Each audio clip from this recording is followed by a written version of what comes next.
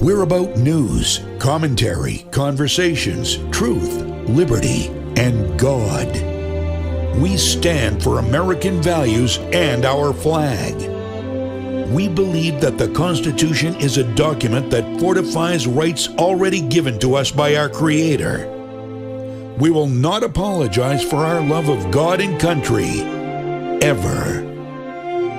We are Right America Media.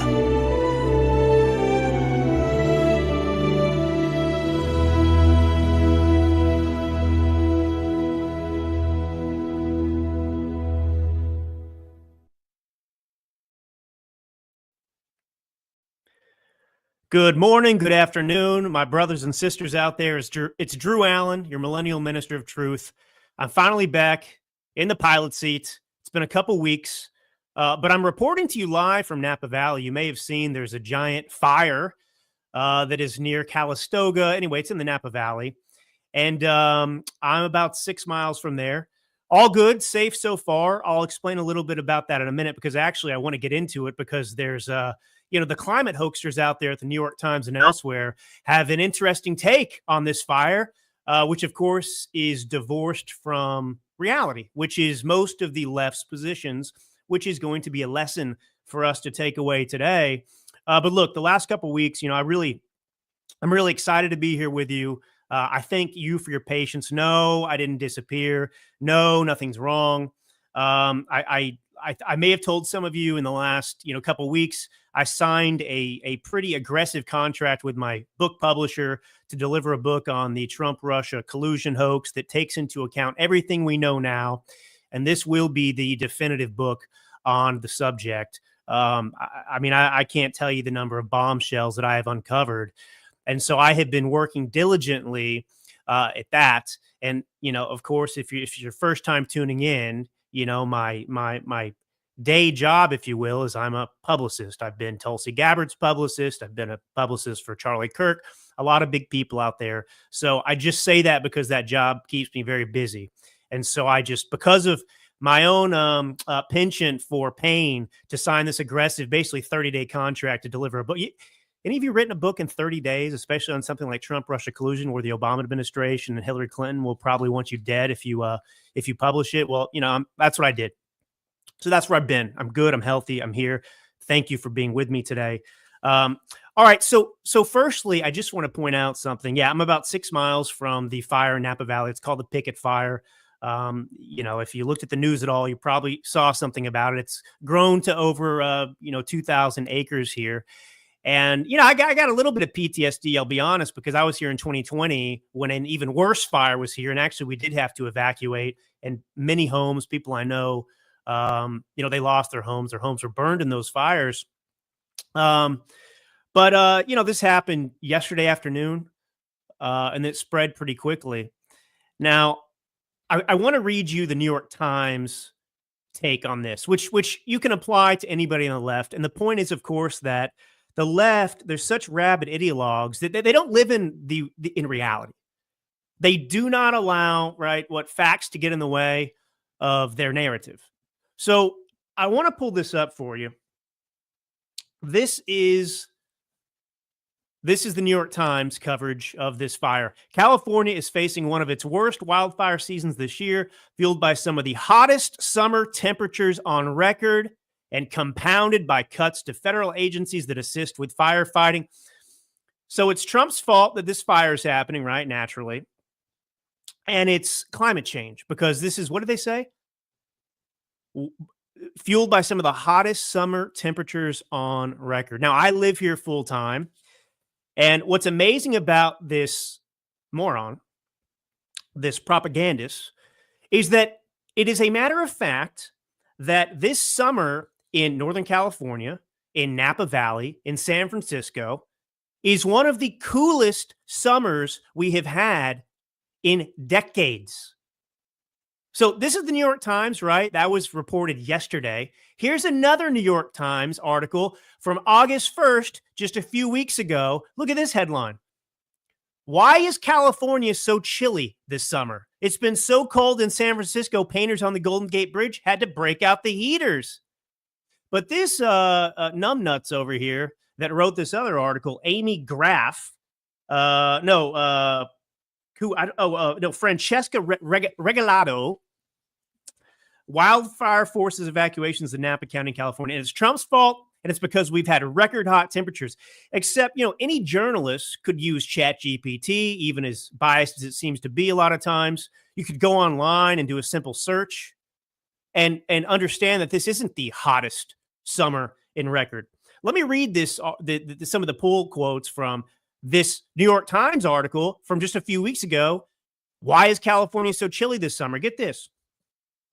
San Francisco is seeing the coldest start to a summer in over 2 decades, and nobody has felt the chill more than the people tasked with painting the Golden Gate Bridge. Here we go. Some more. Just an hour south of the city, San Jose saw its 10th coolest start to summer, with records going back more than 100 years. The average high was 76.9 compared to the normal 81.2. In July, the average afternoon high in Napa, that's where I am, that's where the fire is, the epicenter of California's wine industry, was 5 degrees below normal. The story was the same in Sacramento, which saw only 1 day above 100 last month. For someone under the age of 30, here's the kicker. They always got to put something in, because when the facts prove that they're morons and liars and hoaxsters, they have to find a way to try and keep that hoax alive. So, of course, Amy Graff adds, for someone under the age of 30, this might be the coldest start to summer in his or her lifetime. And yet, it would have been more typical of a summer a century ago, said Daniel Swain, a climate scientist at the University of California, Los Angeles. So anyway, that's just the incredible links and shamelessness, honestly. I mean, you've got the New York Times that 2 weeks ago was writing an article about how this was like the coolest summer ever in Napa Valley, in San Francisco, in California. And then now, just because there's a wildfire, you've got some moron named Francesca Regalado writing that this is the hottest summer ever. Like I said, I live here, and this is the same New York Times publishing both of these things. But they don't care, right? I mean, they're just pushing the agenda. But I actually, living out here, obviously, I know a lot of people who own vineyards, work in the vineyards, work in the tasting rooms, wine families, and so on and so forth. And even a few weeks ago, I was talking to some of them, and they're very concerned about the grapes right now. Not because of the fire, I'm saying preceding this fire. They're very worried about the crop, right? I mean, everyone, I get it. Grapes are like sexy farming because you drink wine, but it's still farming. It's agriculture, even if it's boozy. But my friends in the industry that own these wineries, right? They make their livelihood depends upon selling wine and selling good wine and having a quality product. And they said, this is one of the toughest seasons they've had because it's been so cool. Because the heat, high temperatures are what makes the grapes grow. And secondarily, when it's cool and you have all this moisture, you can get mold and stuff on the grapes. And so the hot temperature in the day will dry up those grapes and prevent that mold from, seizing hold of the crop. And because it hasn't been hot, because look, Napa Valley, one of the things that makes Napa Valley is the remarkable temperature shifts. So you can wake up in the morning and it could be sub 50 degrees. In the wintertime, it can be freezing, literally, like in the, 32 or below, that's freezing. And then you can have a shift in temperature. And by midday, late afternoon, it could be, 30, 40 degrees hotter or more. And so anyway, we haven't had that hot temperature. And so it's actually been a problem for the grapes. And yet this journalist at the New York Times who's writing about the picket fire going on down the road from me right now, it's because it's been so hot in the Napa Valley. So hot, we've never had hotness like today. It's just astounding. I mean, how these people have any self-respect? None whatsoever. Of course they don't. All right, what should we get into? I do want to update you on some bombshells that I've discovered about Trump-Russia delusion. What do you think about that for a book title? Trump, Russia, Delusion. I got to come up with a subtitle too, but Trump, Russia, Delusion. You like that? Is that good? Let me know.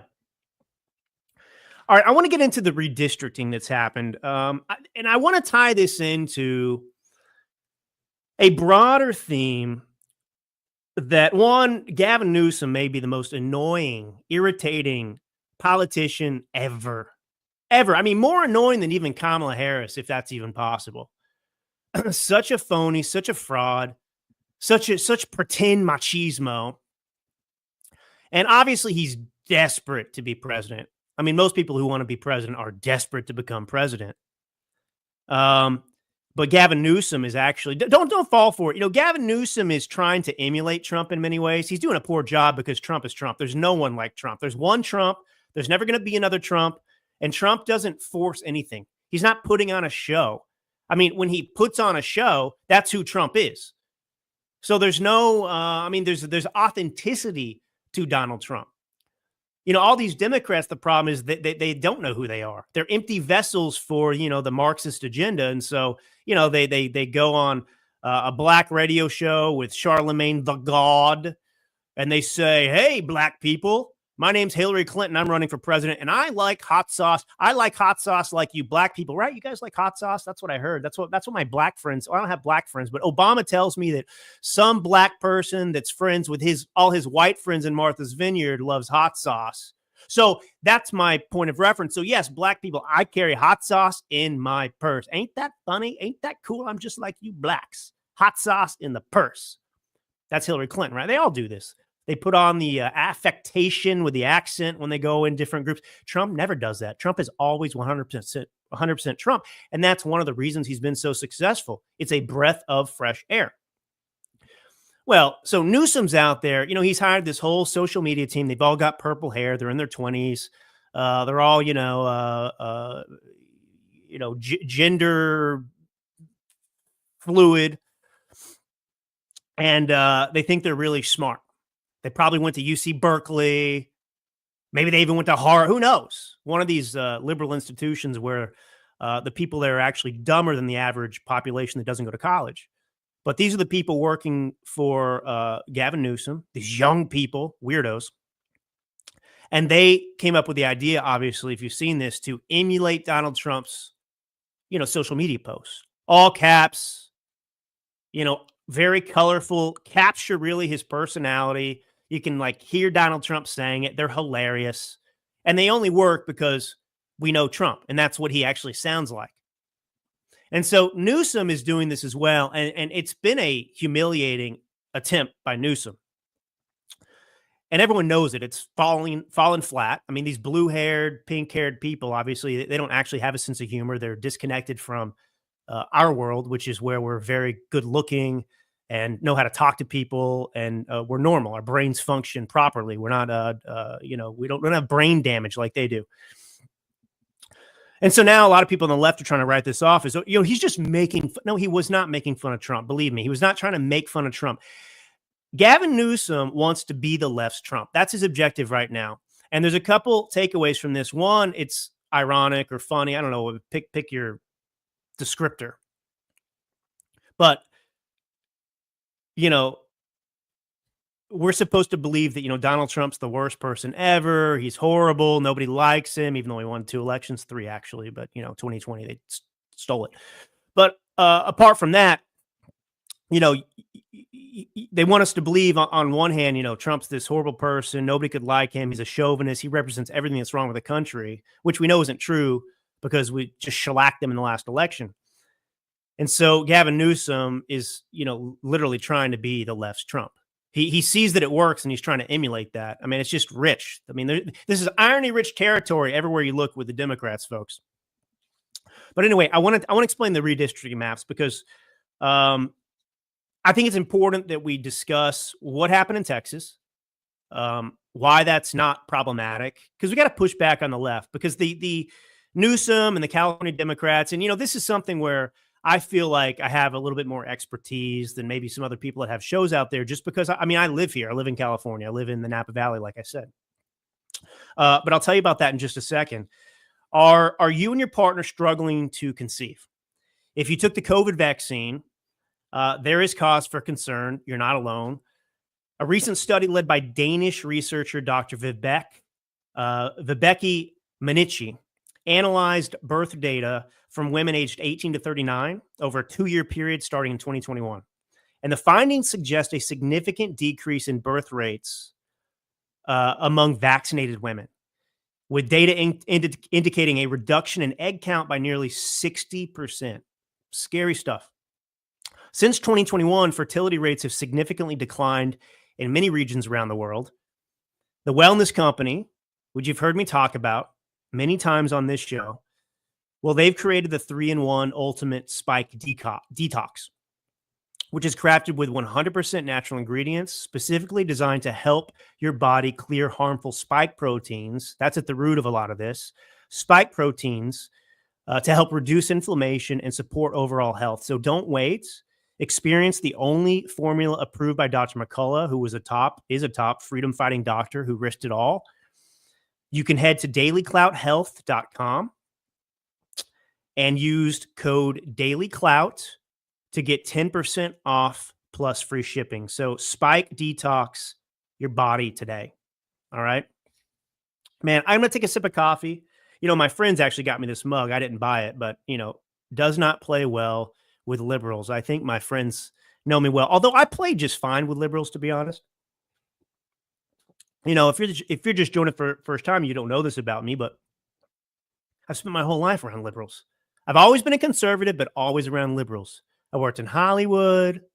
I worked in fashion for Marc Jacobs. I lived in Milan, Italy for 2 years. I speak Italian. You know, I lived in Italy again for a couple of years doing some other work. And I, you know, live in California. And so obviously I'm surrounded by liberals. So I play just fine with them, except the ones that want to cut off Johnny's pee-pee at 2 years old. Those people I will rip your throat out. Protect the children. Isn't it amazing how just deranged the left has become in this country? I mean, there's not anything that we can possibly agree with. Like, there's no middle ground. Democrats always talk about, oh, that's middle ground. Yeah, because middle ground is like ceding all the ground to the left. What's the middle ground when you want a 2-year-old to start taking puberty blockers? What's the middle ground on that? Oh, just let the parent decide. No, that's abusing children. It's worse than abuse. It's just unbelievable. There's no middle ground with you people. You're sickos. All right, so let's talk about this Republican map, right? So the Republicans are gerrymandering, which is a legal framework to redraw districts that, in theory, are supposed to reflect the census, right? So, I mean, you know, you're going to redraw districts based on the political changes that happen in a state. So it's rooted in a good place. And obviously, it's accepted. Everyone knows that people in power, you know, when you own the governor's mansion and you have the state legislature, you know, you're able to manipulate those maps to benefit the party that's in power. Everyone knows that is what takes place, and everyone does it. But Republicans in Texas, so they redrew this political map, and it's based on the results of the 2020 census. And they've said this is just about keeping up with how the state is changing. Texas, despite the left's efforts, which is actually really encouraging, it's actually been trending more conservative, especially, and this is actually the root of it, especially among Hispanic voters, people on those kind of border towns that have been here and don't want illegals here. They don't want crime. So they have become more conservative. And so the Republicans argue that this new map is going to better reflect that reality today, which is true. Now, Democrats hate this Republican map in Texas. One, they hate that the Republicans finally found their balls. But the Democrats hated it. I mean, in Texas, in the state legislature. So, you know, they played a little game. They acted like the children that they are. And instead of staying and debating, you know, more than 50 of them walked out of the legislature to block the process. They fled the state. And it wasn't some brave stand. It was a stunt, political stunt to show to shut down democracy. And this is what Democrats always do, right? They're such gaslighters. When Democrats don't like the way things are going, when the democratic process that they claim to defend, to the death, when that democratic process doesn't work out in their favor, well, when they're losing, well, they're happy to shut down the democratic process. They're happy to become fascists and communists and Marxists and show their true colors. So anyway, in the end, the Republicans were able to push the map through anyway, and it's expected to give them several more seats in Congress. And this was politics. And Democrats play the same game in blue states, and they cry foul when Texas does it. Now, I want to give you the reality of this because, you look, I get it. Some people out there, they say, well, I don't really like gerrymandering because of X, Y, and Z, but it's just a political reality. And you either do it, and it's basically a level playing field if everyone does it, or you don't, and you give the Democrats who don't have any morals, any qualms about breaking norms, as we'll discuss with California and what they're doing in response. So I'm just a political realist, and seeing how dangerous the Democrat Party has become, I'm still moored by certain constitutional requirements and laws and standards. But in these gray areas or areas that we thought, oh, we're above that, I'm not there. If my objective is victory, that's it. So here's the reality. Texas maps still reflect roughly the vote. So I guess my point is, in a perfect world, when you redraw the district maps after a census in a state for representation, we're talking about House seats, right? So those are a portion based on the population of the state. So every state has 2 senators, right? So that's equal. But then the U.S. House, you get representation based on population. And remember, Democrats are already cheating because they include illegals in the census. Just keep that in the back of your mind because I'll make a point about that in a second. So, in a state where the population was roughly 50% Democrat, 50% Republican, in a perfect world, half of the House seats would be Democrat and half of the House seats in Congress would be Republican. That's how it should be. Well, in Texas, Republicans win about 55% of the statewide vote, and they hold about 64% of the congressional seats. So it's not a perfect balance, but it's far closer and far more fair, if you will, than what Democrats pull off in their strongholds. So let's look at California. This is California as it currently is. This is not even the new outrageous rule change that Gavin Newsom and Democrats are proposing to try and negate Texas exercising its lawful responsibility. So in California, Democrats only win about 61% of the statewide vote. But they have already, with their independent commission, carved up districts so they control 83% of the congressional seats. So these are the people, right? So you've got 60-ish% of the statewide vote that Democrats get in California, yet they have 83% of the representation. So Republicans are already underrepresented in Congress from the state of California because of the way things are now. And Newsom wants to complain and whine and talk about how, Texas are a bunch of fascists. Republicans are fascists because we have a map that basically reflects the reality of Texas. 55% of the statewide vote, 64% of the congressional seats. Meanwhile, California, Democrats have 61% of the vote and have 83% of the congressional seats. So Republicans are 40% of the voters and have, less than 20% representation in California already. 14% of the seats. Unbelievable. These aren't small differences, folks. These are massive distortions that silence millions of conservative voices. And yet the media and the left, what do? They look the other way. They defend it. So the bottom line is this: Democrats don't actually hate gerrymandering. They just hate it when they're not the ones doing it. And I wanted to see. Oh, yes. Oh, yeah. Sorry. I conflated a couple of things. What I said about California is correct. 61% of the statewide vote, but they've carved up the district so they control 83% of the congressional seats.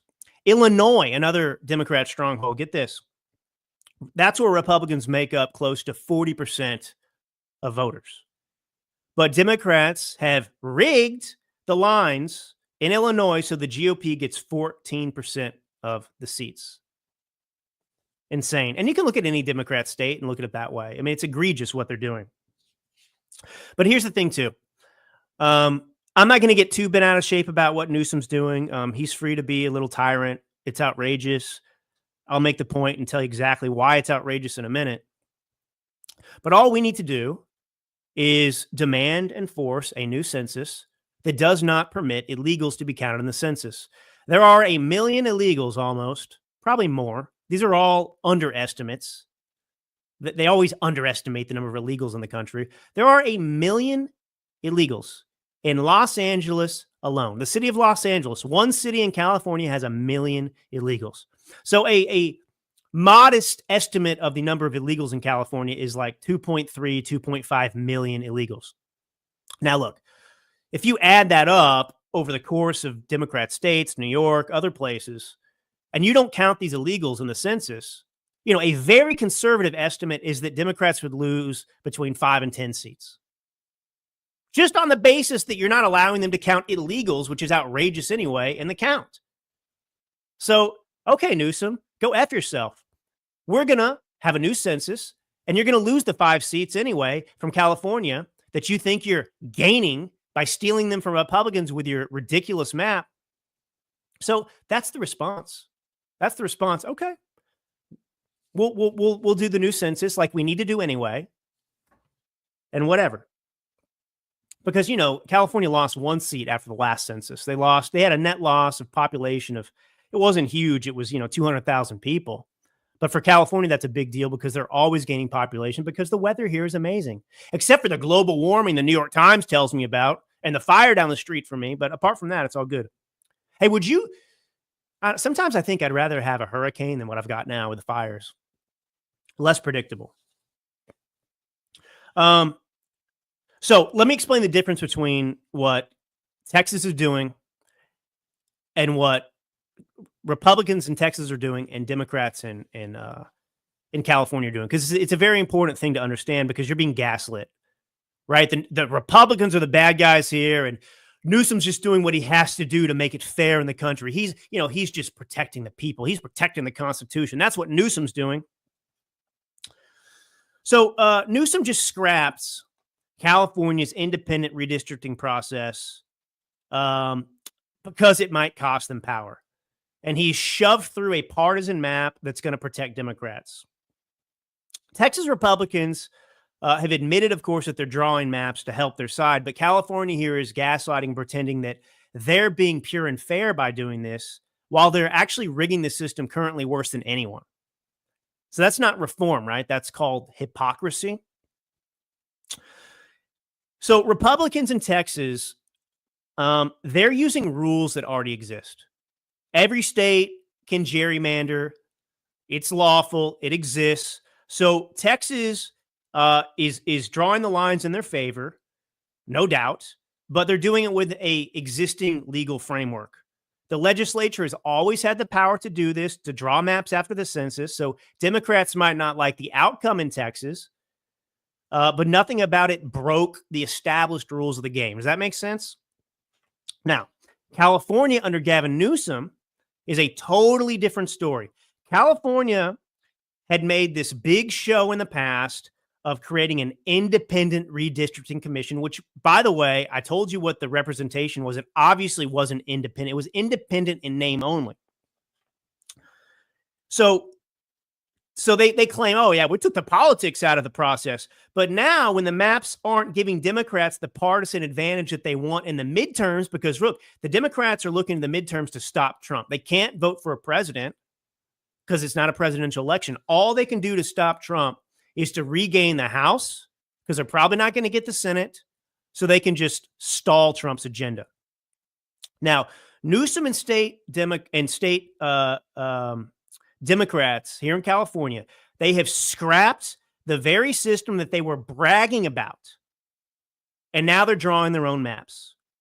See, Texas played by the rules on the books. California tore up the rules mid-game in order to grab more power. Is that distinction clear to you?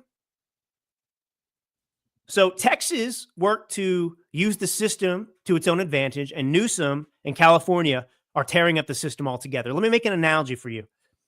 In Texas, Republicans are playing the redistricting game like a team that may, bend the rules or take advantage of the rules, but they're playing within the confines of the lines. They're not breaking the rules. It's like running down the clock in a football game. Or working the rep. You may not like it, but this is the game that everyone else is playing. California under Newsom is not doing that. California and Newsom, they're like a football team that walks onto the field in the fourth quarter, and there's 10 seconds left. And, they're on a fourth down. They're not within field goal range. And so they just give themselves a 20-yard gain. Or they move the goalpost closer to them so they can kick the field goal. That's what Newsom's doing. These are the rules now. So they're not bending the rules in California. They are rewriting the rule book to guarantee that they can't lose. That's what's going on here. So anyway, let's get into Gavin Newsom's ridiculous machismo because, he is a handsome guy. He's a pretty handsome guy. But I'll get into it in a minute. So I want to stop for a minute and make a plug for Athena Clark, and I'll tell you who she is. New York obviously is like going full-blown communist. It was already bad. Now it could go worse. Mamdani, the rich kid whose family came from Kenya or wherever they were, but they're Muslims. He wants to, he's running as a communist effectively. If you have a brain, that's what's going on, and he will destroy New York. So Athena Clark is running for city council in District 46, and this is a critical race. Athena Clark is not a career politician. She's everything that Mamdani is not, and these others are not. She's a neighbor. She's a school teacher, as a matter of fact. She's a fearless advocate for her community. And, she's standing up for common sense stuff in New York. And frankly, it's not particular. She's running as a Republican. She's in New York. It's not a purist point of view, even that she's running on. She happens to be black, by the way. If you care about that kind of thing, but she's standing up for safer streets. She's standing up for transparent government, real accountability, values that don't just matter in Brooklyn, which is where her district it would be, and it is, but for the future of the city of New York. And she's got a unique opportunity right now. And I hope that you'll support her. You can give money to her campaign. It's an easy thing to do. And look, $5, $10, $2, this stuff matters and makes a difference. And the Democrats are more inclined to be activists, and they will give that money. We seem by virtue of our title to be a little bit more conservative, but we need to make these types of contributions too. But every dollar you donate can be matched 8-1 by the city's public matching funds program if you live in District 46. So obviously this depends on you being in that district, right? So your $25 donation, if you live in her district, could instantly become $225 to power her campaign. But only if you act, now. This is coming up quick. So, but even if you don't live in the NYC, every dollar counts. You can donate to the campaign. You might not get the match, but whatever. And Athena Clark, she's already hit the key donor threshold to unlock these matching funds. So she is a serious contender. But to win, she does need all of us to stand with her. So I just want to let you know, you can go to contribute.nycvotes.org/campaigns/Athena Clark. I'll put a link in the description later. Give what you can. because we need to send, we need to let these people know that they're supported around the country, especially in a place like New York. It's so depressing, the people you're around. But, NYC it's an important city, makes me sad what's happening there. I lived there for a year after college. And I haven't been back in a number of years, to be honest. I don't really want to go back given what I read about New York, to be honest. I would love it to get back to its glory days. I mean, it's a emblematic city in America. But anyway, so think about that. Athena Clark, contribute.nycvotes.org. You could probably go there and find Athena Clark. So, Newsom, first off, should I do this? Should I play? Because I'm sure Newsom would love this. I think we should all do this. Newsom, when he was the mayor of San Francisco, slept with the wife of his best friend. That's the kind of guy Newsom is. All this criticism. Who is Newsom to criticize Trump on anything related to sexual behavior? This guy's partner, Gavin Newsom, also slept with Harvey Weinstein. So, this is a family that really likes to swing around. This is a family that doesn't take their commitment to a marriage or a partnership seriously, which explains why Gavin Newsom doesn't take a commitment to the Constitution or anything else, because Gavin Newsom only cares about himself. He doesn't have morals. He doesn't have values, but he grandstands and lectures the American people about how wonderful he is. Here's Gavin Newsom. This is great. 1 minute. Let's watch the whole thing. Gavin, what have you done? Thank you all for coming here in short notice. Want to make it clear that everything you've heard and read is true. And I am deeply sorry about that. I've hurt someone I care deeply about, Alex Turk, his friends and family. And that is something that I have to live with and something that I am deeply sorry for. I am also sorry that I've let the people of San Francisco down. They expect a lot of their mayor, and my personal lapse of judgment aside, I am committed to restoring their trust and confidence, and will work very hard in the upcoming months to make sure that the business of running the city is framed appropriately. I also want to extend a personal apology to everyone in our administration, to my staff that I just met with, to my friends and my family members. I am deeply sorry. So sincere, Gavin. So sincere. So anyway, he was banging the wife of his best friend. I mean, it's bad enough to have an affair. It says something else about you, though, when it's like your best friend's wife. Like, don't you have any bro code? Does that exist at all for you, Gavin? No. So that's Gavin Newsom. That's who he is. So every time he wants to lecture the American people about morality, I think he should be reminded that he cheated on his own partner, I imagine. But he cheated. He home wrecked his best friend. Gavin Newsom, he just makes your skin crawl. I don't know if you all feel this way. It's so forced. He's obviously so angry and insecure. It's off-putting. The aggression. He can't control himself. I mean, look, he's pretty smooth, I guess, with some of the way he speaks and things like that. Obviously, if he's in an environment where he's challenged, which never happens, he blows up. But I want to play a clip. Here's Gavin Newsom. I mean, I guess, it's amazing because we have real machismo, which is Trump. I mean, Trump is the alpha apex predator. And it comes so natural and easily to him. He's at ease. He doesn't have to exert himself to show that he's in charge. He never has. And it's like a comforting thing.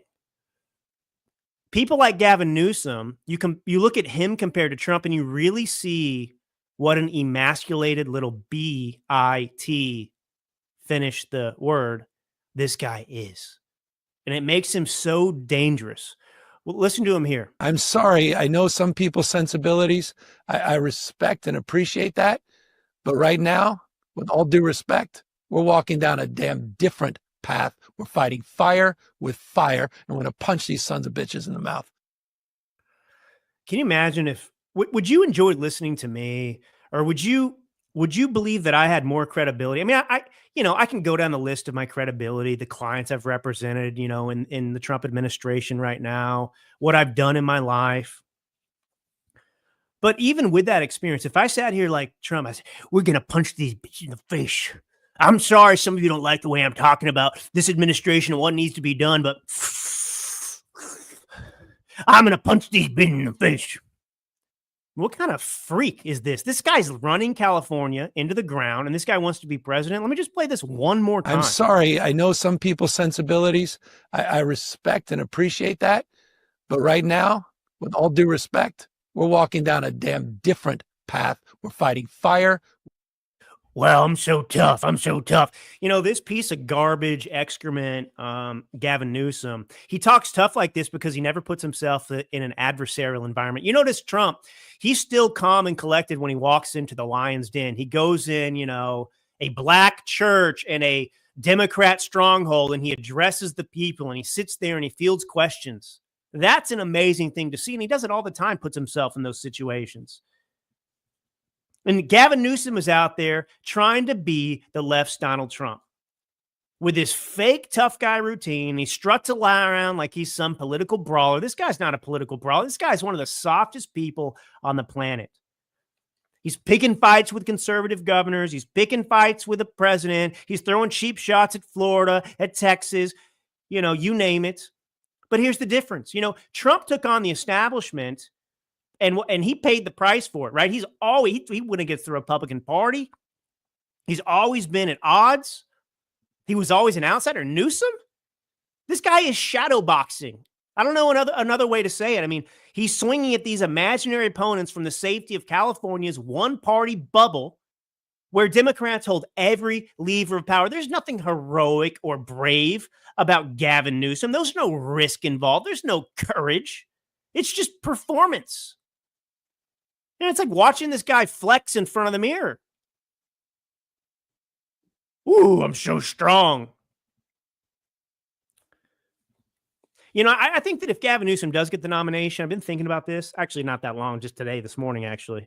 I think that J.D. Vance would actually be a good pairing with Gavin Newsom based on his debate performance we've seen and the way he carries himself. I mean, even Democrats were surprised when he debated Waltz. And, he just carried himself so well. And, I think that's what you kind of have to have if you're going to go against Gavin Newsom. You got to let him embarrass himself by showing how deranged he is. And J.D. Vance has that sort of self-control. He does. But anyway, all right, I want to play one more clip of Gavin Newsom here, and then I will make the pain stop. I'm not trying to torture you. It's just important that we understand who this monster is and make fun of him. This guy cannot handle ridicule. He cannot handle being made fun of. Like I said, he's the softest person in the world pretending to be, Genghis Khan. Well, he is like Genghis Khan in the sense that he probably goes out and just bangs whatever chick he sees, as we know from that last apology. So he's got that in common with Genghis Khan. He just bangs women whenever he wants. But apart from that, he is no Genghis Khan. He's not conquering anything. Here's Gavin Newsom, though, gaslighting about what he's doing in California with redistricting. We're responding what occurred in Texas. We're neutralizing what occurred, and we're giving the American people a fair chance. Because when all things are equal, and we're all playing by the same set of rules, there's no question that the Republican Party will be the minority party in the House of Representatives next year. If we're all playing by the same rules, there's no doubt that the Republicans will be the minority party. It's the exact opposite. The Republicans are playing by the rules. It's Gavin Newsom who wants to change the rules.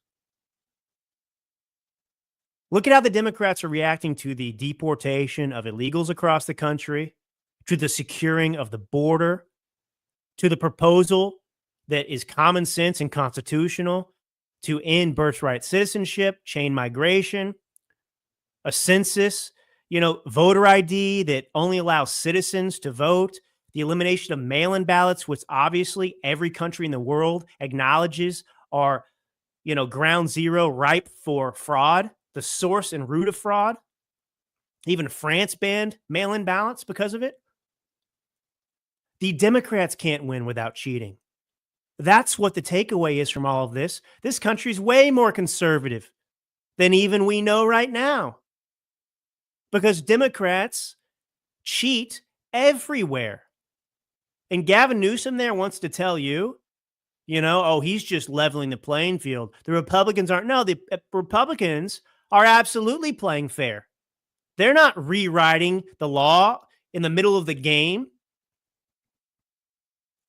to benefit themselves. They're doing what they're allowed to do within the framework that exists. You're the one going out and abolishing the very, independent redistricting, whatever you want to call it, committee that you claim is like heralded as some, evidence that you're amazing in California and not a partisan hack. And now what? Your response is, okay, yeah, I'm a partisan hack now.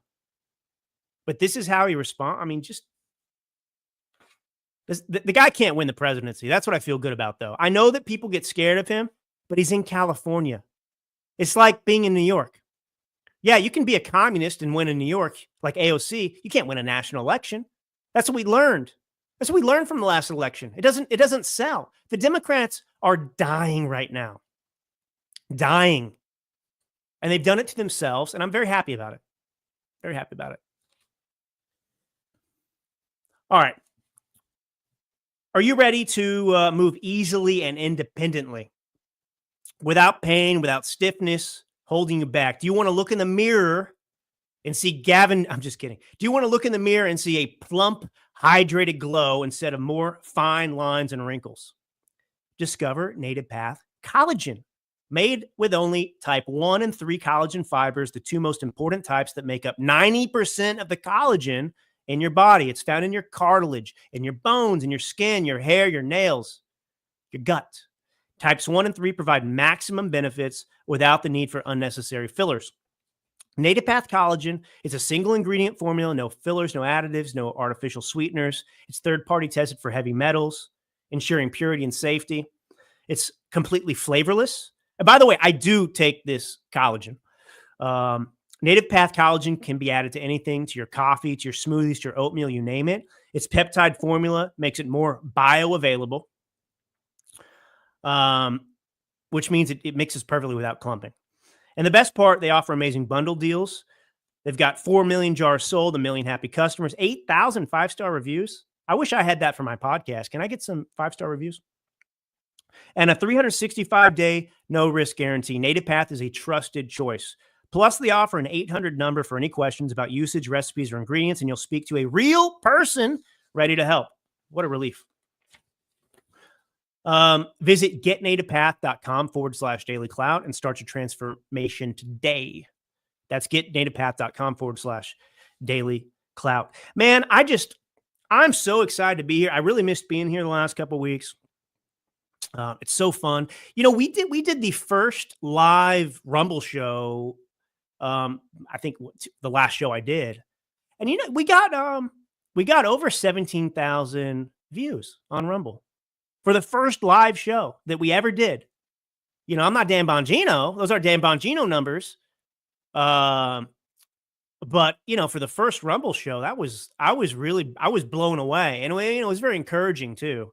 Obviously, the last thing you want to do is sit here and talk in a room to yourself. That's not why I do the show. I have obviously a million other things to do. But I do this because of I'm passionate about it and feedback. I like the comments on the screen. Yeah. Newsom is embarrassing. Yeah, he is. He is. Let him embarrass himself. I mean, this guy, lives in an alternate reality like they all do, where he thinks he's amazing and doing wonderful work, but the joke is on him. We don't have a ton of time left. I said I was going to talk about Ukraine and Zelensky. I don't think I will. I think I'll spend the last, just few minutes that we have remaining to talk about what I'm an expert in, which is this Trump-Russia collusion coup, Clinton coup. But just, with Ukraine, Zelensky came in. He had a meeting with world leaders. He put on some version of a suit. So, that's pretty much the only positive development of that meeting, to be honest. I mean, it was a little bit more cordial than usual. At least Zelensky showed a willingness to do what he's told. This is the thing, think about this. Zelensky is running Ukraine. He's not. We're running Ukraine like we always have. The irony of the whole situation is, everyone's saying, Russia just wants Ukraine to be a vassal state, of Russia. Well, Ukraine is a vassal state of the United States. I mean, it's our money there. It's our weapons there. It's our corruption there. So, Ukraine is not an independent country. They never have been. All this is about who's going to get Ukraine, the Russians, or are we going to keep it in the West? It's so silly, but I don't want to get into it all. But anyway, Trump's trying to set up a meeting with Zelensky, and the Russians really do have leverage in this, unless we're willing to go to war with Russia, which I'm not willing to do. And we shouldn't be willing to do, and it's not going to happen. So Russia has the leverage here. Their close proximity, obviously, to Ukraine. They invaded. They hold the cards.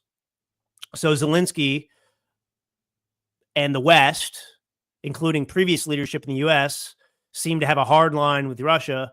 We're not going to concede to any of your demands, even though you have this stronger military and you could take all of Ukraine if you wanted to. No, we're going to. So it's just, this is the problem with Russia. It's just reality. We have most of our country, not most, but, a good, at least more than a third of it, because we beat Mexico in a war.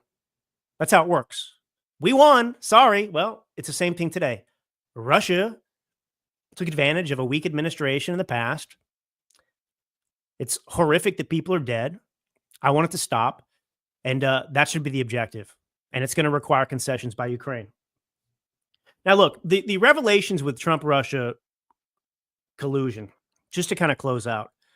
There's been some more bombshells. Just the News has reported that, FBI Director Comey leaked classified, or gave the green light to leak classified intel to the New York Times, which obviously is a big no-no, but then he wasn't prosecuted. I mean, the whole problem with this is we know what crimes were committed and who committed many of them.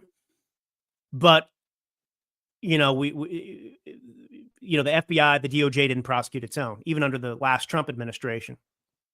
So that's the problem. And the Durham investigation and the Inspector General investigation by Horowitz before that, both of those investigations, Durham was a little bit better than Horowitz, but both classified, kept out of the public view, the annex, the information that the U.S. government and the FBI was intercepting Russian intel intended for the criminal. That basically, this is the irony. The most accurate information we have about what took place in 2016 and afterwards came from the Russians, because the Russians didn't have any incentive to lie. They were getting intel because they were spying to give it back to Putin and the Kremlin to update him on what was happening in the American political process. Do you understand how ironic that is? Our most accurate source of information about all of this is actually from the Russians. And Durham and Horowitz buried this. They didn't allow us to see it because it showed that Obama was involved, that he pressured the Attorney General Lynch to shut down the investigation into Hillary Clinton. So this went all the way up to Obama. This isn't just a Clinton scandal. It's an Obama scandal. None of this could have been possible without Obama's approval. It shows that the Attorney General was, through back channels, giving updates on the investigation to Hillary Clinton. And then you had the famous tarmac meeting, right? Attorney General Loretta Lynch just happens to show up at the Phoenix tarmac when Bill Clinton is there. And Bill Clinton boards her jet, Justice Department jet for 30 minutes. And they say, oh, we just talked about, the kids, the grandkids, and golf. And then a few days later, she was exonerated. It's just amazing. This is what's amazing. You should go and read the Durham annex, declassified annex. Because contrary to what the left is saying, it's accurate information. And so the FBI, this is the big takeaway too that I talked about last week. This is the big thing. The FBI used uncorroborated raw intelligence as a justification to spy on the Trump campaign and open Crossfire Hurricane, the counterintelligence investigation into Trump during an election year. But they said the Russian intel that they had intercepted, which quoted email addresses because they'd hacked email accounts, this raw intelligence they dismissed, as uncredible and used as an excuse not to investigate Loretta Lynch's role in undermining the DOJ by feeding information to the Hillary Clinton campaign. And also they used it as a justification not to investigate Hillary Clinton's plan. And the thing is, they were getting these memos from the Russians. It was all, you can corroborate it yourself, actually, because of events that happened and the emails that you can read. So the top brass at the FBI just couldn't corroborate it. But you and I can, the layperson. That's what's so outrageous about this. But anyway, all right, that's all we have time for today. Thank you for being with me. I'm going to try and get back on a schedule here and be with you next week. I really value you. I value your time. There's a million shows you can listen to out there. All of you have finite time, as do I. And I just want to say to you, genuinely, from the bottom of my heart, it is a honor. It's a privilege. And I recognize, and I want you to know that I'm grateful that you would choose to spend your valuable time with me. All right. God bless you all. This is Drew Allen, the Millennial Minister of Truth. Until next time.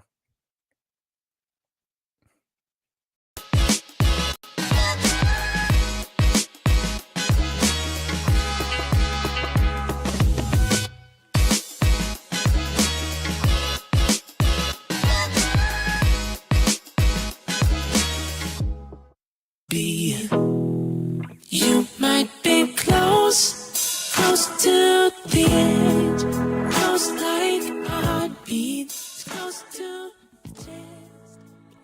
Oh man, we're back in the saddle. It's a beautiful Tuesday.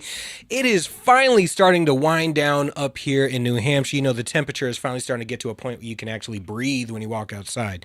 This whole past week, it has been so hot, so humid that you're like drowning when you take a deep breath in. It's been miserable. But, we're getting back into it. It's about to be school season. Everyone's starting to do their back to school shopping. My wife and kids are back from vacation. We're having fun, having family nights, spending a lot of time together, playing out in the yard with my dog, getting some stuff done around the house. It's just been a beautiful week so far. But in news, I have been taking a backseat in politics recently and just taking an observatory position because I see things happening, around the country. I see things happening within the Trump administration. I see debates being had, which we're going to get to that in a moment. And, I see stuff even happening here in the state. So I have some things, as usual, I have thoughts about everything that's going on, right? So I have made no bones about the fact that I am biased when it comes to the New Hampshire Congressional District 1 race. Chris Bright is my guy. I ran his campaign last time. He's a great guy. He's the guy that checks off all the boxes of what New Hampshire needs, is right in line with where the average Granite Stater is on every single issue, as well as having a forward-thinking mindset and having this unity and the ability to stand up in front of a crowd and really convey, not just logically, but emotionally, where we are right now and where we need to go as a state, as a people, as a country. And I think he's the guy for the job.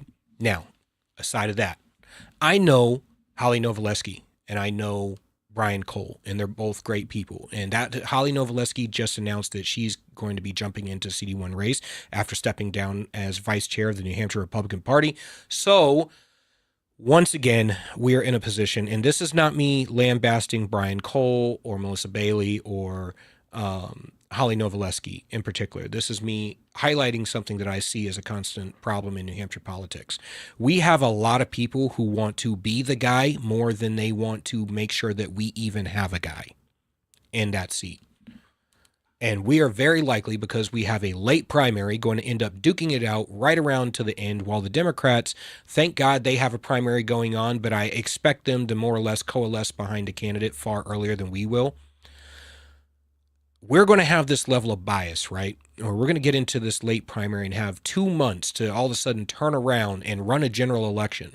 And while I've run the numbers, and we had great numbers starting out for both the Senate race and the CD1 race, should everybody coalesce behind a single candidate, the energy coalesce behind a single candidate, and it'd be very clear that there were breakaways in both races very, very early on. Scott Brown was looking at a 55 to 65% chance of winning the Senate seat, with all the energy coalescing behind him and breaking away from the pack early. Chris Bright was looking at a 65 to 75% chance of everything, if everything coalesced behind him and he broke away from the pack early. And this is also taken into account their histories, their positions, their, the money, everything. I'm seeing the primary start to pop up because, this is New Hampshire. Anybody can run for office. And I don't necessarily have a problem with primaries. I really don't. As a matter of fact, I think primaries are very, very, very healthy. Okay? Especially when you have an incumbent. I think incumbents deserve to be primaried or deserve to be questioned as to how they conduct themselves in office and what they voted for, what they passed, what they didn't pass, whether they miss votes, whether they show up for votes, whether they're sleeping. He talked to a bunch of Democrats and a bunch of the congressmen in D.C. They're so damn old that they can't keep their eyes open during hearings and stuff. I'm looking at this and I'm going, shit, we're in this endless cycle of having 10, 20, we're going to have like anywhere from 6 to 12 candidates that are probably going to end up putting their names on a ballot. And while most of the candidates aren't going to get more than maybe a couple hundred votes apiece, those 6 candidates that are going to be on a ballot with a couple hundred votes apiece end up taking away a lot of votes from any of the other candidates.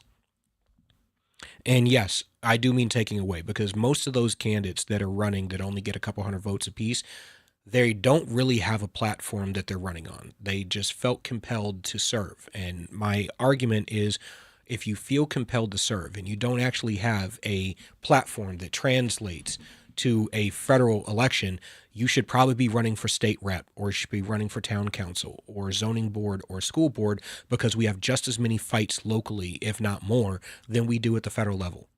Okay. And the vast majority of the things that are hitting your wallet, that are hitting your kitchen table, that are hurting your family and your kids, property taxes, electricity prices, all that stuff happens within the state, happens within your local area, building, house developments. That happens at a local level. You need to be attacking your local level. The stuff getting passed in your school system, that your kids are increasingly graduating, but graduating not knowing jack shit.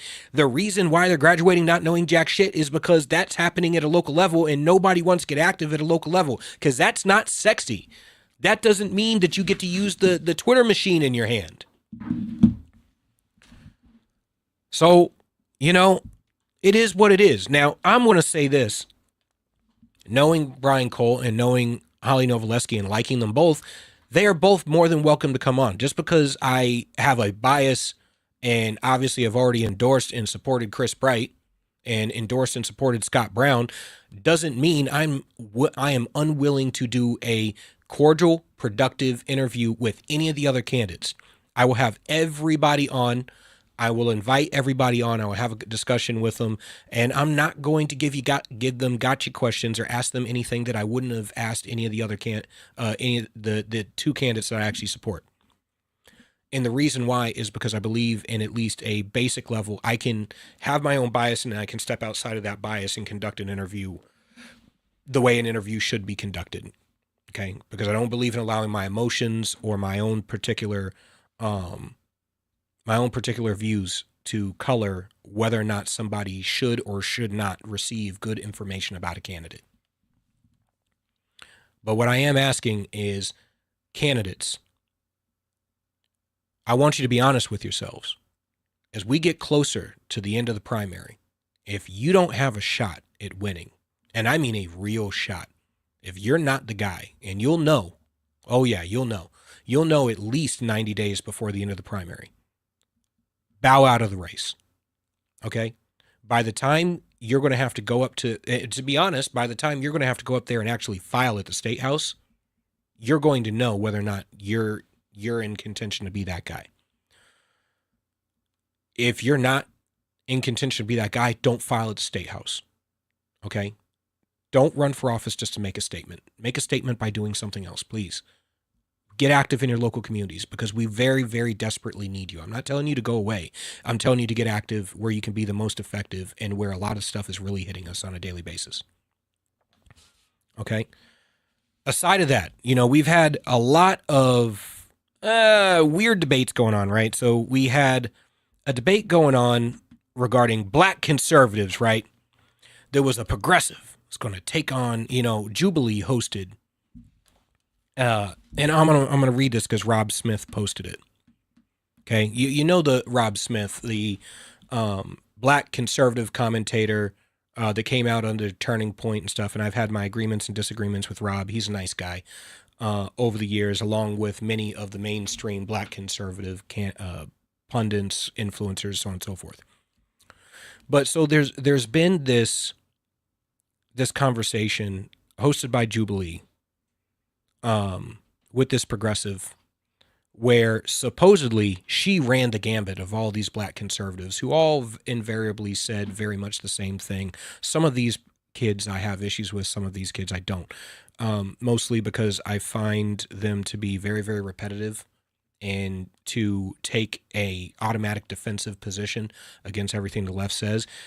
This was about whether or not systemic racism really exists. Now, I've already made my personal my observations and my belief about systemic racism is real. Okay.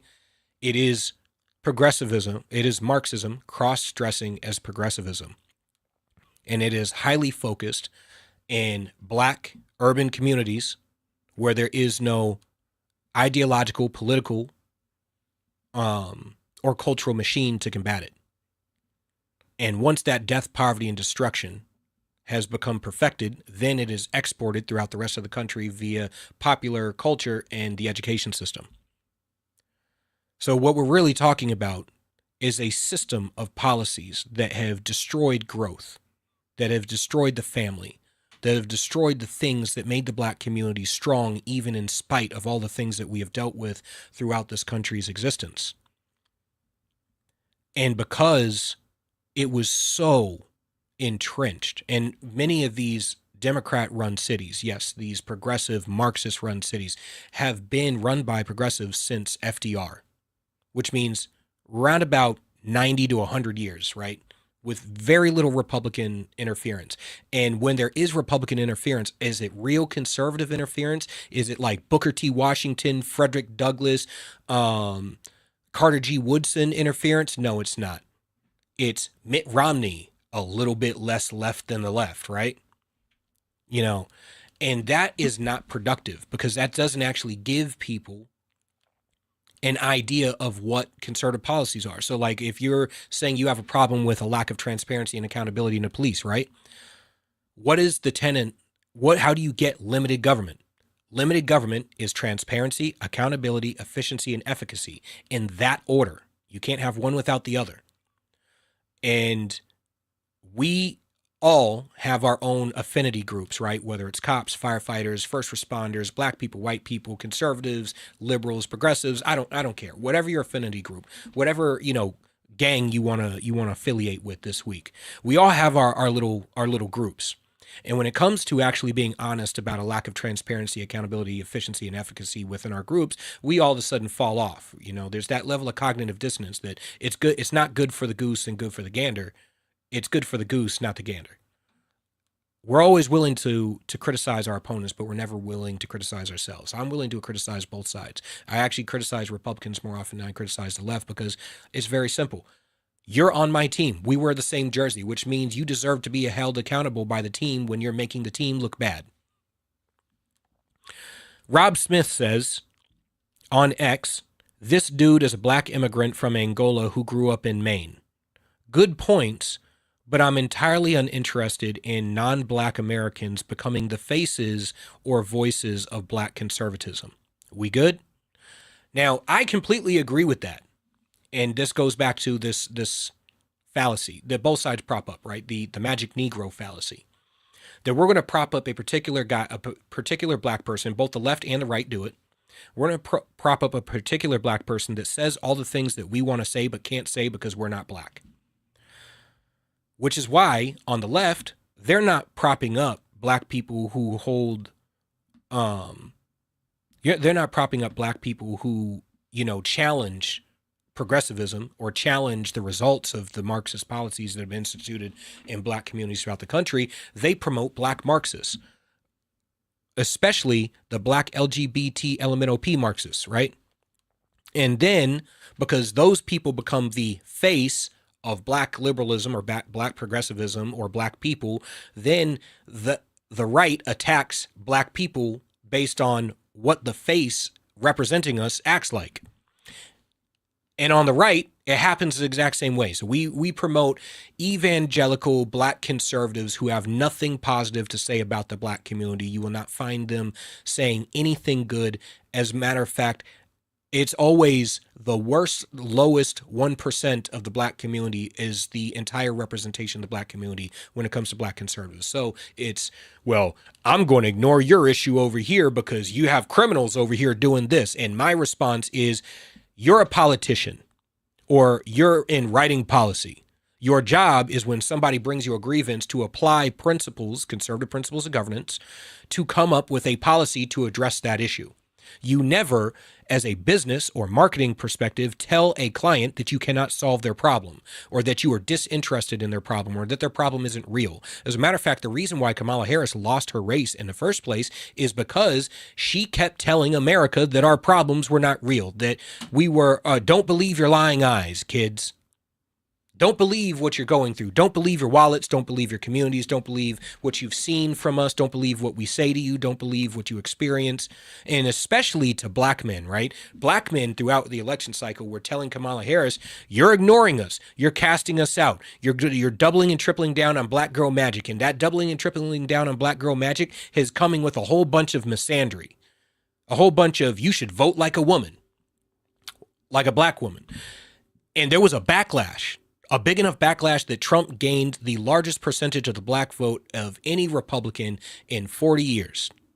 And he is the only Republican in my lifetime to actually go after black voters, specifically black men, Hispanic men, young men. He just said, you have a problem? Here's the policy I think I can give you to solve your problem. Economic policy, foreign policy, so on, trade policy, jobs, deregulation, stuff like that. Let's open up capital investment. Let's make it easy for you to build a legacy for your family, which will build a legacy in a community and infrastructure within that community that will be able to weather the storm of good policies or bad policies, good economic positions, bad economic positions, regardless, right? Strong families can weather the storm of just about anything.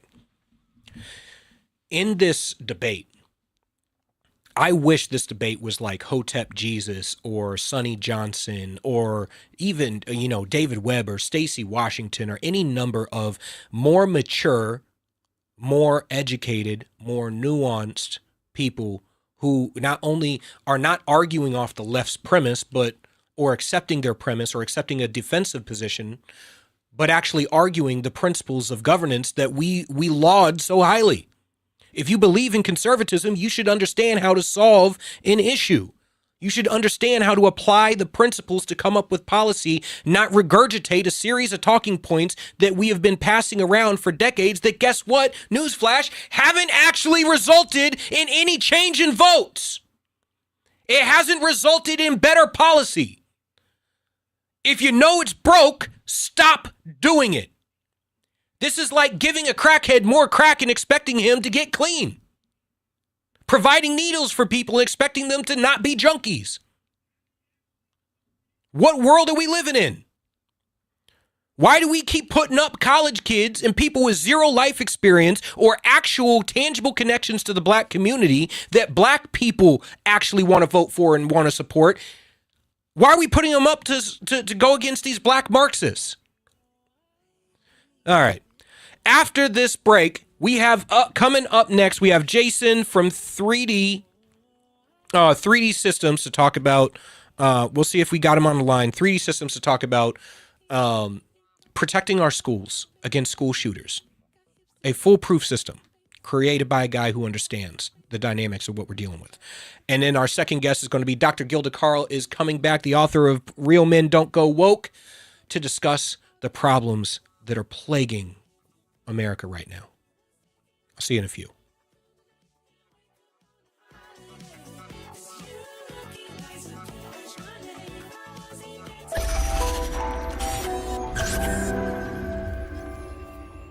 United We Stand. A Marine's Fight, written by Marine Corps veteran Julian Eschyard. This book examines the deepening fractures in our nation, political division, government overreach, and a fading sense of shared responsibility, and offers a battle-tested path forward. A Marine's Fight is a bold and urgent call to action for every American who believes in the founding ideals of our republic. United We Stand. A Marine's Fight can be purchased on Amazon. New Hampshire Republican Governor Kelly Ayotte has been making a lot of noise about how she's funding education. The Republican budget she just signed provides more money for education than ever before. She even bragged the other day that New Hampshire is top 10 in the country when it comes to funding our children's education, as if giving money to school systems has anything to do with learning. If you look at the math, and if you got schooled in New Hampshire, the odds are good it's not your best subject. It's the exact opposite. The more money we throw at schools, the less kids learn. We're committed to wasting money on an experiment that failed, unless wasting money to drive parents to homeschool their kids was the goal. We prefer to pick on Democrats, lower hanging fruit and all that, but our rhetorical woodshed doesn't discriminate. If that sounds refreshing, you need to check us out. This is Steve McDonald for Granite Rock, and we'll keep shining the light on them for you. The Spirit of a True Patriot. The inspiring story of retired Captain Douglas J. Ernest. Douglas Ernest dives into the thrilling and transformative journey of a man who defied the odds to forge his path as a soldier and a businessman. This book is more than an autobiography.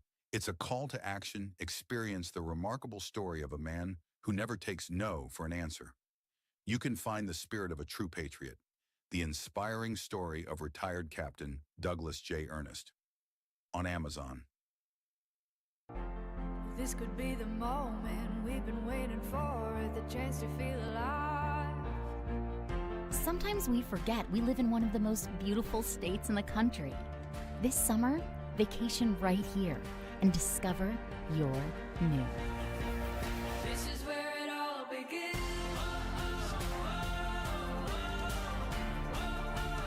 This is where it all begins.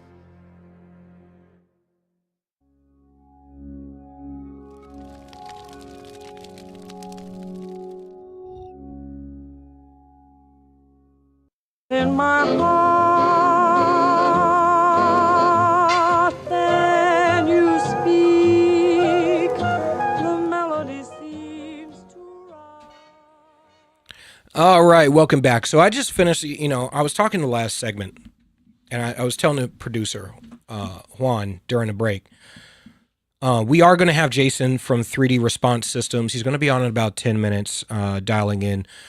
One of the things that we were saying during the break is I hate these debates on Jubilee when it comes, specifically the ones when it comes to black issues, right?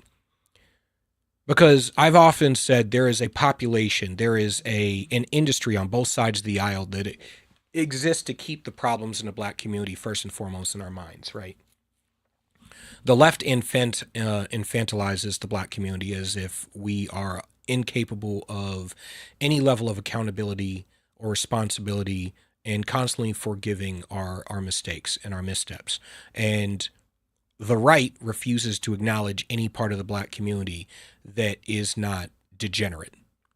Okay?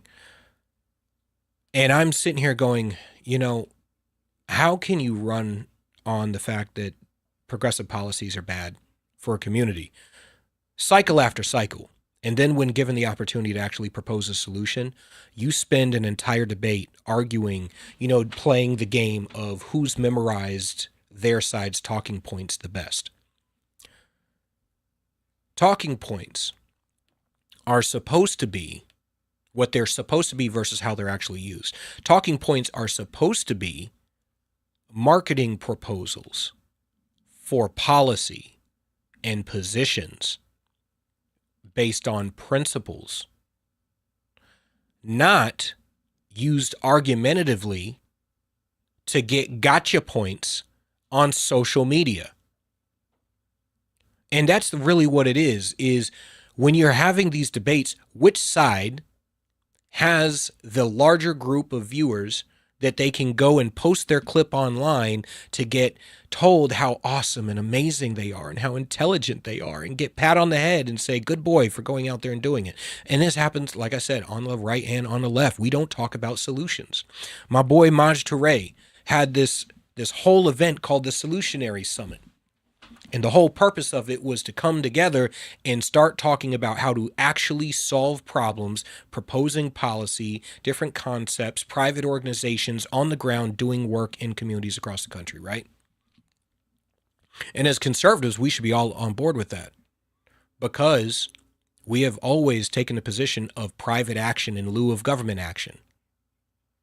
I mean, there's plenty of big government conservatives that, have run over the years, but the general idea of limited governance is that we take the position of private action in lieu of government action, that the government is, as Ronald Reagan said, the government is the problem masquerading as a solution, that the most dangerous words that you could ever hear is, I'm from the government and I'm here to help. And that's true, because I have yet to see the government actually solve jack shit. We should be focusing on foreign policy. When we focus on foreign policy, we manage to get ourselves entrenched into every conflict around the world, and it seems like we're very rarely ever actually solving anything for any tangible amount of time. To Trump's credit, he's gone around trying to establish peace deal after peace deal after peace deal after peace deal. And he's not getting any credit for it, because there are people who wake up in the morning and all they want to do is shit on this man and everything that he's done. Trump derangement syndrome. And from the other side, as me and Keith were talking about on Grand State Live last week, there are just as many people on the right who praise Trump as if he is God Almighty, as if he's a king. And I think it's neither. Trump derangement syndrome and Trump devotion syndrome are flip sides of the same coin of fanboy politics. Stop jerking off, stop masturbating to politicians. They're regular people. I promise you, when Trump puts on his pants in the morning, he puts them on one leg at a time. I mean, I've never witnessed it, but I highly doubt that at 80 years old, he's going to do a backflip off of his master bed into a pair of dress pants. Okay? We need to get real. Instead of having these debates constantly trying to argue from the left's premise or whatever. When I said systemic racism, what I was doing was I was taking something that colloquially the left use all the time in order to shut down conservatives, and I used it and I flipped it back on them, right? Rhetorically, by pointing at the people who actually run the communities, because once again, we are a federalist system, which means your local government has the ability to either protect you from bad policies at the state and federal level, or to exacerbate drastically the bad policies at the state and local level. They can also negate or enhance good policies at the state and local level. State and federal level. And often enough, there's this game that gets played in politics where we are always trying to, politicians like to push the envelope, pass the buck, right? They want to pass the buck to the next guy up the chain. Oh, don't blame me for what I did since I've been elected. You got to blame that guy up there. They're always trying to push the responsibility and the accountability for their actions to the next guy up the ladder. And we're always looking at the federal government, the president of the United States, as if just because we elected Donald Trump, all of a sudden the shit happening down the street from us is going to get better. Well, guess what? That's not how our federalist system works. If you live in a red district and you feel that you have a government boot on your neck, it doesn't matter whether it's a red boot or a blue boot. If you live in a Democrat district and you have a boot on your neck, and it's a government boot, it's a blue boot. It's Democrats doing it to you. If you're in a if you're in a red district and it's Republicans in office and you feel you have a government boot on your neck, guess what? It's a red boot because it's Republicans doing it to you. Because that's how this federalist system works. And if you paid more attention to your local politics, you paid more attention to what's happening in your own backyard, you'd be able to stop it. You'd be able to remove the boot from your neck. This is why I don't look at these arguments the same way everyone else does. I see the political gangbanging for exactly what it is, and I'm honestly so freaking tired of it. I take the position that I don't care how you describe the color of the boot on your neck. I have a grasp of principles and policy and political strategy to the point where when you describe me a problem, I can tell you that there is a policy and I can explain a policy to you and come up with a policy that will remove the boot from your neck so you can breathe. Right now, we have so many regulations in this country. Literally everything you do is taxed and regulated to the point where the average person is struggling to breathe and doesn't even know why. And all I want to do is remove that boot so American citizens can breathe. Because guess what? Whether you're a Republican or a Democrat, you're an American citizen. And because you're an American citizen, I care about you. If you're not an American citizen, I don't give a shit about you. I'm going to be honest with you. I don't care how war-torn your country is. I don't care how bad it is. I don't care what you're fleeing. I just don't care. Because I care about the people in my house, my community, my state, and my country in that order. And everyone else, pound sand for all I care. We'll get to you after we take care of all the stuff that we got going on. And we got a lot of stuff going on. You know, one of the things that is coming up that Trump passed a couple weeks ago, he passed the VA Home Loan Reform Act. Reform Act. Now, anyone who knows about my situation, I'm actually one of the veterans that this would apply to. One of the veterans who got destroyed by the pandemic and has spent every waking moment trying to claw myself back. This would allow me to hit the reset button on my life and get past what the government did to literally all of us. And it would eliminate the bastardization and manipulation of the veteran home loan industry. Okay? There are a lot of people out there who like to take advantage of veterans. I don't know what makes somebody wake up in the morning and want to take advantage of veterans, and I think you deserve to burn in hell an absolutely miserable, long, drawn-out death for doing so. However, it is what it is. We have people in this country we have things in this country we need to correct and we need to fix. And if we're going to fix them, policies like this, I wrote a policy to a similar effect, but my policy was a one-off, one-stop shop. It would have cost $38 billion, would have made whole everybody, and would have ended the situation, allowed everybody to start fresh. But it wouldn't have been the consistent systemic reform that Trump had signed. This bill, I think, is going to change how much of the industry operates. If you know anything about the home loan industry, especially when it comes to VA home loans, prior to the 2009 housing crash, what we had was a system where the vast majority of the lenders, when it came to veteran VA mortgage loans, were banks, actual banking institutions. After that, due to the way everything worked out, it was private organizations and equity firms and so on and so forth that were giving these loans.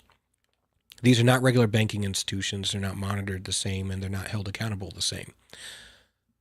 Yes, the VA has their system, but there are many predatory agencies out there who all they do is go buy up, veterans' home loans and foreclose on their houses, especially since the pandemic, because almost every house in the country has equity on it right now because we've sustained 10 plus years of consistent growth in the market, not enough supply. The cost to build is high. The cost of transportation is high. The cost of materials is high. The cost of labor has inflated so damn much. It's become so cost prohibitive to build. And we also have a problem with not having enough starter homes in the market. Back in the, the 80s, 90s, you could buy a starter home and then move up the ladder, move into a bigger home as you get more successful. These days, those starter homes are either being ripped down or turned into Airbnbs, or being bought up by equity firms to keep them off the market, to keep the property, to keep the housing prices high and keep the market high. There's a lot of manipulators out there who are out there manipulating and destroying people's lives. And I'm glad to see the Trump administration is actually doing something about it. Doug Collins, Secretary Doug Collins, if you would like to come on this show to talk about what the VA Home Loan Reform Act, I as somebody who has actually experienced this problem and personally will benefit from this program, I invite you to come on the show. And we can go in depth as you're willing to. You can explain the system to the average veteran out there so that they know what recourse they have to fix the problems that are hitting them in their lives.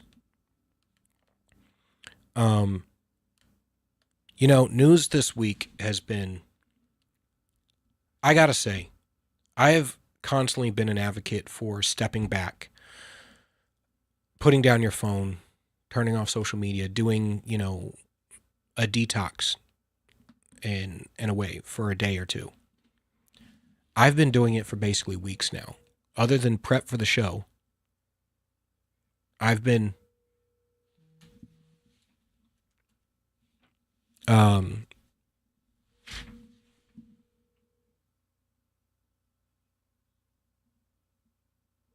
you got him? I think he's calling in now.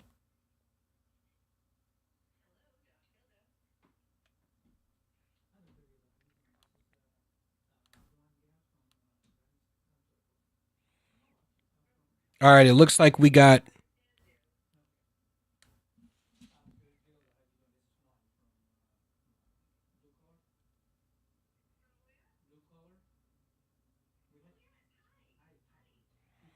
All right, so it looks like Jason from 3D Response System is trying to get on the line right now. We're going to bring him on. Again, this is his system to end the school shooting epidemic.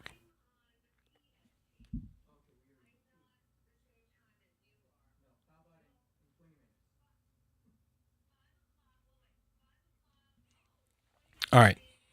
So he's trying to get a hold of the producer now. We're going to get him on the show so we can talk about how to protect our children from school shooters and make sure that when they're in the government's custody, that they're in a hard target, right? Because villains, evil people in society attack soft targets. We're going to make sure that our kids are a hard target.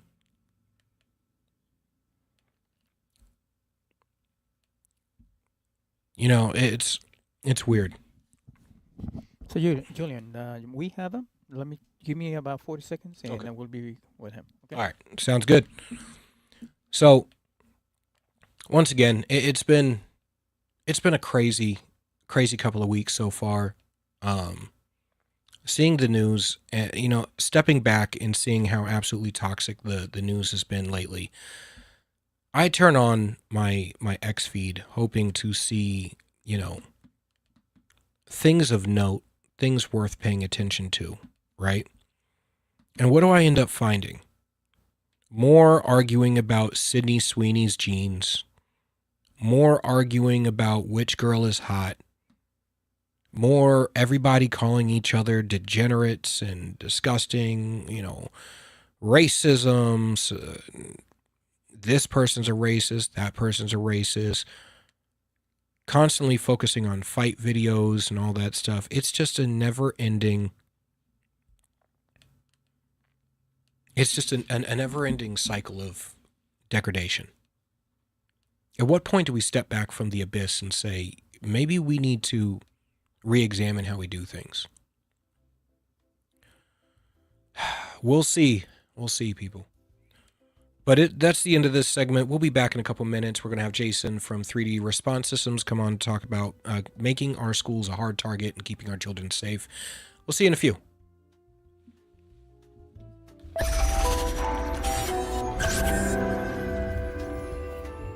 United We Stand. A Marine's Fight, written by Marine Corps veteran Julian Eschyard. This book examines the deepening fractures in our nation, political division, government overreach, and a fading sense of shared responsibility, and offers a battle-tested path forward. A Marine's Fight is a bold and urgent call to action for every American who believes in the founding ideals of our republic. United we stand. A Marine's Fight can be purchased on Amazon. New Hampshire Republican Governor Kelly Ayotte has been making a lot of noise about how she's funding education. The Republican budget she just signed provides more money for education than ever before.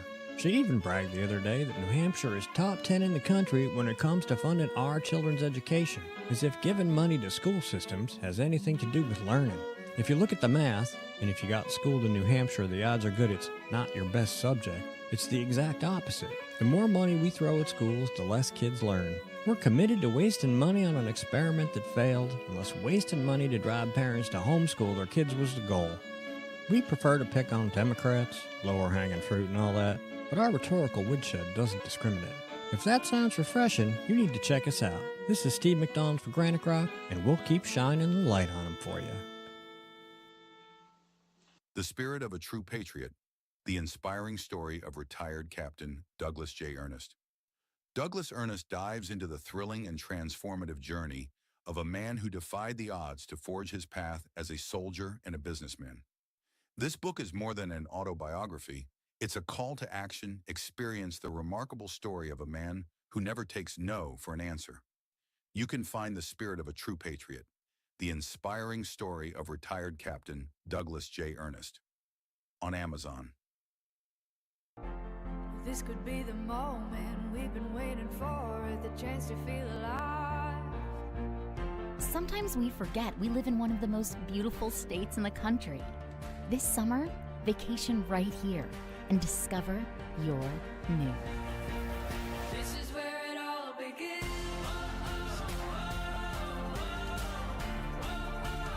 This is where it all begins.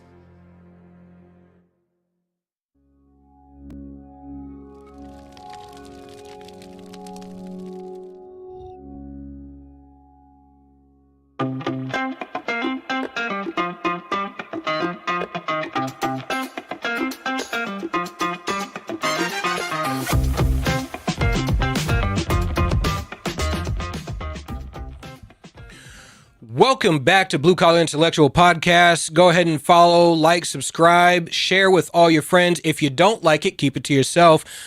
Become a member and join our family at RAMTV.LIVE. Make sure to follow RAMTV.LIVE on all social media platforms. Go like, subscribe, and share all of the videos that we have archived on the website. On with me now is Jason, founder of 3D Response Systems. Jason has a 30-year diversified law enforcement experience ranging from patrol officer to lieutenant. He created and implemented and supervised several innovative police initiatives throughout his career. And he has a issue with the traditional training like run, hide, fight, which has not been as effective as we need to make hard targets of our schools and keep our children safe. How you doing, Jason? I'm doing good. Thanks for having me on. Thank you. So what was the motivation that drove you? Everybody has that moment that makes them say, you know, we're not getting served properly. I need to do it myself. It really struck me when I was a school resource officer and kind of looking over the sea of 2,200 kids and realizing that, you know, I'm the only line of defense. And this was shortly, I mean, right during the middle of 9/11. There's a lot of terrorist theories that I got sucked into with the FBI, where tools were targets. And back then we weren't teaching run, hide, fight, and it was lockdown, and that didn't work. And then I started teaching run, hide, fight, and also police officer response since 2003, right up until 2014, where I refused to do it. In the middle of that, I wrote my thesis paper on active shooters and the response to it. And I basically came to the conclusion that what we're doing is not working. And Sandy Hook for me was the tipping point that nobody's doing anything to fix this. So me and my business partner, who we worked undercover narcotics together for many years, we decided to take the bull by the horn and basically take the police response and the teacher response and put it on steroids and make the building work for the stakeholders rather than the stakeholders working for themselves. The run, hide, fight is ineffective because the building doesn't support it in any way, shape, or form. Okay. One of the things, for anyone who questions his accolades, I want you to understand this. Jason has received a Medal of Merit for researching, creating, and training thousands of first responders and employees in active shooter response. So I want you to put that in your back pocket. I want you to take that and really absorb it, because we're not talking to somebody who's an amateur. All right, we're talking to somebody who really knows the shit. What is the biggest failure of the run, hide, fight methodology, and what we've been doing so far, and how does your system address that? The biggest failure, I would say, is leaving the teachers with a multiple choice solution. If you look at the fire suppression system, it's a point A to point B. It's a keep it simple, stupid. It's hide isn't effective because the rooms that you're in don't support the concept of hide. We're not providing cover, we're not providing concealment, and we're not providing communication. And you being a former Marine and me in law enforcement, we both know very well that if you're given one of those 3 C's, your chances of survival shoot up drastically. I used to teach force on force, and there was a stat from the National Tactical Officers Association that if you're a police officer in a shooting, you have cover, your chances of survival are over 85%. Without it, it's about 17%. And these children, we're not giving them those 3 C's. So we've taken our system and we basically walk through a building, and it's very individualized for that building, and we provide cover, concealment, and communication to every single inch of that building, so those kids and those teachers have a quick response and they can take their school back. Our motto is make a target-rich environment, target less as fast as you can, and provide safety coverage for those children and teachers. And we can take 2,200 kids, and 60 seconds, all those kids are safe. They're behind ballistic material. Their doors are enhanced. Their windows are enhanced. There's internal communication going on. There's police on the way. It's a multi-layered system that's hidden within the school that you don't even think about, but it finally gives the teachers the opportunity to react versus ask, now what do I do? One of the things that I've often seen when it comes to this conversation is there's a lot of focus on why the school shooters do what they do, and a lot of focus on how they gain access to the school in the first place, because that first entryway, that first entry point into the school, are you, in your experience, are you finding that there are way too many schools? I mean, obviously we know that they're soft targets, but you find that there are way too many schools with multiple entry points where anybody can come and go as they please? Yeah, and that's you're not going to fix that. You know, fire code comes into play with how many doors you need per exit, and we do focus on doors. We do have a proactive means in vestibules where if somebody's trying to force their way in, the windows are reinforced and they can deploy a button called suspect identification, and it basically sprays a bright yellow powder like flour, and it just sticks to them. So it's kind of like the similar of a bank robbery with the die pack. Okay. Where if somebody's trying to shoot their way through the door, the person who does the buzzing system, their desk is actually enhanced ballistically, so we give them cover. And if somebody, I'll pick Tennessee, she walks in through the first doors, go to the second door, shoots the glass open, and just walks in freely. With our system, she would have been trapped in that vestibule for a good 90 seconds before she made a hole big enough to get in. While she's doing that, they can deploy that die pack and basically eliminate their sight. So you provided yourself concealment, you have cover with the ballistic protection, and the internal dispatching starts. But I will say, if you look at Uvalde, the back door was left ajar, and that's human error. You can't walk to any building and not find one door during the day that's not going to be secured. But even in Uvalde, by the time he got to that first door from the first shot, which was 2 minutes, that first classroom he went to, there's 1,200 pounds of magnetic pressure on the door. All those kids are behind level 7 ballistic protection. The windows are enhanced. There's internal communication going on, and police are on the way. There would not have been one dead child at Uvalde if they would have been prepared correctly. So are you finding schools that are actually, are you finding schools actually being, and local towns and stuff actually being willing to engage in these systems? Or are you finding that they're, is it cost prohibitive, or are you finding that they're reticent to spend the money? Are they taking it seriously? I'm asking, basically. Short answer, no.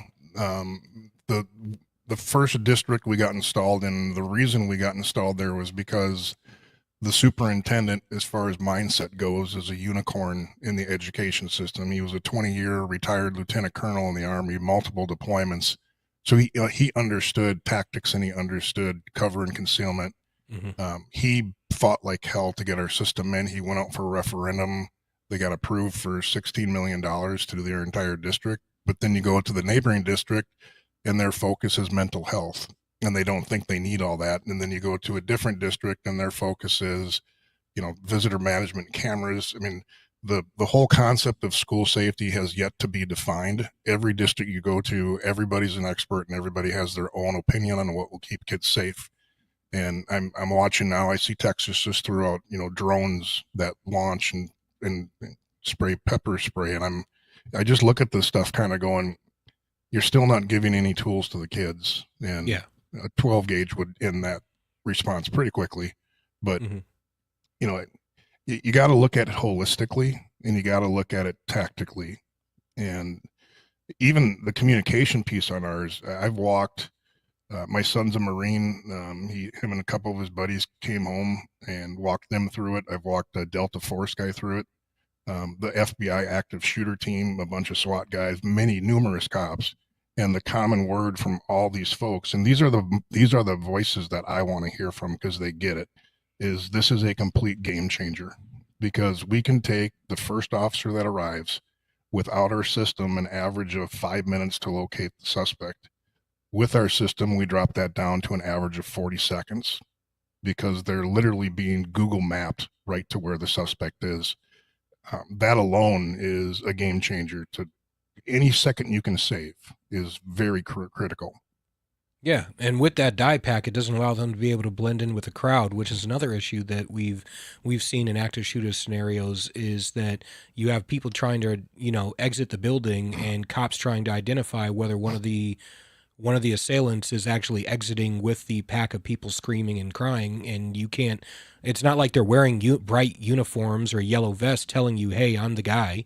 So unless they're actively shooting at that point, if they're walking, in between classrooms, in between bursts, you can't identify them. Yeah, that's happened in a few shootings where they've tried to blend in. Some of them they don't, some they do.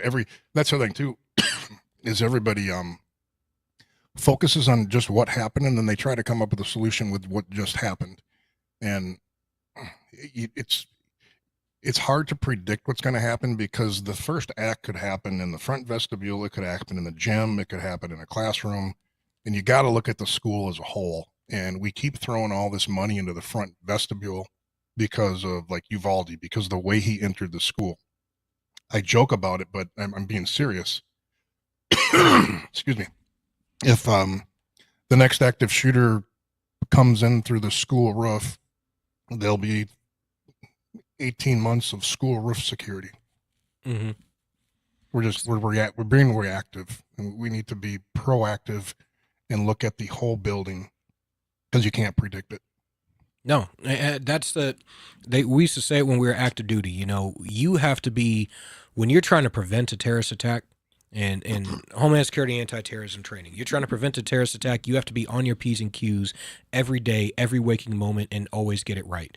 The terrorist only has to get it right once. He only has to be able to penetrate your outer cordon and your security system once. He only has to wait on that one guy to step out, that one security guard or teacher who likes to take a smoke break between classes, to step out to their car to smoke, and then walk right in the back door. It's literally the same concept, but you're not dealing with trained people. Thank God. My fear is at some point, one of these, we're going to have somebody who knows what they're doing with a weapon and has some tactics in them. But fortunately, all these shootings have been not bright people. And I pray that never happens. But even if it does with our system, you know, we've done explosive breaching tests on our doors. We've shot the hell out of our walls, broken window. I mean, we've vetted every single layer that we put in there.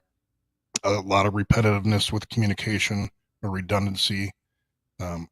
Basically, you take that combat mindset or a building search mindset or, you know, trying to find a bad guy mindset, and you put it in the school and you look at it from, okay, if there's a bad guy in here, how can it help me as the responding officer find this person faster? And how can we help these innocent people stay alive during that moment?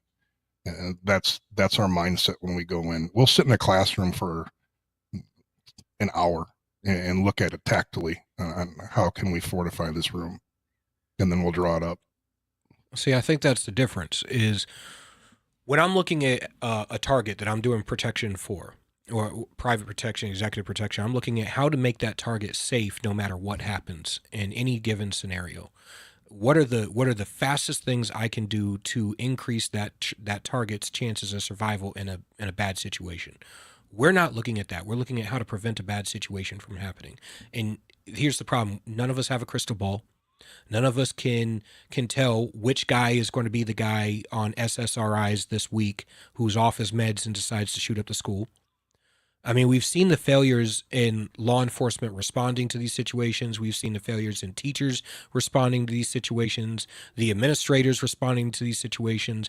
I've seen school shooting after school shooting where the exact same predicting markers are there for every single scenario. And yet whether it's obtaining the gun illegally, being on SSRIs or off your meds in some way, shape, or form, being a known quantity to both law enforcement, the schools, and the administration and the teachers, giving a literal specific identifiable threat of what you're going to do and how and who you want to do it to, and then the manifesto prior to doing it, and somehow even after being interviewed by law enforcement, the school, all this stuff, they still managed to be able to do it because we're too focused on trying to mitigate whether or not they actually do it instead of making the children safe should it actually happen.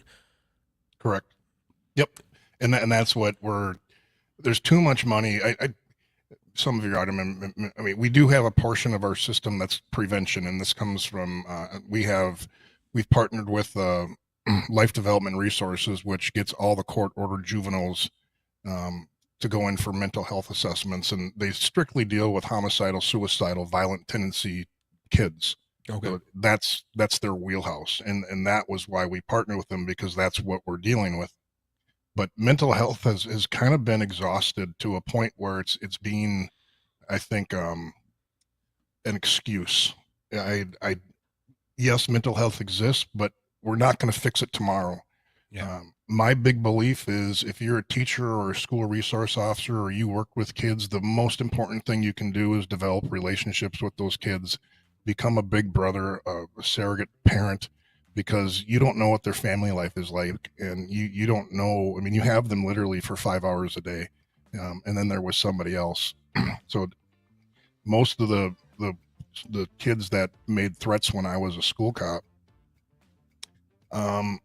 they were more of the quiet ones. They weren't the loud, boisterous ones. We just had one 2 years ago, and I've investigated, either overseen or actually investigated, over 60 active shooter threats in my tenure. And the one 2 years ago, this was a B student, not one disciplinary act. He was a junior, and he was in this district since he was in kindergarten. No negative anything. And he went home and he had a manifesto that nobody knew about. But on a Sunday night, he went in the garage and he grabbed a hammer, and he waited till his mom and dad were watching a movie, and he went up behind and started smacking his dad in the head with his hammer, trying to kill him.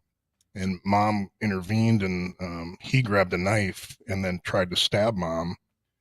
And we got called there. Thankfully, nobody was killed, but we search his room and we find the manifesto, and in there, it was that day. And then the next day, so that night, his plan was to kill his mom, his dad, his dog, and his gecko. And then he was going to take his dad's gun to the school the next morning and shoot up the school. And, thankfully that 911 call was made, but, this kid was completely off of anybody's radar. I mean, not one police contact, nothing. So it's hard to, and the last 6 active shooters actually didn't even go to the school. Yeah. One interesting fact where I do think mental health is a problem. I think the last 6 were transgender. Yeah. Which is an interesting correlation there. And to me, that's a mental health issue onto its own. But yeah, you got to be prepared because you just don't know. As in life, you don't know. Well, you know what? I want to thank you for coming on. I'd definitely like to have you back on soon. Where can people find you, support your work? Because I want to make sure as many people as possible see what you guys are doing, support it, and hopefully I can shop around your system and give you some contacts here in New Hampshire. We can at least fortify my state. Yeah, 3dresponse.com. It's a pretty robust website. I'm on X at Jason 3D Response, and we also have a bill called the SHIELD Act that in Minnesota it's working on making it into basically a building code that you have to have our system or a system similar in the building if you're going to build or have an educational building in the state. So kind of like the fire code, but more of a police code type idea. All right. Well, I want to thank you for coming on. I will definitely shop around your system and give you some contacts here in the state, see if we can get that going, because there are kids. All right, that's the end of this segment. Up next, we have Dr. Gilda Carl. She is the author of Real Men Don't Go Woke. We are going to be talking about a really, really hard subject, but you're going to love it. Stay tuned.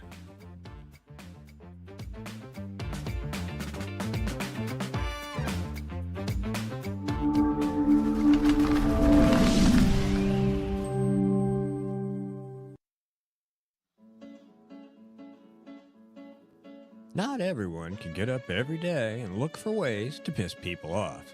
But here at GraniteRock.com, we do that almost every day. I can't tell you how many times someone's lost their SHIT and threatened to end us. But we're still here, pissing people off. It's almost like we enjoy it.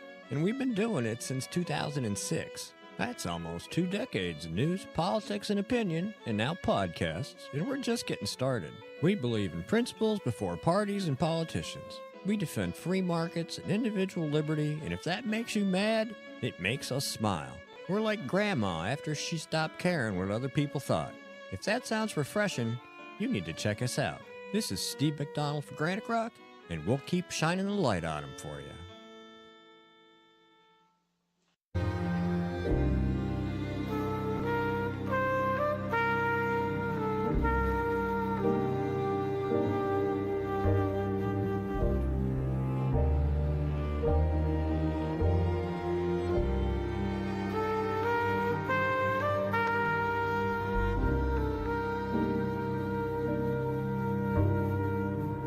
United We Stand, A Marine's Fight, written by Julian Aciard.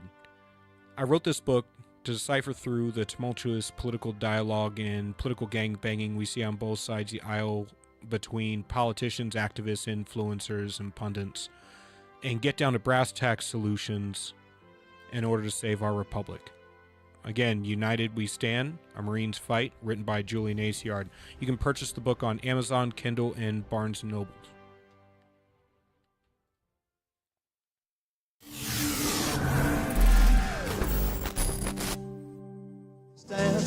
She is the sweetheart of plenty of soldiers, plenty of sailors, thousands of Marines. All right, man, I'm jamming out. I feel like I'm jamming out a, 1950s USO, right? So we got Dr. Gilda Carl, spokesperson for the International Council of Men and Boys. She is a friend of the show. She is back on. She is the author of Real Men Don't Go Woke, and we have... You know, last week we had her on to discuss crazed women increasingly resorting to progressive activism, but we got into a conversation about suicide rate amongst men and, you know, society's evolving expectations for men and men being silent or angry. But is society's expectations really changing, or are they just increasing? We're going to get into it. How you doing, doctor? What a pleasure listening to this last guest that you had. By the way, so good to see you again, Julian. Thank you. It's good to see you too. You know, he was talking about the school shootings, and I started my career as a teacher in the South Bronx, the worst neighborhood in the world, and I stayed there for years. Thanks to social media, many of the students who are my students are still alive.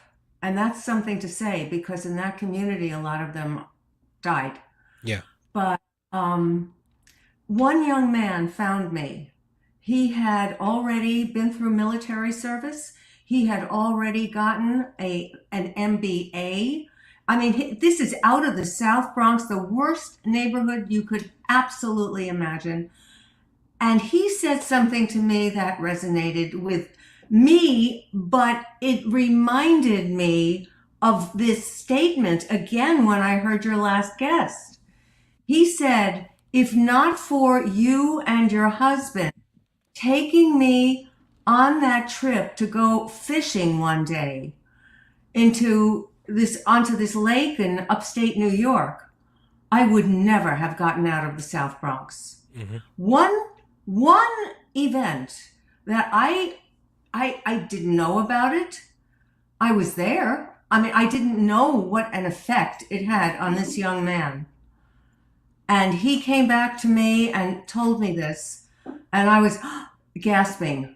I just did not know I had made that much of an impact. I am certain he must have had other things along the way that affected him in a positive way to leave the South Bronx. But he told me that one gesture, he was a nice little kid in elementary school. I remember that. And I said, how would you like to go fishing one day? He said, I never did that. I'd love to do that. And we took him. And he told me that made such a difference. And he went out of his way to find me on social media. So when your last guest was talking about, we have to get to these kids, whether they show signs or not, we have to give them stuff that may not be and probably isn't in the school curriculum. Yeah. The problem is when you're in a vulnerable state like that, you gotta, sometimes all it takes is for somebody to let you know they care. Which is where, like, as a man, I often reference that Chris Rock stand-up comedy skit where he goes, nobody cares about men. Women and dogs and children are loved unconditionally, but men are only loved under the condition that you provide something. And I'm like, being a man, I understand that.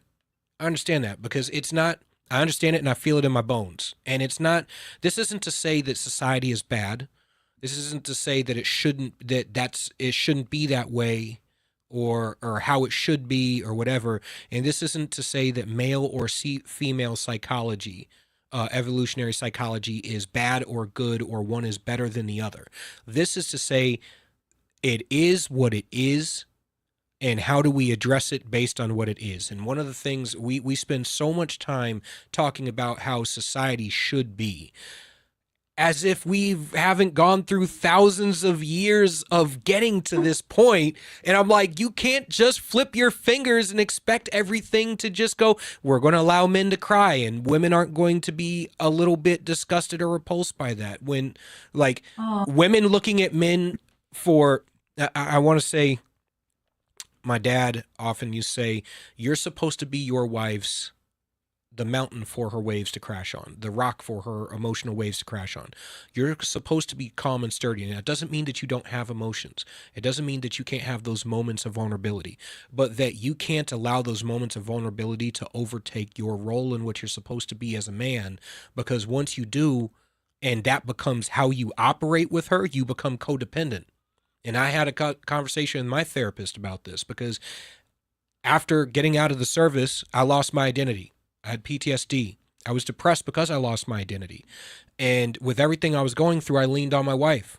And then I became codependent on my wife for my mental health and for, for validation and affirmation. And when I became codependent, there is a little bit of ick there. While she was nothing but supportive and always wanted to be there for me, and she was there for me as a rock throughout everything. The problem is I allowed that moment of weakness to overtake my role as a man and who I was supposed to be, to show up to as I showed up in that relationship. And as I got codependent, I became more codependent and more geared in basing my life on that external validation from her, when my validation is supposed to come from inward. And when men are being told that women in society are supposed to care, I take the position that nobody in society outside of the people who actually love you are supposed to actually give a shit about you. That is an unrealistic expectation, that we're expecting society, your boss, to care about the inner workings of what's going on in your mind, outside of how it affects your ability to show up at work. So I'm like, there needs to be a pragmatic understanding of how do we make these discoveries and what we've found in society cooperate with where society is, and while still acknowledging that there are some things that just are what they are. And I think a lot of what you said last week resonated with me in that regard. I am so glad. First of all, I love Chris Rock. He hits the nail on the head. He's in my book prominently as a man who stood up, and he waited a year after the famous slap. He stood up and he spoke his mind, but it took him a year, and that's fine. It took him a year to gather his thoughts and know how he was going to project what he was about to say to the world about what he withstood. So that's point number one I wanted to make. And point number two, I do read the social media responses to everything I post on TikTok, on Instagram, on all the social media. People do respond. And besides telling me they hate my hair and they hate my this and whatever, all this other garbage that I just throw away because they have nothing better to do than to make fun of other people. Yeah. What I am getting from men, and you're not going to see these in the studies because studies don't examine this particular demographic, but what they are saying is that nobody cares about us. Yeah. Men are saying that. Nobody gives a damn about us. And if I had heard that once or twice, I would have said, okay, well, that's one man's opinion. But I am hearing it much too much. And isn't that the topic today of what we're talking about? We're talking about the feminist society versus paternalism, and what the feminists are saying is a paternalistic society, wherein the stats don't support that at all. Yeah.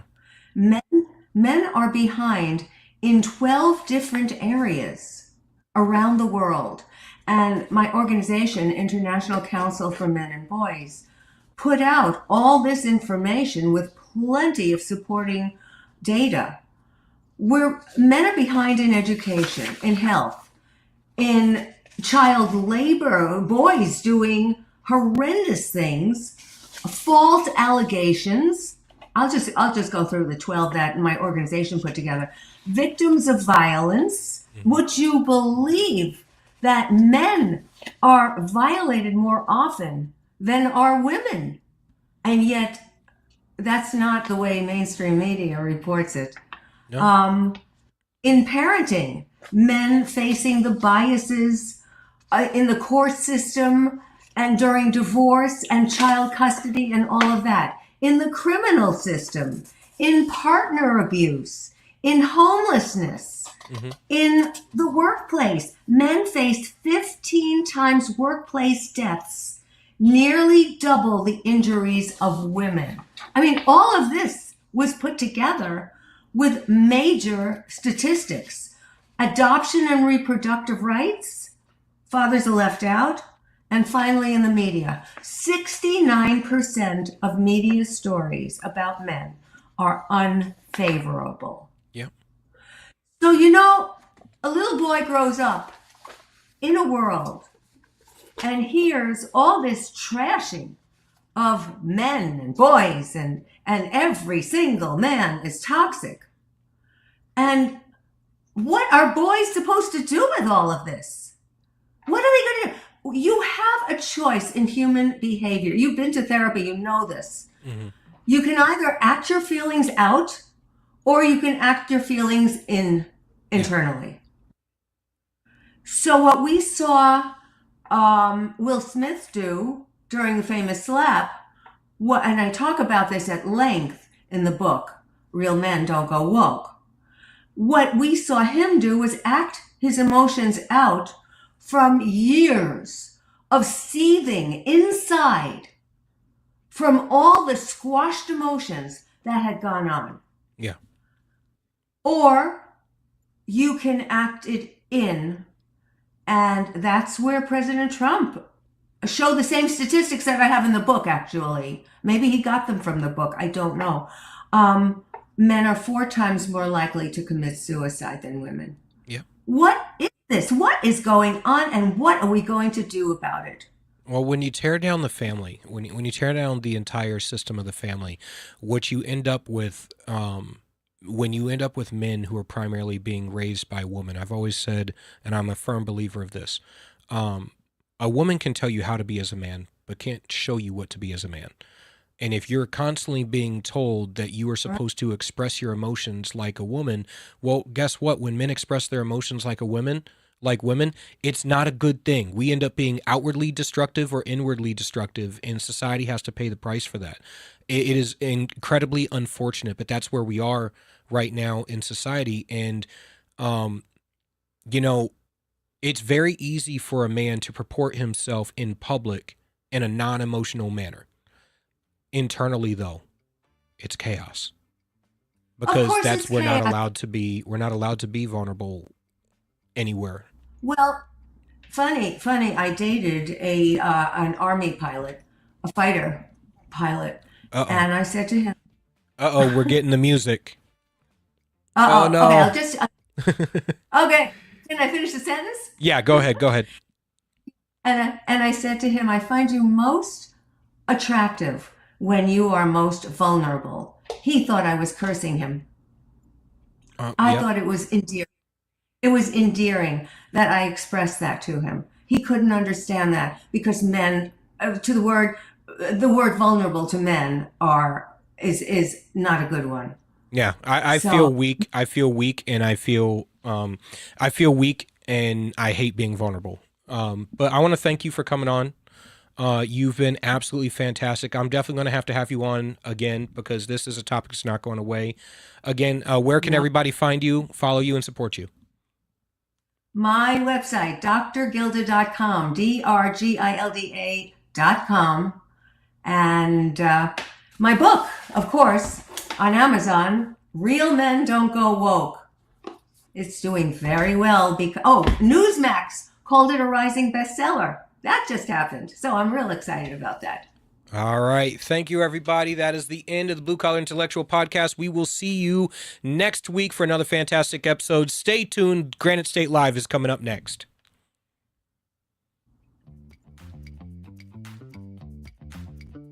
United We Stand. A Marine's Fight, written by Marine Corps veteran Julian Eschyard. This book examines the deepening fractures in our nation, political division, government overreach, and a fading sense of shared responsibility, and offers a battle-tested path forward. A Marine's Fight is a bold and urgent call to action for every American who believes in the founding ideals of our republic. United We Stand. A Marine's Fight can be purchased on Amazon.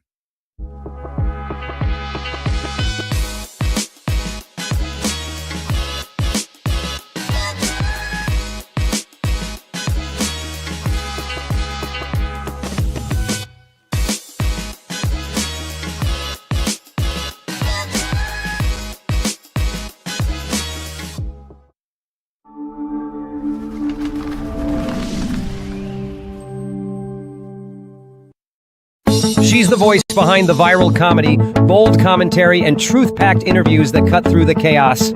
Author, brand creator, proud conservative Christian, this is Elsa Kurt. Welcome to the show that always brings bold faith, real truth, and no apologies. Well, hey, my friends, welcome for a very special interview, special episode. We're going to have Lori Longfritz on. So here's the backstory. In March of 2002, U.S. Air Force Combat Controller John Chapman was left behind on a mountaintop in Afghanistan. He was wounded, alone, and surrounded, and he continued to fight for over an hour to protect the very teammates who had unknowingly retreated without him. He died saving lives that day, and for years, that part of the story remained buried, disputed, and in some circles, deliberately ignored. It took 16 years, a mountain of evidence, and the unrelenting advocacy of his family, especially his sister Lori, for the truth to be formally recognized. In 2018, John Chapman was posthumously awarded the Medal of Honor. We're gathered together this afternoon to pay tribute to a fallen warrior, a great warrior, Technical Sergeant John Chapman, and to award him our nation's highest and most revered military honor. But as Lori will tell you, that wasn't the end of the fight. And in many ways, it was just the beginning. So join me in welcoming Lori with us today. Hi, Lori. Thank you so much for being here. Thanks, Elsa. Thanks for having me. Absolutely. So, it's such an incredible story. And, I really want to start by saying thank you to John, of course, and to your family for, a sacrifice that so many of us are so fortunate to not ever have to experience. So we thank you for that. And we're sorry for that, for your family, for what they've gone through and what they're still going through, what you're going through. Thank you. Absolutely. We never expected it really either, because John was just growing up, and I don't want to say he never failed at anything, but if he struggled with something, he pushed through until he made it. And we didn't know what combat control was. We had no idea most of what he was doing in that capacity. So I think for most of us, if not all of us, we just assumed that he would always be fine, and so we never thought we would be, the ones getting the knock on the door. So. Yeah, I would imagine that, you would have never imagined yourself being in the spotlight, so to speak, and doing what you're doing. It changed everybody's lives in your family and in so many different ways, I'm sure. Yeah, it sure did. It changed all of us, and we initially, when it all happened, my mom and I were the only ones left in Windsor Locks, and, we tried to be private. Like, we didn't want to do interviews and things, but we were basically told, well, if you don't do interviews, then we'll just come up with whatever we want to say. We'll interview someone who may have known him for 5 minutes, or something along those lines. So we were almost pretty much forced into giving interviews and and exposing our pain right there in front of everybody. So I thought that was kind of crappy, but yeah, it absolutely is. And and I rant about this regularly, about the behavior of mainstream media and so-called journalists, and and all of these people. The integrity of all of it has declined to to just a deplorable degree. And I'm sorry your family experienced that too. I want to ask you, so many of us who know John's story, we know him as a hero. Like, that is our only understanding and knowledge of him. I would love, if you wouldn't mind, could you share a moment that kind of shows who he was? And I love I've seen some things you've said about him. Tell us a little bit about John, the brother, the guy, the son, the friend. What was he like? Oh my gosh, how much time do you have? As much as you want. We grew up in this, 70s, basically, 70s, 80s. And, back in a time where I think even adults wouldn't insist on the kids accepting everybody for, whatever they brought to the table, whether, and John was ahead of his time in that he didn't care if it was cool to be seen with a certain person, or, he had a lot of compassion for most people. He would stand up against bullies for, kids who couldn't defend themselves. We had a neighbor, family friends. They're our family. And they had a handicapped daughter. And just even at 12 years old, John would just disappear. We'd all be playing outside and he'd just disappear. And we'd find him inside the house playing with Mary because she couldn't come outside. She had a lot of mobility issues and things like that. So, he would just disappear and go play with her. And, he was that kind of kid. And I don't know, I'm sure I've told this story before. It started way back, from the time he was probably born, because my mom said that before he could really talk much at all, if he saw her upset, he would just walk up to her and cup her face and say, "It's okay, mommy." He just had that compassion in him. He stood up to a kindergarten bully when they were all in kindergarten. It was the very first day of school, and I got this story from little Billy.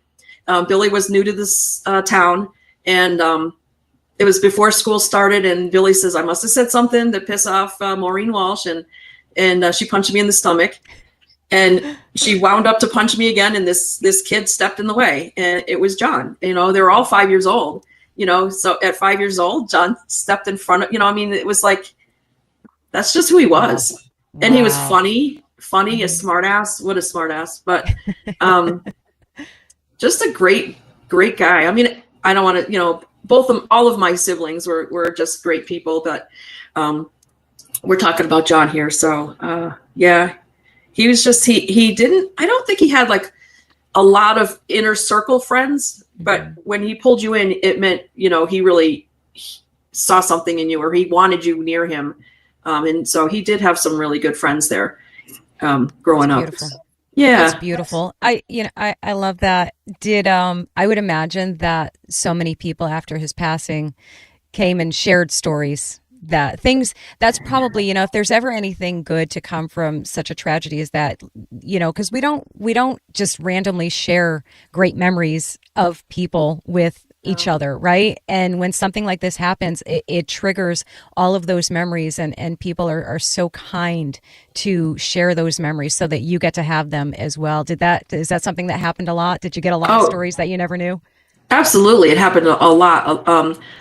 So I just self-published a book after Alone at Dawn. I have Alone at Dawn first, so my co-author. I just self-published first there. The life and legacy of American hero, Master Sergeant John Chapman. It's a mouthful, but kind of had to be. But in that book, I tell about a lot of the stories that came out after he was killed, and stories that even went back all the way to, one of them was when he was around 9 years old, that somebody just held on to for all those years, and then felt, as a mom, I need to share this with his mom. And, so there's a lot of these stories that came out in, after he was killed that I included in there. And I'm repeating myself now, but you're fine. Yeah, you're fine. So yeah, there were lots of, even I think Billy was one of the ones that, he told me that story, and I think in 2016, it's just. Those pictures on the cover are such a treasure, and I would imagine there's so many, like every family of that era. Now it's all on their phone. They got to scroll their phone to find them. But we're so blessed to have those actual albums and physical pictures you can hold in your hand and look at, and they're such treasures now, I'm sure, more than ever. Since we're talking about the books, tell me a little bit more about that one. I'm so curious about that actual writing process of it, because I'm sure it had to be such a mixed bag of emotions, the sadness, so tell me a little bit about the best parts about writing this book for you, and if you're willing to share one of the most difficult parts of it. First there. So that was the book I originally wanted to write, right out of the gate. As soon as John was gone, I said, he can't just be a footnote in history, especially that's how they were telling it initially. And so I wanted to write a book, and it took me 15 years to even, I would start and stop because I had no idea what I was doing. Sure. And, and then I got connected with my co-author from Alone at Dawn, Dan, and, with a partner, it changed my view, my vision changed entirely, which is the way it needed to happen that way. But so eventually after Alone at Dawn came out in 2019, I started kind of working on that again with my husband, kind of encouragement, like, hey, when are you going to sit down and when are you going to keep doing this? So, and I had already talked to a lot of his brothers in arms there to get stories about him, because I don't know combat control. I didn't know what happened in his training or anything after training. So a lot of them were very gracious enough to sit down with me and give me some stories or email me something. And so that it was really fun to see John from that perspective, because I knew him growing up. I knew him personally, but I didn't know him in the job, basically. Sure. And so it was a lot of fun to hear those stories, and just to hear how much they respected him, how much he had a lot of bona fides. He'd walk in the room, and I'm not saying every room, but and a lot of people would say, oh, he's with Chappie, so he's good, Chappie, that was his nickname. Yeah, and that was even his nickname growing up with his friends. And but yeah, that's what I think after he died, some of the guys were even like, oh yeah, his name is John. Like, they didn't really know, they just called him Chappie, So yeah. But so it was really, I think the best part was just hearing stories from other people that I hadn't heard before, or even some things from my family members that I hadn't heard before, or they clarified it, it brought it more to life for me, and hopefully in the book for everyone who reads it. But yeah. Yeah, that's a beautiful thing to have done for your own sake, really. That's probably first and foremost for you, your family, John's friends, the people that knew him, and then to extend that to us, for us to get to know him, to know these things about him. So, what a wonderful thing to have done to keep his legacy and his memory alive. I think that's so great. And as an author, I totally, fiction and nonfiction, so I totally get everything that you're saying about that process and everything that goes into it, and all of those things. Did have those books given you any kind of bug? I'm just out of curiosity, this is a random sideways question here. Does it give you a bug for continuing? More writing? Oh yeah, I've always liked writing. I've never, I think from here on out, I'll never write nonfiction again. But I have some ideas swirling around in my head about, for fiction. That's exciting. I love that. That's awesome. Yeah. We mentioned the other book with Dan Schilling. Let's talk about this one a little bit. This one actually came out first, you said, correct? Yes. Yep. Yeah. Tell me a little bit about the process of that, what we can find inside there too. So the process was I had never written a book before, so everything was new to me. The process was, it was interesting. It was challenging at times. Dan is a very strong personality. He was a combat controller too. They're all type A, yes. And Dan could pretty much sell, ice to Eskimos. So, it was definitely interesting, and I learned a lot of very valuable lessons. And we went through our issues, but I think we were able to work through them and produce a really good book. It was a New York Times bestseller. Yes.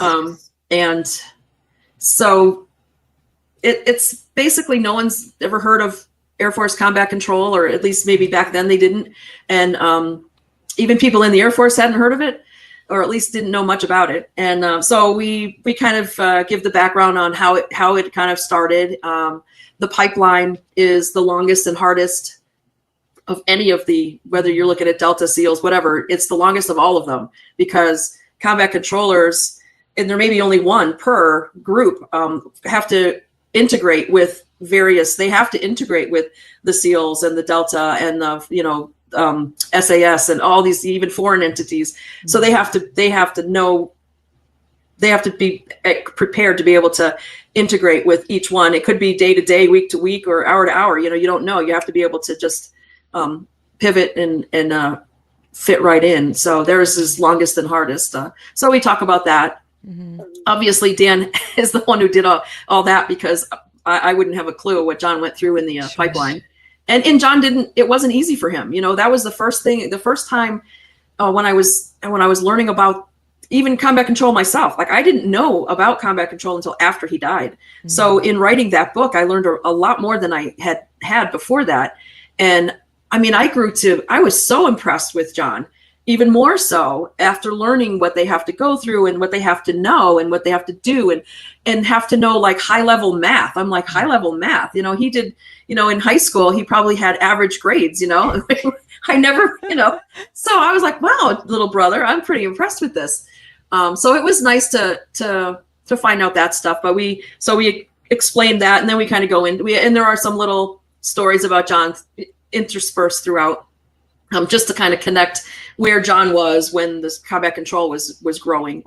And then we, talk about the battle, and I have a chapter in there at the end that's strictly on the Medal of Honor ceremony in 2018. So yeah.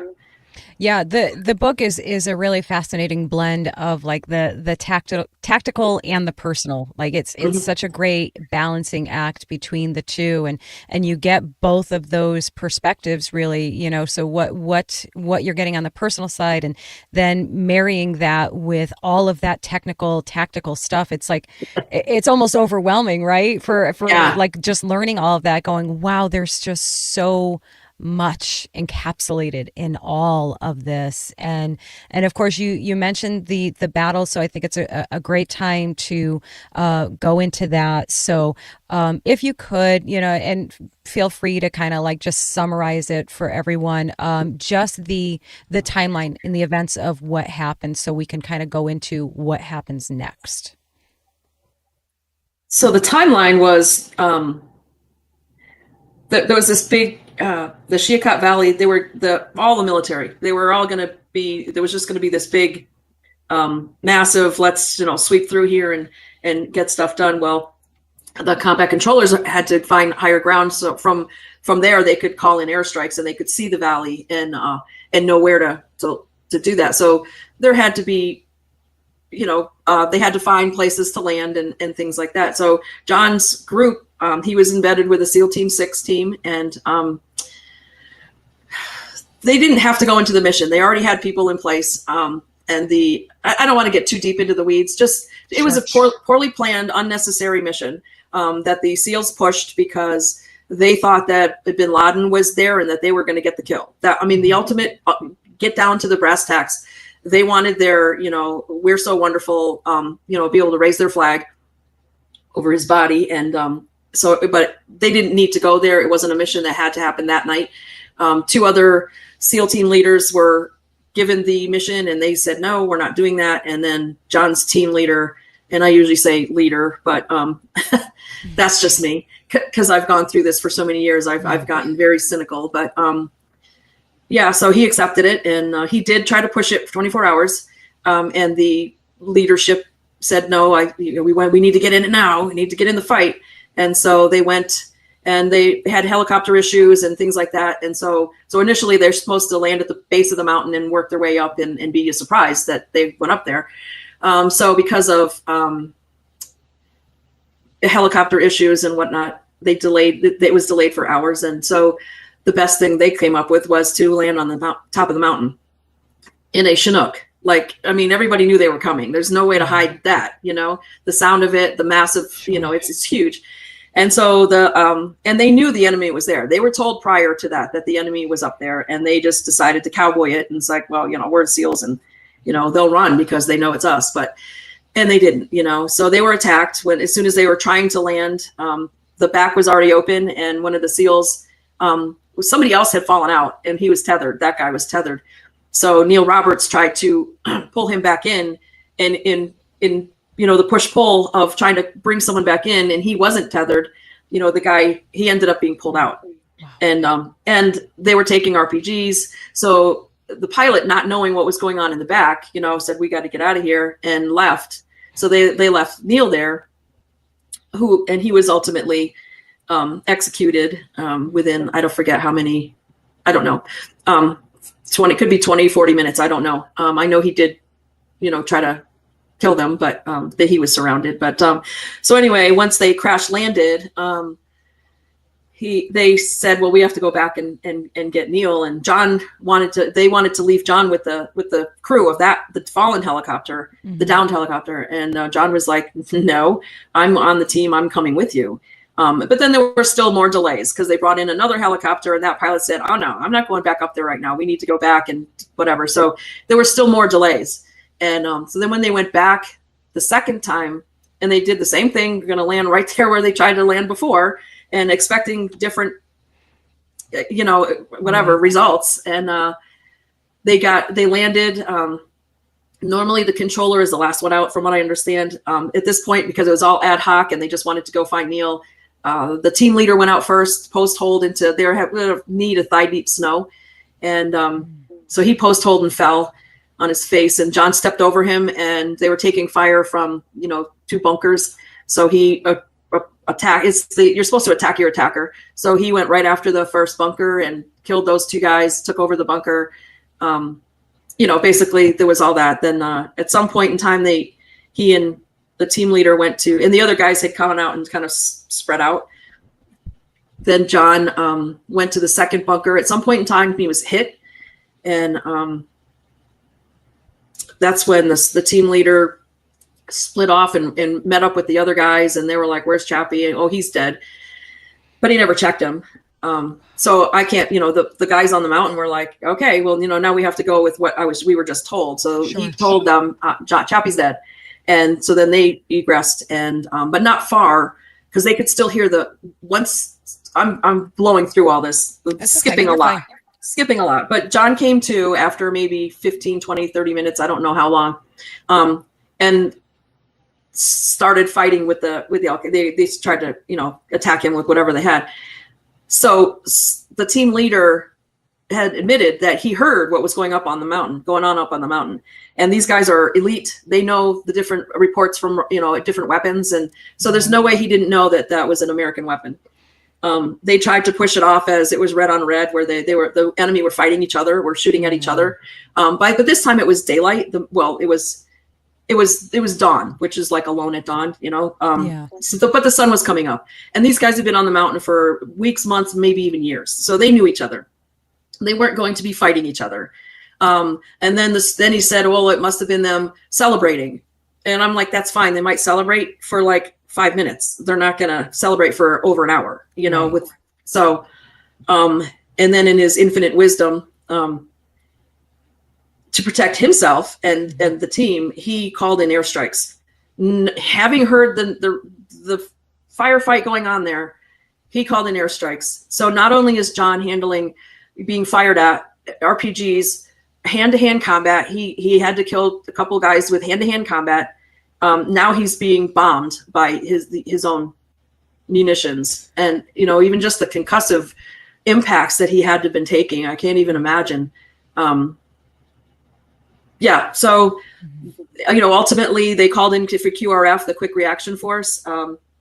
John had gotten into the bunker. He had been shot, stabbed, he had all kinds of wounds, shrapnel, whatever, and he was in there, and he heard the helicopter. He knew the helicopter, the QRF, the third one, was coming up there, and he actually had to have seen it also, and he could have stayed in the bunker and just prayed that he didn't bleed out and that he would be saved. But instead, he knew that the enemy wanted that bunker from which to shoot like RPGs and the Dishka machine gun, and he left cover so that he could lay down suppressive fire for the incoming QRF. Unfortunately, some of the guys were shot as soon as they left the ramp. But John's actions, actually probably saved all of them on that QRF. And then after that, he was killed right after he laid prone to try to I think he was shooting at the Dish machine gun, and then somebody, got a shot that ended up killing him. Wow. The horror and also pride that in him, of course, that you and your family had to have been feeling at hearing all of this, because that is a lot. That is a lot to envision. That's a lot to hear. That's a lot to process. I can't even fathom how that must have felt for your family. How long from the time that John was killed was it before you actually got the full story? And did you and your family already suspect there were things? Like, what was that timeline where things kind of started evolving into something different, where you had to question? So immediately after it all happened, we were basically told they landed on the mountain, he killed 2 people, and he was shot and killed. So basically, you know, like bing, bang, boom, he's done, and he's now a footnote. And we all, I mean, I haven't talked to my sister and my brother about what their feeling was. But I know my mom and I were like, there's something more to this. There has to be something more. Yes, especially my mom, because she wanted to know from his commander, did he suffer? Did he die immediately? And she was told he died immediately, which is true. He died immediately with that last shot, but he didn't, you know, he lived for an hour and 20 minutes after they left him. Now, I'm not saying that the commander knew that at the time, right after it happened. I don't know. But, and then it was just like in trickles, like, you know, we talked, because my husband was the first sergeant of that unit. Oh, wow. So okay. Yeah, that's how I met him, was through John's death. But, you know, so we still had that connection in there. You know, if I had just been a sister with no connection to the unit at all, I don't know if we would have known half of this stuff. I don't know. But people started saying, hey, there's no way, this is wrong.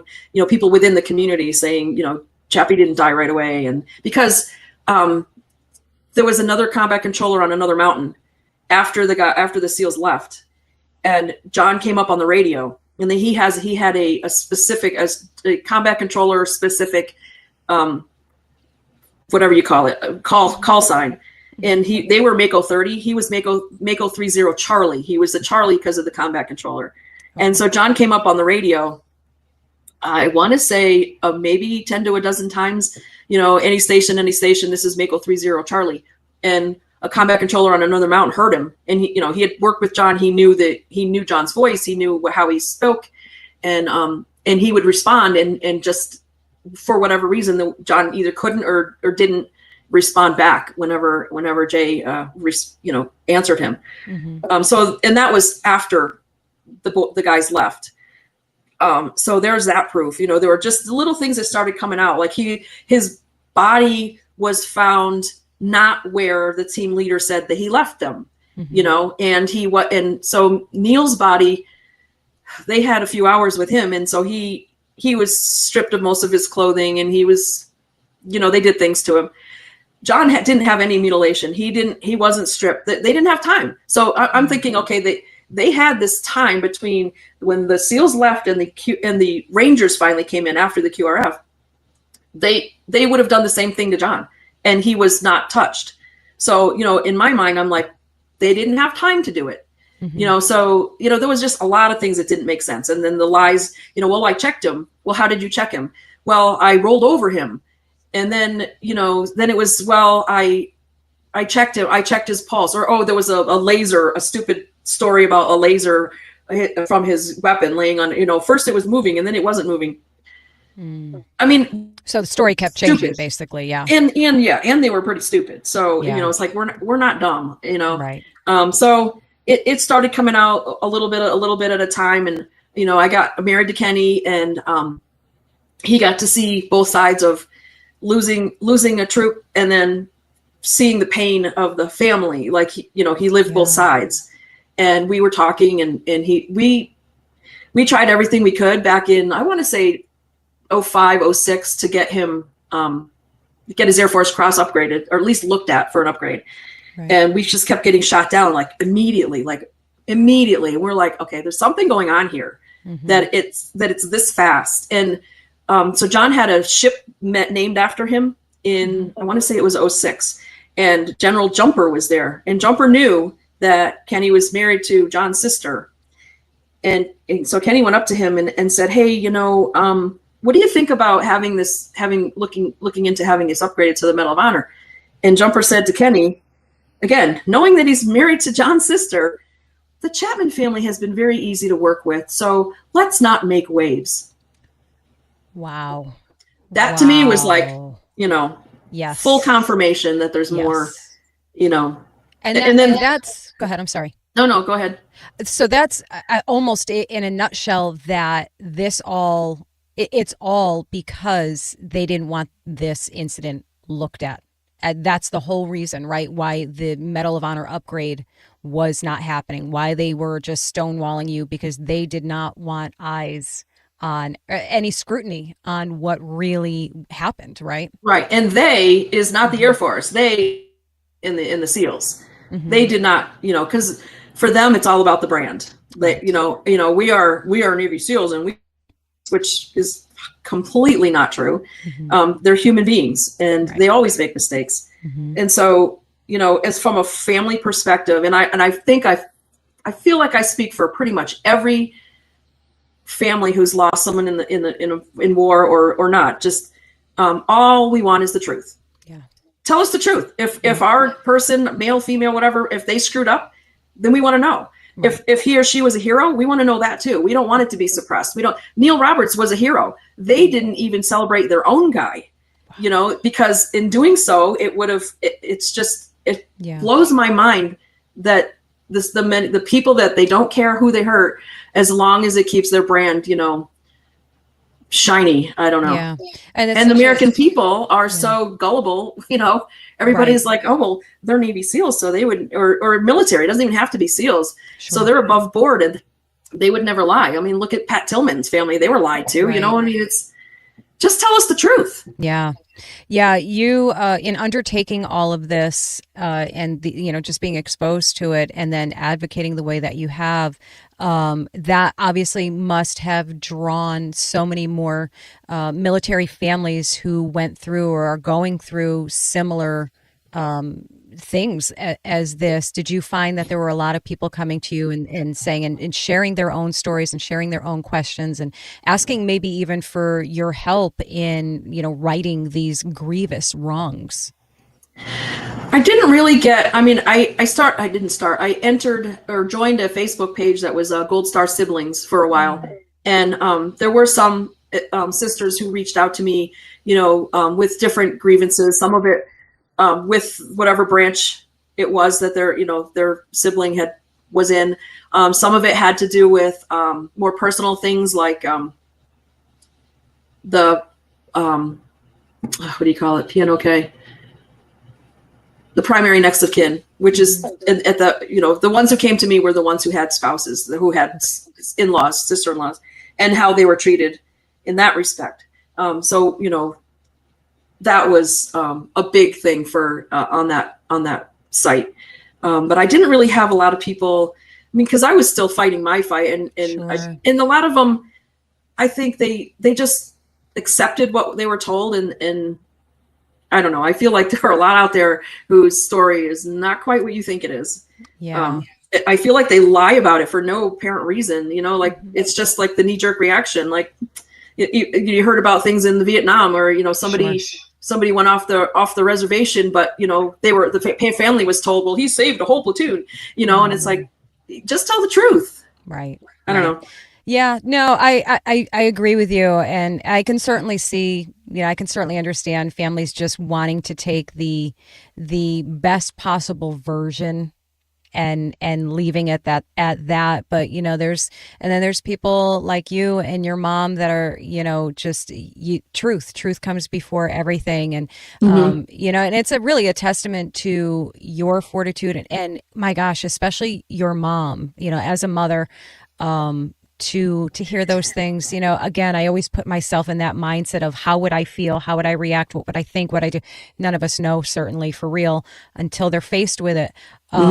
So I commend you so much, because there are other families and other military families who have had that gut check as well, that said something's not right here. And I think your story and the way that you have handled this and pursued this, I think it is such an encouragement, and almost like a guidebook of how to, right? You know, to be like, okay, wait a minute, this is the steps that they went through. These are the things that they said and did, and, you know, and really just putting the pressure on and putting the spotlight on. And obviously that tenacity, that perseverance, it finally paid off with that deserved Medal of Honor. Take me through, if you will, that, how, just the feeling, the emotions of that, the everything of getting finally that for John. So, just so everyone knows, our efforts to get his Air Force Cross looked at for the Medal of Honor went nowhere. We had nothing to do with him ultimately being awarded the Medal of Honor. What happened was, back in, I want to say 2014-ish, then Secretary of the Air Force Deborah James was reading an article in the Military Times or Air Force Times that asked, what does an airman need to do to receive the Medal of Honor? Because there hadn't been one since Vietnam. Wow. An airman, not like a pilot or anything. Sure. And so she said, let's find out. And so she tasked her people with finding, I don't know, 10 or 12 names of people who had been awarded something, but maybe it should have been the Medal of Honor. And John's name floated to the top. And so then ultimately he was chosen as the one to, let's prove this, let's make it happen. And so then the process went on from there. And the SEALs, they tried everything they could do to squash John's medal, like everything they could think of, you know, and when it didn't work, they decided to, so there's a whole big thing. So yeah. Rob Harrison was in the AC-130 that was flying overhead and recording. So he was an ear and eyewitness to the whole thing. And he was on the Medal of Honor task force to prove the medal. So he knew everything that was going on, and he was in a room. They were in a meeting that was here. We're just going to show you this. We don't have to do this. We're just going to do it anyway, just so you know what we have. And even in the meetings, they were, you know, like that didn't happen that way. Or when he said, you know, we're talking about John and his call sign, and you know, they're like, hey, didn't you use that call sign? Yeah, I think I used that call sign too. Like, no, they didn't, but they were already doing that. And then, and then at some point in time, this Jeremy Williams was I don't know if he was a commander. I don't know what he was. As far as I'm concerned, he was just a turd. But he leaned back and looked at the team leader and said, well, we should just put you in for the Medal of Honor, which is what they ultimately did. Wow. And so, yeah. If you read his citation, the actions that he's credited with on his citation were actually John's. So if you look at that was another thing. What happened, how John was actually awarded it was because, so there was a CIA drone flying overhead when the battle happened. And then there was the AC-130 flying overhead. Mm. Well, when, and we knew there was a video, but no one we couldn't see it for years. And then the Medal of Honor group was able to take the video. So there were some gaps in the CIA drone video, because I guess probably because they were circling. So there might be some gaps. Well, the AC-130 had their video and they were able to fill in the gaps like this, you know, because however it happened, they were still able to see the entire thing. And so that's how they had the video to prove. John was the first Medal of Honor with video proof, and he ended up being the first enlisted Air Force Medal of Honor since Vietnam. But so I mean, it just took a lot, and they all tried to. So when John was awarded the Air Force Cross, they had three after action reports, or three eyewitness statements is what it was, by three teammates for the Air Force Cross. They weren't signed because they were downrange or they were somewhere, so they were electronically sent. So they weren't like physically signed. The Air Force asked them to sign their statements from the Air Force Cross thing, and they refused to sign them. Like, no, I'm not signing them. There were just so many things that they did to try to, he went against orders, and he did this and he did that. He saved your lives, people. He did what he was supposed to do. He attacked the attackers. yes, he was a combat controller. Yes, he was supposed to call in airstrikes or set up comms, but that wasn't the mission at that point in time. The mission was finding Neil, and even if John had to set up comms, he had to reach higher ground. He had to do something other than staying there and fighting with the helicopter. He had to move to higher ground anyway. So everything that they've said is just fiction bullshit, really. And yeah. Yeah, you have been so fearlessly bold in calling out by name these people who really did a disservice, more than a disservice. That's such an understatement, to your brother and to your family and to his memory, and against their own honor, really. I'm curious, have any of them ever responded or reacted to you publicly or privately, positively or negatively, in response to any of this? Well, I don't know. I guess we haven't talked about the museum thing, but so I have this Navy SEAL. So I say turd because in their community, that's a really bad thing to be called. And so, but I really truly believe that these people are certain ones. So there's a Navy SEAL in California who's trying to make a documentary of the fiction, and he's been trying to get in touch with me for his own nefarious reasons. Get me on video, get me on tape saying something, and then he can say, well, John's sister actually talked to me, or or he could take what I say and twist it and edit it or whatever it is. So he's tried, and I did talk to him a couple years ago when I had no clue, and I just told him back then, I don't trust you. You're a Navy SEAL. He even admitted, I might have a slant towards the Navy SEALs. What you think? So he was just a lapdog for the other guys, for the higher up dudes that are pulling the strings. And I'm not afraid to say their names because they have to be spoken because we're not the only family that has been affected by these people. Yeah. 10 years after John, Commander Joe Price was murdered. He was a commander of SEAL Team 4. He was murdered by his own men at the order of someone who was also involved in John's, Tim Szymanski. He was the one who forced the mission for John, and he was the commander or above Commander Price. So this has to be stopped. People have to know their names. They have to hear the stories of all these families who are destroyed because of this faction of evil, corrupt Navy SEALs. Logan Melgar was murdered by Navy SEALs, and everybody knows that he was murdered, and yet nothing happened to these guys.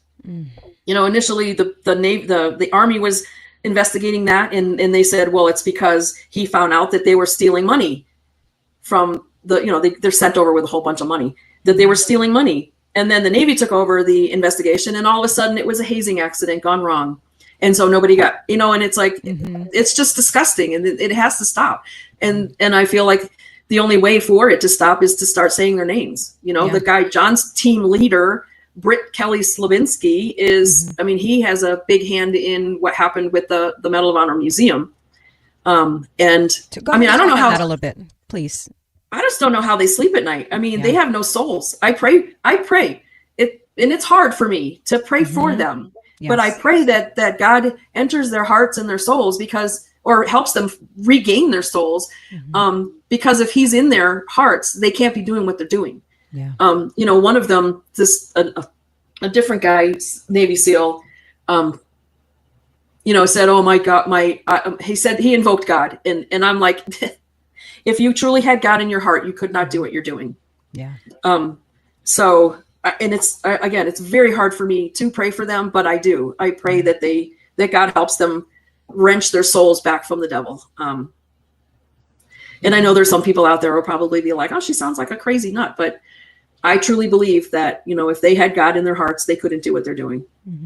I think personally, as a Christian, I think that is probably one of the hardest things to do, which is, instead of cursing the people who have done you wrong or done grievous wrongs, instead of cursing them, to pray for them. I find that to be one of my greatest challenges, and I commend you so much for digging so deep to find that ability to offer that kind of grace when the us in us would rather punch him in the face. You know, let's call it what it is. Oh, yeah. We'd rather throat punch him than pray for That's him. exactly what I said. I love to throat punch him. Yeah. And don't get me wrong, I definitely and I had to talk to my pastor about this because I was so conflicted. Like, I don't know how to forgive. Like, I'm not there. I don't know if I'll ever forgive, but I can still pray for them. Yeah. And I was conflicted with trying to find that, but also really feeling the need to continue to tell the story because more families are being destroyed because of them. And so I feel like there's not just this for me to pray for them or try to find some kind of forgiveness, but it's also, I don't know why. I've asked God to make sure, am I on the right path? Am I supposed to be doing this? And I've never had a no. So, my pastor was like, you can have the two things can coexist. You can want to speak the truth and try to forgive them. You can do the both. Absolutely. And so I'm really conflicted about all of it. But, and I think that is more than okay. That's so human and understandable. And I think the biggest takeaway from everything that you just said was your desire to kind of reconcile those feelings and to, still power through all of that, which makes us so human and ourselves, and bring that faith into it and ask God, to work through you, to help you through that. And I think that's so incredible. And, it's funny. One of the last questions I was going to ask you, I'm going to read it anyway. I was going to say, if John's story helps reshape how we honor fallen heroes or hold certain leaders accountable, what kind of change would you most want to see in the next few years? And I feel like you partly answered that already. It's, it's the transparency and bringing to light the things that are in the dark, and then your grace part. Speak a little bit more and better than I did on that, please. Yeah, so like I said, the truth just needs to be told. Just good, bad, ugly, whatever. Just tell the truth. It's just let's just stop. And then they always get caught. Pat Tillman, they finally got caught. You're lying. All these other stories, you got caught. You're lying. Like, can we just stop? But there also has to be. And I don't know how this happens. And I know there were people within the SEAL community, and I'm not saying that the SEAL community is the only community that has bad actors. I'm not saying that. And I also am saying that not all SEALs are bad. I have yet to meet, I have two guys that I would probably trust. One I'm Facebook friends with, and one I just know. But I've been just so jaded by the whole thing that if I hear someone say, "Oh, my brother's a Navy SEAL," I'm immediately like, oh, well, then he's a piece of crap, and it might not be fair, but that's every dealing that I've had with the Navy SEALs. Even what's his name? Ryan Zinke. He's a representative from Montana. He called me when I didn't tell you, he called me trying to smooth things over with the museum thing. And he was such an arrogant dick. Like, he thought he was just going to swoop in there and have a phone call with me and smooth things over. And then when I got heated, I got pissed off, like, well, you're telling me that this is okay, and then he would like turn tail and ran. He's like, well, I can see you're upset. I think we should end the call. I'm like, is that what you do with your constituents? They get pissed at you, so you turn around and run. Like, that's what Slavinsky did. He turned around and ran. So apparently that's the MO for them anyway. But so I'm getting into that. But so I think I started to say, before I did the caveat of, not everyone's a bad SEAL, and not every other branch is perfect either. But I feel like the onus is a lot on each group, each branch, even just down to a small. Why would you have, everybody talks about this brotherhood, or we're this great brotherhood. Why would you want anyone in your brotherhood who could tarnish your brand, or tarnish your trident, tarnish whatever your symbol is? Why would you do that? Why would you accept that? And I know that there was somebody within the SEAL community that was trying to clean things up in SEAL Team 6, and he got ousted, and it's like, right, because there's this group that's growing stronger and has a lot of so I don't know if you read the book Code Over Country by Matthew Cole, and he delves into the, where SEAL Team 6 started with Marchenko in the 70s, and talks about this Stanley Penny in one of the very first chapters and what they did to him. If you read nothing else of that book, read what they did to him. And that's the type of thing that they do for especially the weaker ones, to control them. They get them in compromising situations. They take photographs. They do the things like this. So now they own you. You either leave or you do what they tell you to do. And I know this for a fact. And there was just an article that a woman, was it Seth Atena, put out on the Substack, and where she said that, I think it was 3 things I wish I knew before my son became a Navy SEAL or tried to be a Navy SEAL.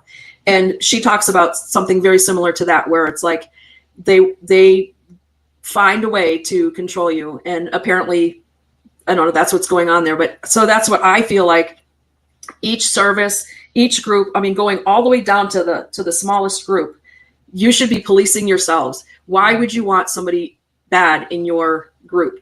Yeah. And I was trying to think about this one time, like, okay, there are brotherhoods and there's sisterhoods. And I really feel like sisterhoods, like if I was in this big group sisterhood and 1 or 2 or 3 of them decided to do all this, hey, let's go rob banks, whatever, I would be like, oh, heck no, you're out.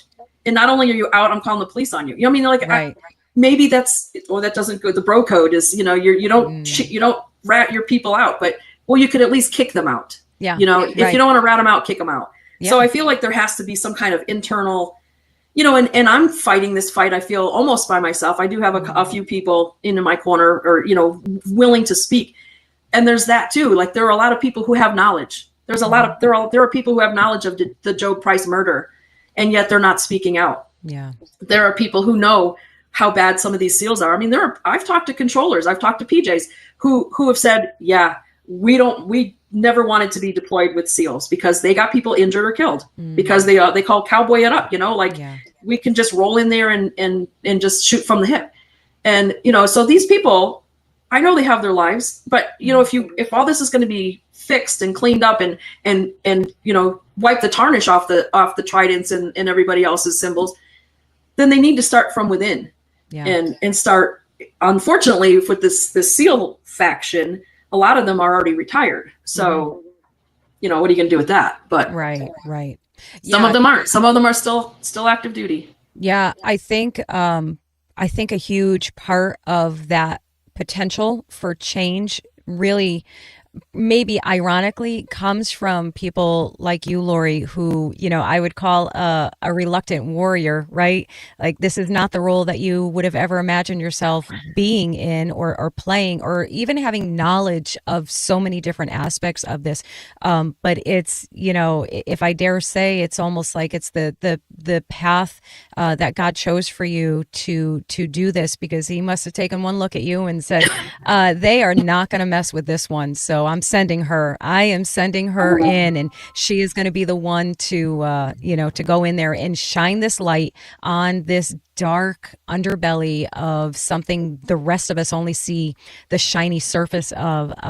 So again, I know I said it to you before, but I have so much respect and admiration for what you do, because I can only imagine how difficult it has been, and I'm sure it does not get easier, and I'm sure that the battle that you fight on behalf of your brother and men and women like him who have had similar things happen to them, it must be exhausting in so many ways. So I commend you beyond the words that I'm even capable of. So thank you.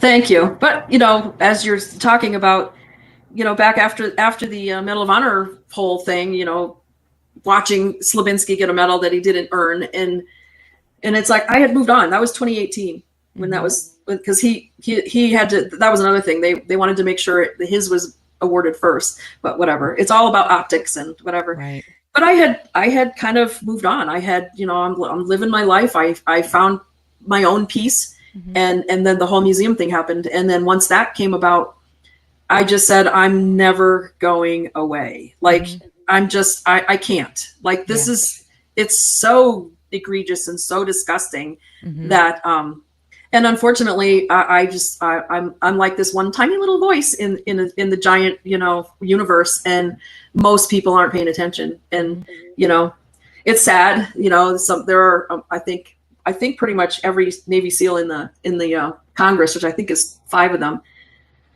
They all ran on Republican ticket because why? Because Republicans love the military, and but and again, like you said, I know more than I wish I did. I'm not going to say all of it, but they're not there because they want to serve the country. They're there for other reasons, and it's sad. Yeah, I don't know how we got here. No, I know. I've said that in so many different ways. As I go on my journey here, and news and reporting and all of the things, you unfortunately, you see it. And and it's that discernment that, these things you hear and read it and see it, and it's immediately setting off those, huge red flags. Like, wait a minute, I can tell already this is not right. This is not what it seems. And, while the rest of the world is like, that's wonderful. That must be true. It looks true. It sounds true. They're saying it so sincerely, so it must be true. Yeah. And no. Yeah. It's like, no, what's wrong with you? How do you not? That discernment, man, it's a curse and a gift, isn't it? Oh, no lie. Boy. Yeah. Lori, tell everyone where they can find the books. And if there is, we did not talk about First There Foundation. So please take a moment and share about that, if you would. Sure. The First There Foundation was founded by a man named Eric Lionheart. He was a combat controller. I'll just do a quick, Reader's Digest version. He was retired or had gotten out, and one of his mentors and friends ultimately took his own life. And it was at that moment that Eric said, this has to stop. So he, that night, laid there and thought about the mission and everything, and then decided that the mission statement would be to help his combat control family, the controllers and their families. And so he founded the First There Foundation. And I can't remember which year. I think we're in our 5th year now. I wasn't part of it in the beginning. I didn't know him. And now he's like my brother. But so we've now branched out. So now it's not just combat controllers and their families. It's all military, law enforcement, first responders and their families, mostly to help with mental health. We do offer other things, like for the controllers when they get out, hey, how to write a resume for, the general public or civilian jobs and things like that. So, so that we're there to help. But again, mostly with mental health and different retreats to help with that. So. I love that. Is there a website? Do you have a website? We'll put it, guys. We will be putting this in the show notes. You'll be able to click on everything and go right for First There. Yeah. It's the number 1 stthere.org. Perfect. Yeah. Firstthare.org. Yeah. And the books are on Amazon, correct? Yeah. Both books are on Amazon, Barnes and Noble. I think first Alone at Dawn, I believe, you can get it anywhere, whatever bookstore your favorite. With mine being self-published, I'm not sure if they've gone anywhere besides Amazon and Barnes and Noble. I have some on myself, obviously, because I'm self-publishing. So I'm under I've said this before, I'm under no delusion that somebody would want a signed copy of mine. Just read the book. But, if anyone wanted a signed copy, it's probably best to buy it from me so I can just sign it and mail it instead of you buy it, you mail it to me, I mail it back and all that kind of stuff. But so that's where they are. Outstanding. Again, Lori, thank you so much for sharing your time with me, sharing your story, and of course, John's story, and all the blessings in the world to you and your family and your husband as well. Thank him for his service, please.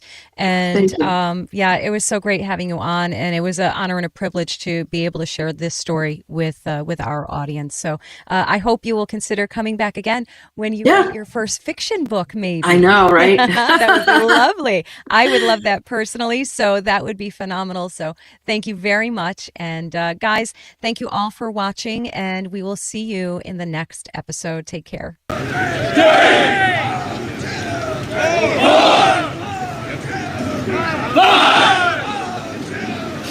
Stay!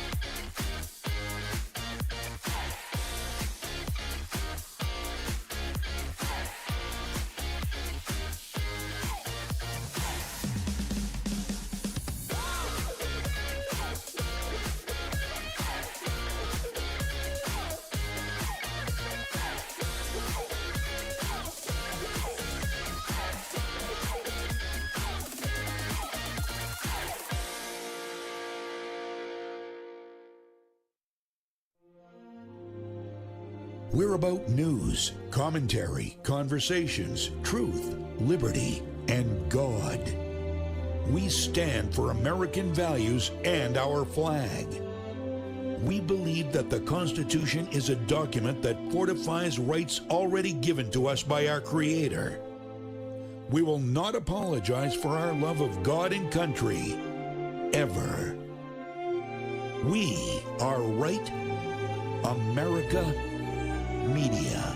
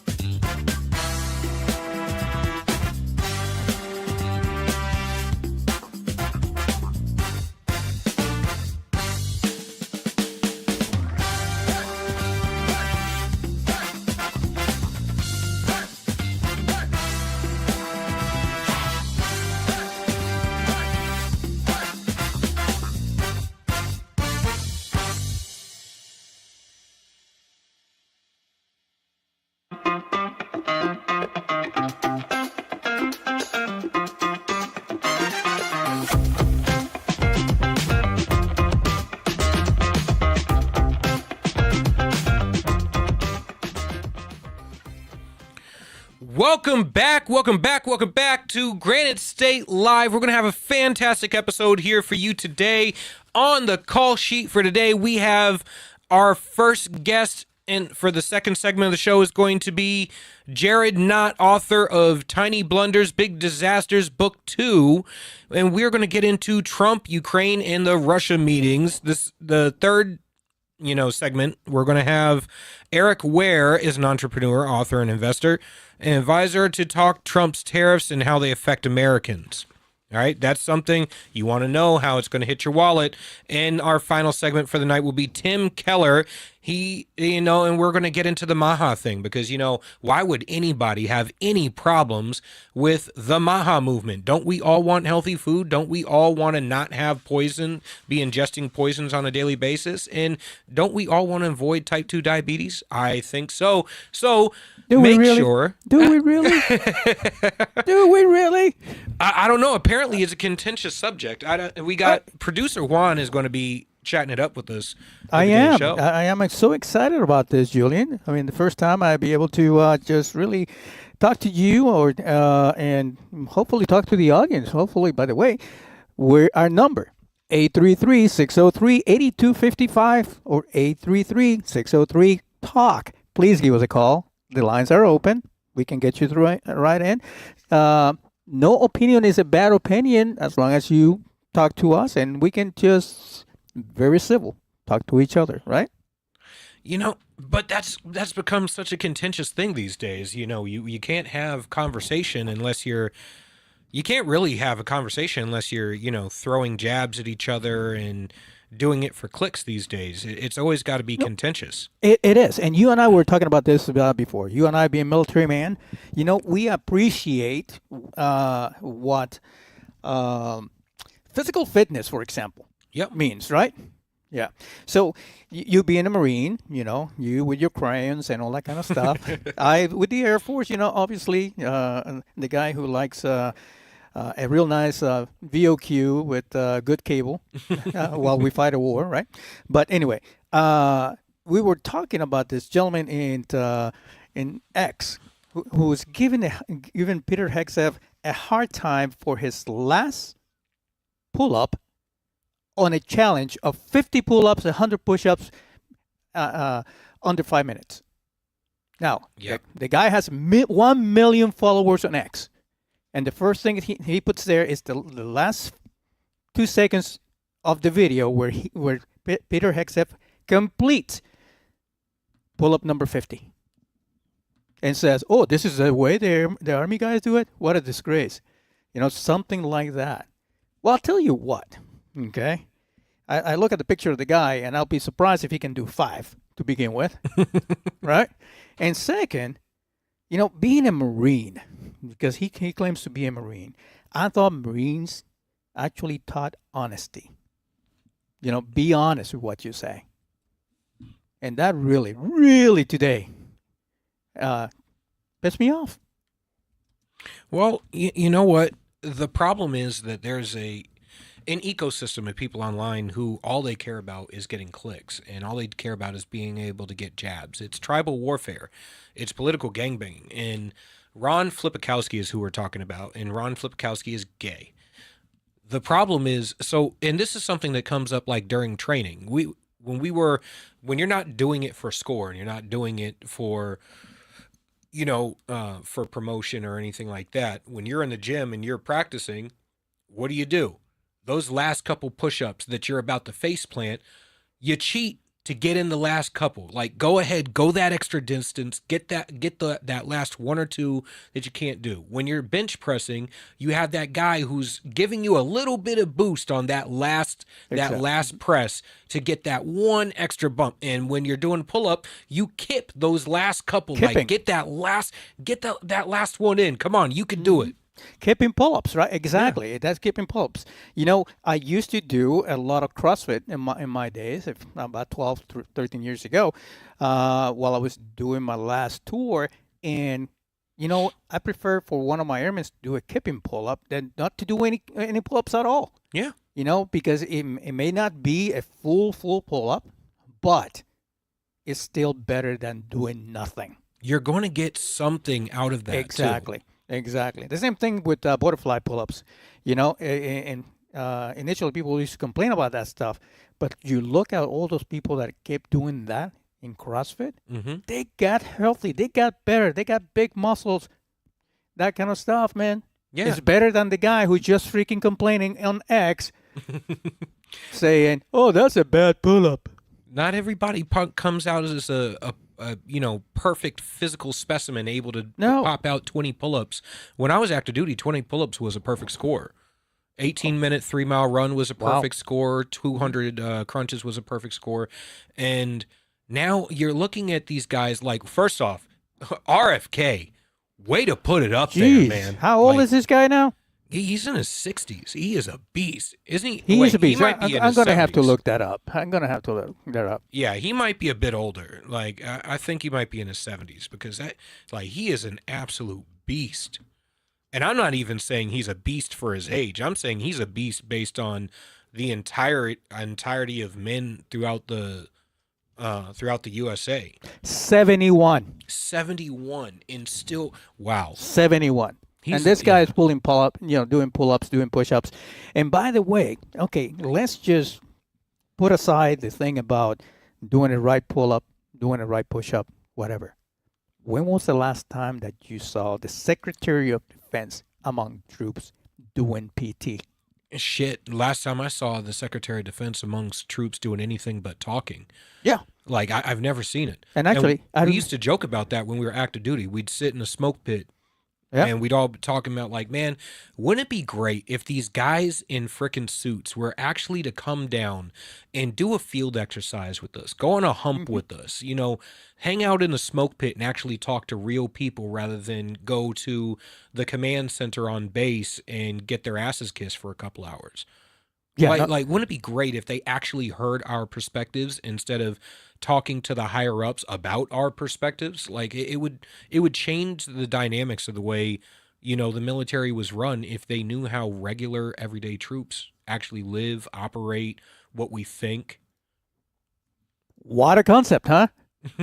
For leadership to actually see what their troops are doing and what they think and how they feel. Yeah. And it's changed. It has changed. It has changed.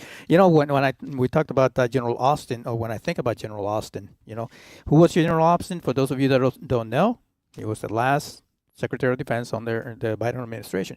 All I remember is that picture where he had a face mask, a glare shield. Mm-hmm. He was like Darth Vader to me. Yeah. And that's how the troops looked at him.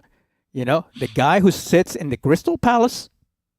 Mm-hmm. Disappears for days and nobody knows where he was at, right? Instead of the guy that is with the troops. Peter Hegseth makes a point of being with the troops at some point or another during the week. Yeah. And I'm not talking troops at the Pentagon, down in the field. Yep. and that gives confidence. By the way, if Peter Hegseth was a Democrat on the Democrat administration and he would do the same thing, I would give him credit. Give credit where credit is due. Exactly. And I think that's what we lost in like American dialogue recently is we got to the point where we care so much about what jersey the other person is wearing that we can't even give basic credit where credit is due. Exactly. Like if you were a Democrat, I'd still say same thing. Mm-hmm. Like I got to meet Obama once. Obama came and I got to shake his hand. I mean, I'm not saying we're best friends or anything, but by all means, the way he interacted with us, he was cool. He's a cool guy. Seemed like a guy that you could have a beer with. I wouldn't vote for him. Yeah. There's not a damn thing that he's done as president that I probably, there's very few things I probably agree with, but you know what? He seemed like a cool guy.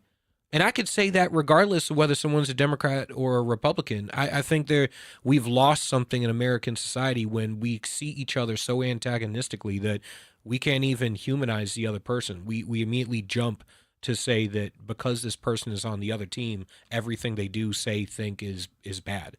And I'm like, no, a Secretary of Defense who actually cares about the troops is a good thing. It's a good thing, exactly. If getting the American public to be healthy, that's a good thing. Yeah, and especially like having a Secretary of HHS, who is actually healthy himself. Exactly. Like, I mean, the last one was a trans non-binary thing. And I'm like, wait a minute. You're obviously suffering from severe mental health issues, and you're the one who's going to run the HHS? Yep. And not only are you suffering from serious mental health issues, you're trying to normalize those mental health issues and get the government to pay for other people's mental health issues? Or I'm sorry, for exacerbating the mental health issues. Like it's just I don't know. I feel like we're in a twilight zone right now. we are in a twilight zone where right is wrong, wrong is right, left is right, right is left, down is up, and up is down. Yeah, it's like what we were talking about during a break. My wife was having a conversation with me because my son said he wants to go into the Marines. And as a Marine and as a family of continuous a large, very, very long, about 150 years of service on both sides of the family. I am proud of my son for making that decision. I didn't pressure him into it. He just decided to do it. And my wife was like, but I'm worried. And she said she's worried because, we're going to be midway through 2026 will really be the bellwether to decide whether there's going to be a backlash against the Trump administration into the opposite direction, or whether this movement is going to continue into 2028, and seeing who actually declares to run and how the reception is throughout the country in 2028, we'll see whether the pendulum is going to swing back towards the left. And my wife was saying that it was so far, like the military got so ridiculous under the Biden administration that she was actually very worried that like, she doesn't want my son to end up in combat standing next to somebody who is not mentally fit to be on the battlefield or physically fit to be on the battlefield, or the morale is at a point where we prioritize things other than war fighting. And I was like, she's like, so I want you to have a good discussion with him about having a backup plan. And that's only a conversation. She's like, that's really only a conversation that can come from you because you served. And so I'm going to have that conversation with my son. I'm like, I can't even imagine how many other parents throughout the country are going through the exact same thing right now. Yes, I agree with you. It's I have to say that it was very, very difficult during the Biden administration for me as a military man to be able to talk to young people and say, hey, the way to go is through the military. Yeah. I had a really, really hard time, believe me, before then, even during the Obama administration. Yeah. I used to say, yes, military is a way to go. It makes men out of kids, pretty much, and men and women, out of kids. But I couldn't turn myself into saying that kind of stuff during the Biden administration. Mm-hmm. I'm beginning to, as I see that we're not looking to start any more wars. We're not looking to be the police force of the world, you know, I'm beginning to turn around a little bit towards that again, in which we can do, I can do talk to young people and steer them in that direction. So, but it's because I know that the Secretary of Defense, for example, is trying to concentrate on what's important. Yeah. For a military man, what is important for me to be trained properly, to do my job as a military man, and for the person next to you to do the same. As a pilot, I want to have a great wingman with me. Yeah. As I was flying airplanes, small airplanes, you know, with big booms, right? I wanted someone else next to me that had my six, literally my six. Yeah. And they knew what to do. Not that they were from one color, from one gender, from whatever. I didn't care. I needed someone that could do the job that would cover my six and help me come back alive. If that case was, you know, that I had to do something. So yeah. I think the over focus on DEI within the military was in the Department of Defense was something that was completely morale breaking for a lot of the guys that I know that were still in. We talked and they're like, dude, this is getting ridiculous. We have classes all the time on stuff and we rarely go to the range anymore. It's like there's tons of money to talk about stuff that, to be honest, for most of us isn't an issue. Like the vast majority of the military isn't an issue. That's where those issues go to die. Yes. Because there's a mission that supersedes your own personal shit. And when we're all focusing on the mission and mission accomplishment together, the idea in the most successful military members that I have ever met, they are not black, white, male, female. They're not Jews, Catholics, whatever. They are Marines, airmen, soldiers, seamen, seamen. What do you call the Space Force guys? Do we call them Trekkies? Well, they're the Guardians. Yeah, okay. Guardians of the Galaxy. Yeah, Guardians of the Galaxy. But when you join, you're supposed to give up all of that superficial stuff as your identity and focus on the fact that we all have one mission. We have one calling. We have one thing that drives us, and that is the protection of the United States and the American way. And when that is the mission, it's easy to make all that other stuff take the back seat. But instead, they made all that other stuff the mission and made defending the country take the back seat. So, and then I'm sitting there going, shit, well, I'm looking at young people who are graduating. They're seeing the vast majority of their peers go off to college, get degrees that don't translate into a job. Nothing. I mean, shit, there was a viral YouTube video or a viral clip that went a while back. It was like 18 women explaining their degrees. And it's like, yay, we're the most educated populace in the country. And then you listen to their degrees and not one of them had a STEM degree. Not one of them had a degree in anything that was even remotely applicable to any job market. The history of American basket weaving. Yes. And it was like, so congratulations, you went to college. You just racked up $50,000 in debt to get a job that doesn't translate into even $50,000 a year. At the low end. Yeah. You're qualified. You're no more qualified at that point than the guy who flips burgers at Burger King. Yep. So, so I'm looking at these young boys, because most of them, obviously 85% of the military are young boys. I'm looking at these young boys, I'm going, damn, I can't even recommend the military right now because they're going to go into the military and the focus of the military is woke as well. It's to focus on stuff other than warfighting, which means that it's a liability. You could end up in a battlefield and get shot because you're not trained properly. Yeah, no doubt about it. You know, even during the later years in the Obama administration, while I was still in, I remember getting orders from headquarters, from a command, to go building by building, to gather a bunch of colonels, go building by building, and take down everything that was offensive to someone. That could be offensive to anyone. Okay? Are you freaking kidding me? Don't you think that 06s or full-bird colonels have better things to do than to go to the gym, by the way?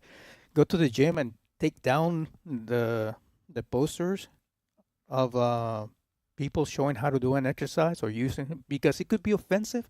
It could be, what do they call that? Shaming, because Yeah. they don't, because our airmen don't look like that. You got to be kidding me.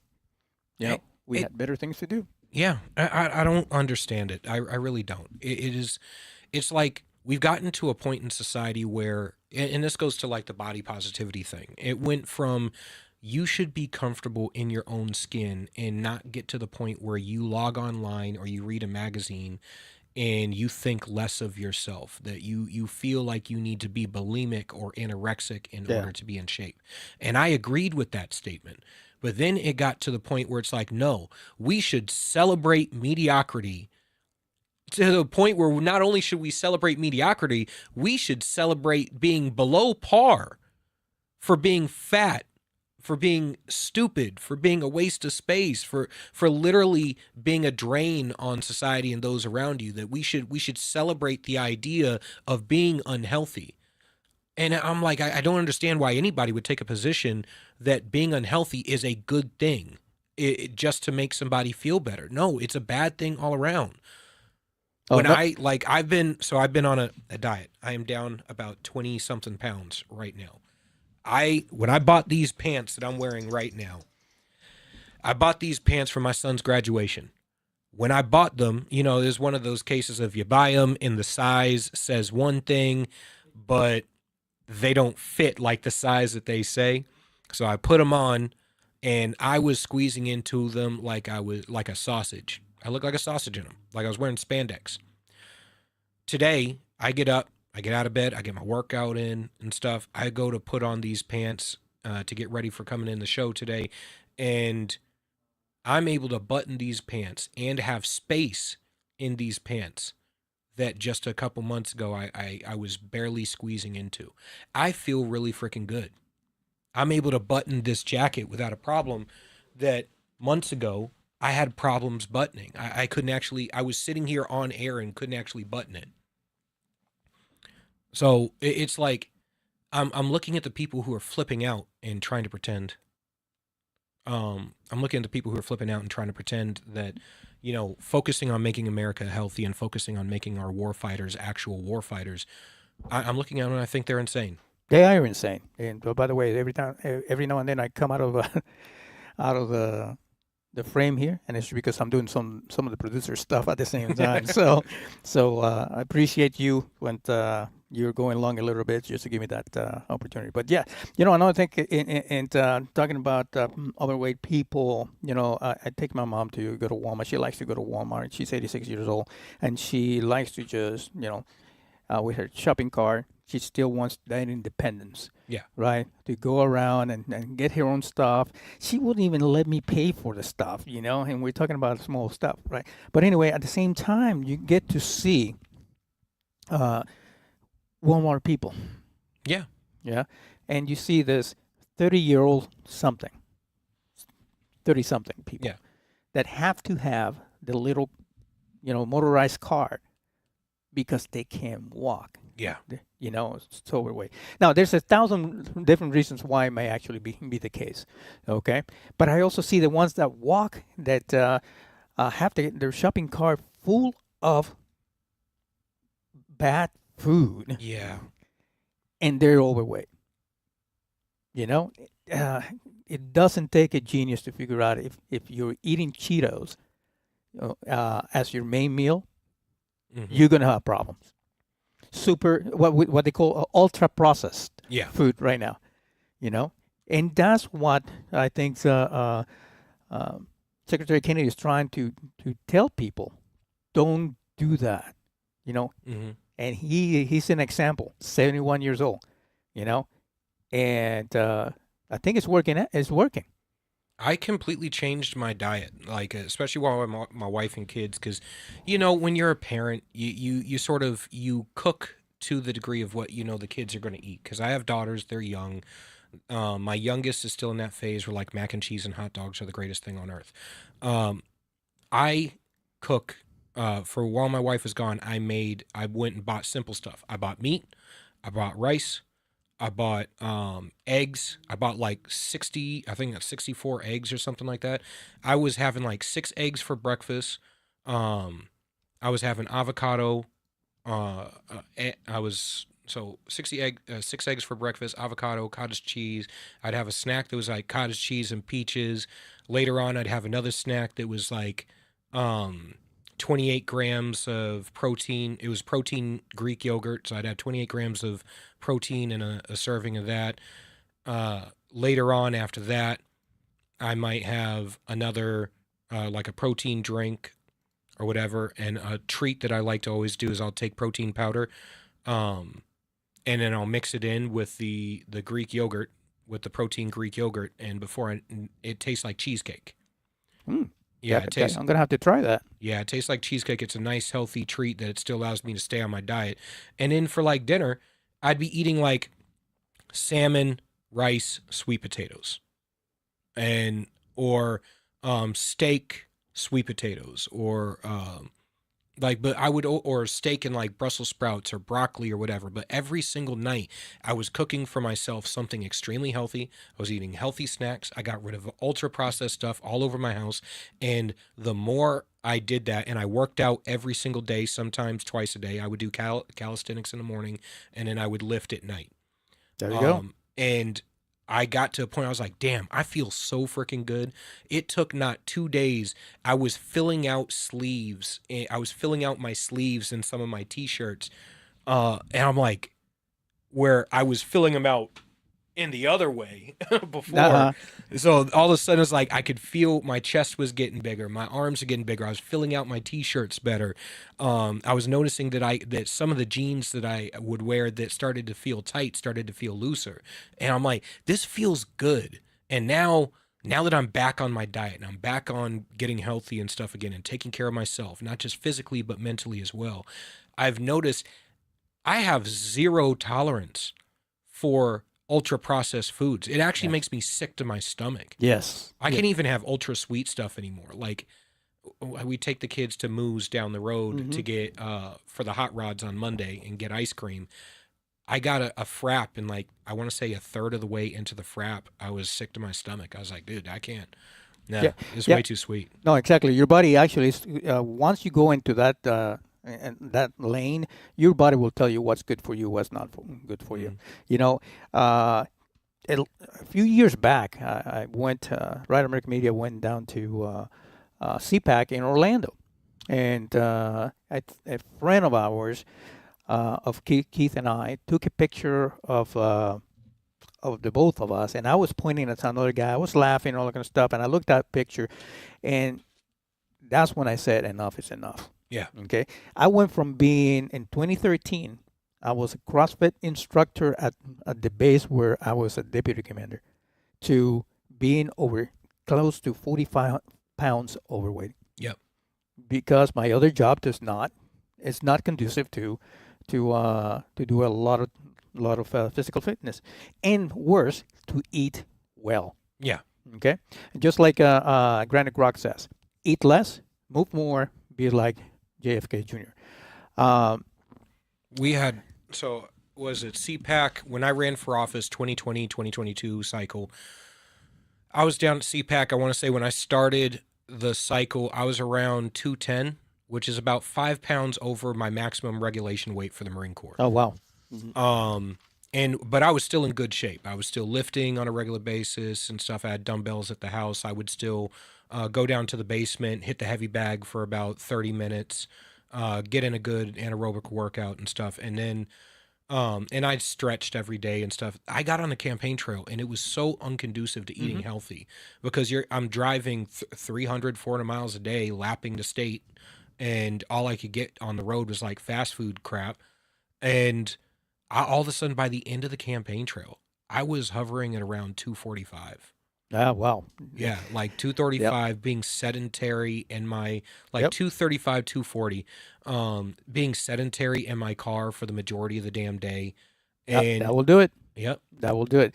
I just want to get close up because we are past our break time real quick. Yep. And anyway, I was 215. I'm now 175. I started moving. I do an intermittent fasting. I actually started doing something. Just do something. I don't care what it is. Anyway, Julian, we do have our next guest. We're going to do a commercial break, if you don't mind, but I can't wait to talk to Jared Knott. He is the author of Tiny Blunders and Big Disasters.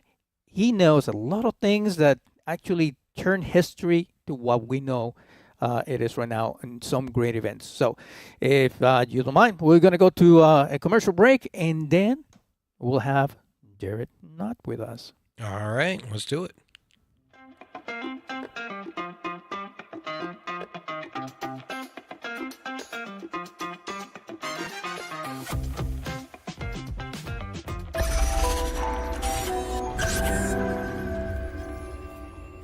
United We Stand.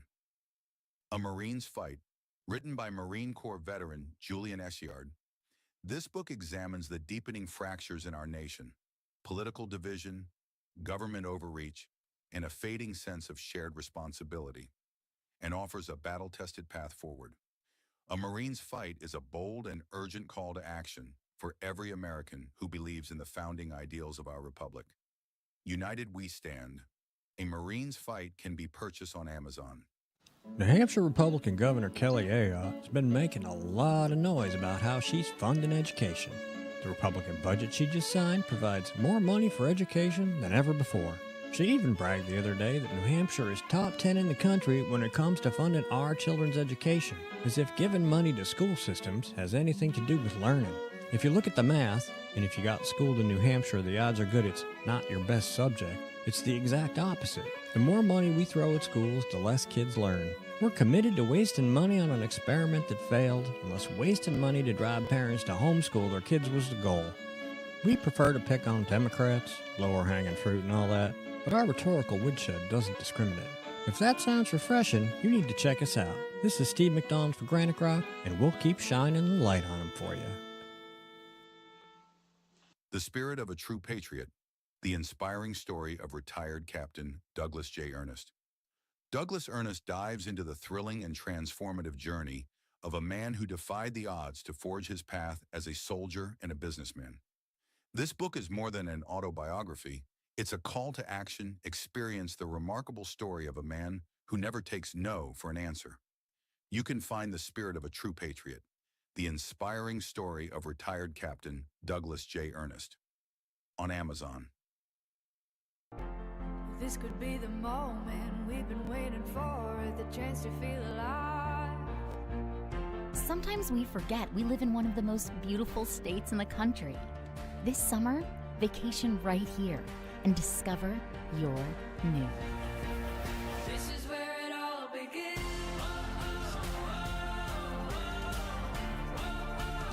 This is where it all begins.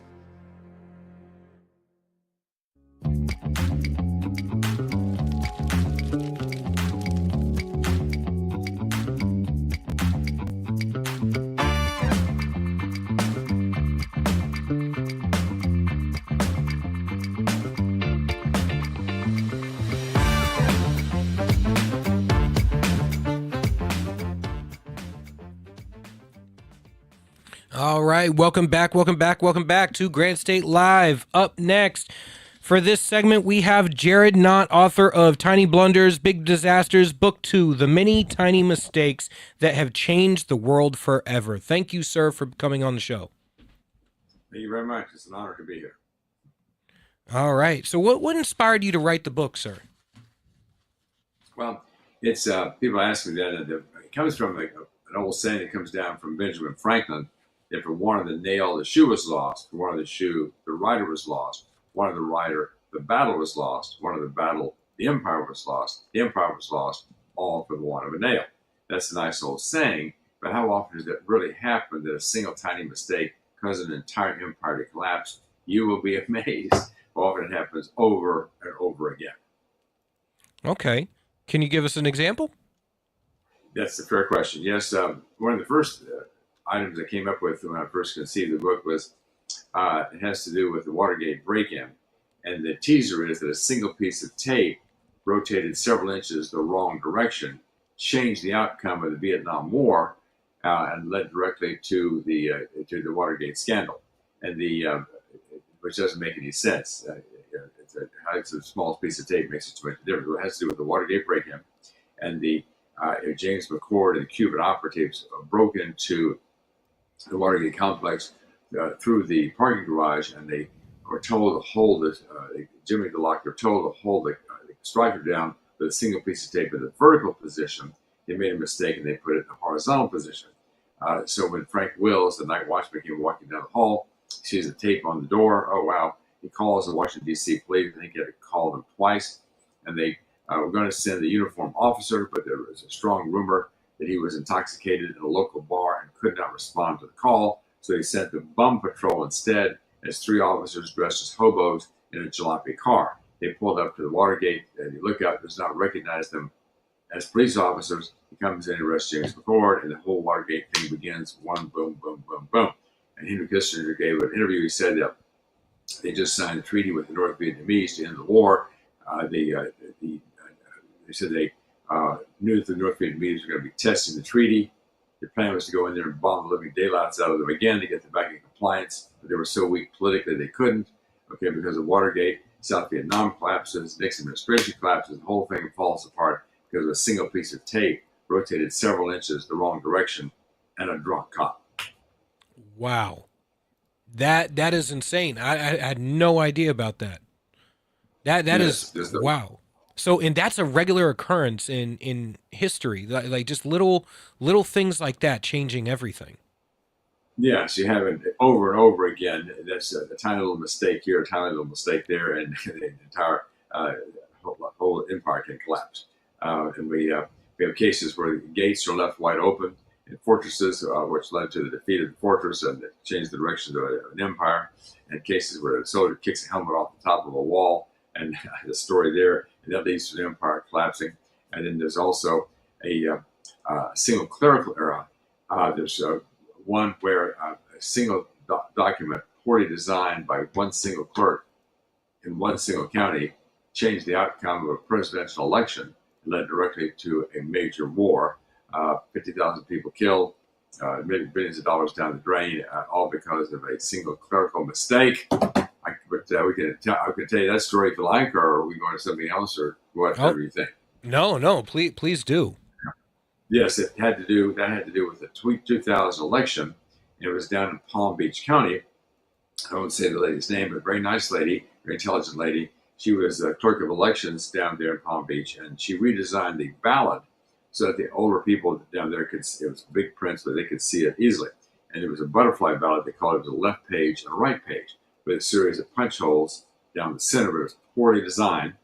Al Gore was the number 2 name on the left side of the ballot, but he was the number 3 punch hole. The number 2 punch hole belonged to Pat Buchanan on the right side. So a lot of people got confused. They were punching the hole for Pat Buchanan when they meant to punch the hole for Al Gore. Well, in the surrounding counties, Pat Buchanan got maybe 150 votes per county, something like that. In this particular county, gets like 3,600, way more than he should have gotten. He himself said that voters were confused. Well, Al Gore lost the state by like 456 votes. He easily would have gotten 3,000, 4,000, 5,000 more votes if there hadn't been some confusion over the ballot. He would have won Florida. He would have won the presidential election. He was adamantly opposed to the war against Iraq, and so which cost us 50,000 people killed and $2 trillion spent. All of it because of a single mistake on the ballot. They had the nice lady on one of the morning talk shows back some 20 years ago saying to her, people say that you're responsible for this war. And she was in tears. She's crying. Well, man, we appreciate the fact that you're crying, but we got 50,000 dead people and $2 trillion down the drain. Of course, President Bush has to take responsibility for the war overall, but that one little mistake would have turned things in a different direction. Wow. So how about explain how this methodology of looking at these massive impacts started by very, very small mistakes. How does that translate to Trump, Ukraine, Russia? Is this one of those scenarios where something very simple blew up into now what is $300 billion down the drain and seemingly no end in sight? You know, so supposedly we have a peace deal, then we don't have a peace deal, then we have a peace deal, then we don't have a peace deal. What's going on? I don't know.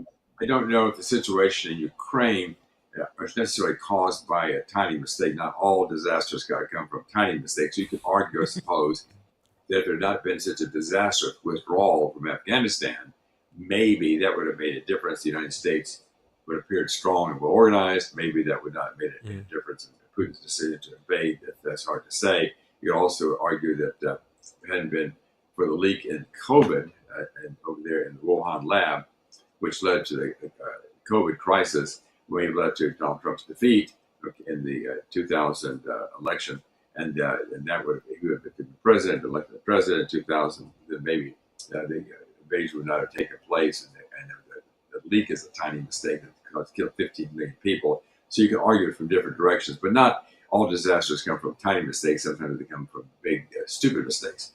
So it just depends on the situation. I find a lot of major foreign policy comes down mistakes comes down to big stupid mistakes. I've often taken the position that foreign policy really devolves down to a measuring contest between the men involved. And very often it's really as simple as when you say you are going to do something. We all have seen it every election cycle. Each president, no matter what side of the aisle they're on, gets tested by one of the little dictators out there, whether it's Iran, whether it's North Korea, and usually at the behest of China or Russia or one of the bigger major players. And I'm including Little Kim and North Korea in this. But normally these smaller guys say, hey, go ahead and mess with the United States and let us react to it, see how we react. And that dictates pretty much how the entire world is looking at foreign policy for those next 4 years. And when your response is keep messing around, I'm going to drop a Moab on you. And then you mess around and then we drop a Moab on you, that changes the dynamics of, okay, this is a guy who's willing to do what he says he's going to do. Let's take him from that point on as a basic baseline of negotiations. And when you have, say, Obama in the red line backing off from what he said he was going to do, all of a sudden you have all right, so this guy is not willing to take it to that level. Or say Biden talk big in front of the camera, pussycat in the negotiating room, same thing.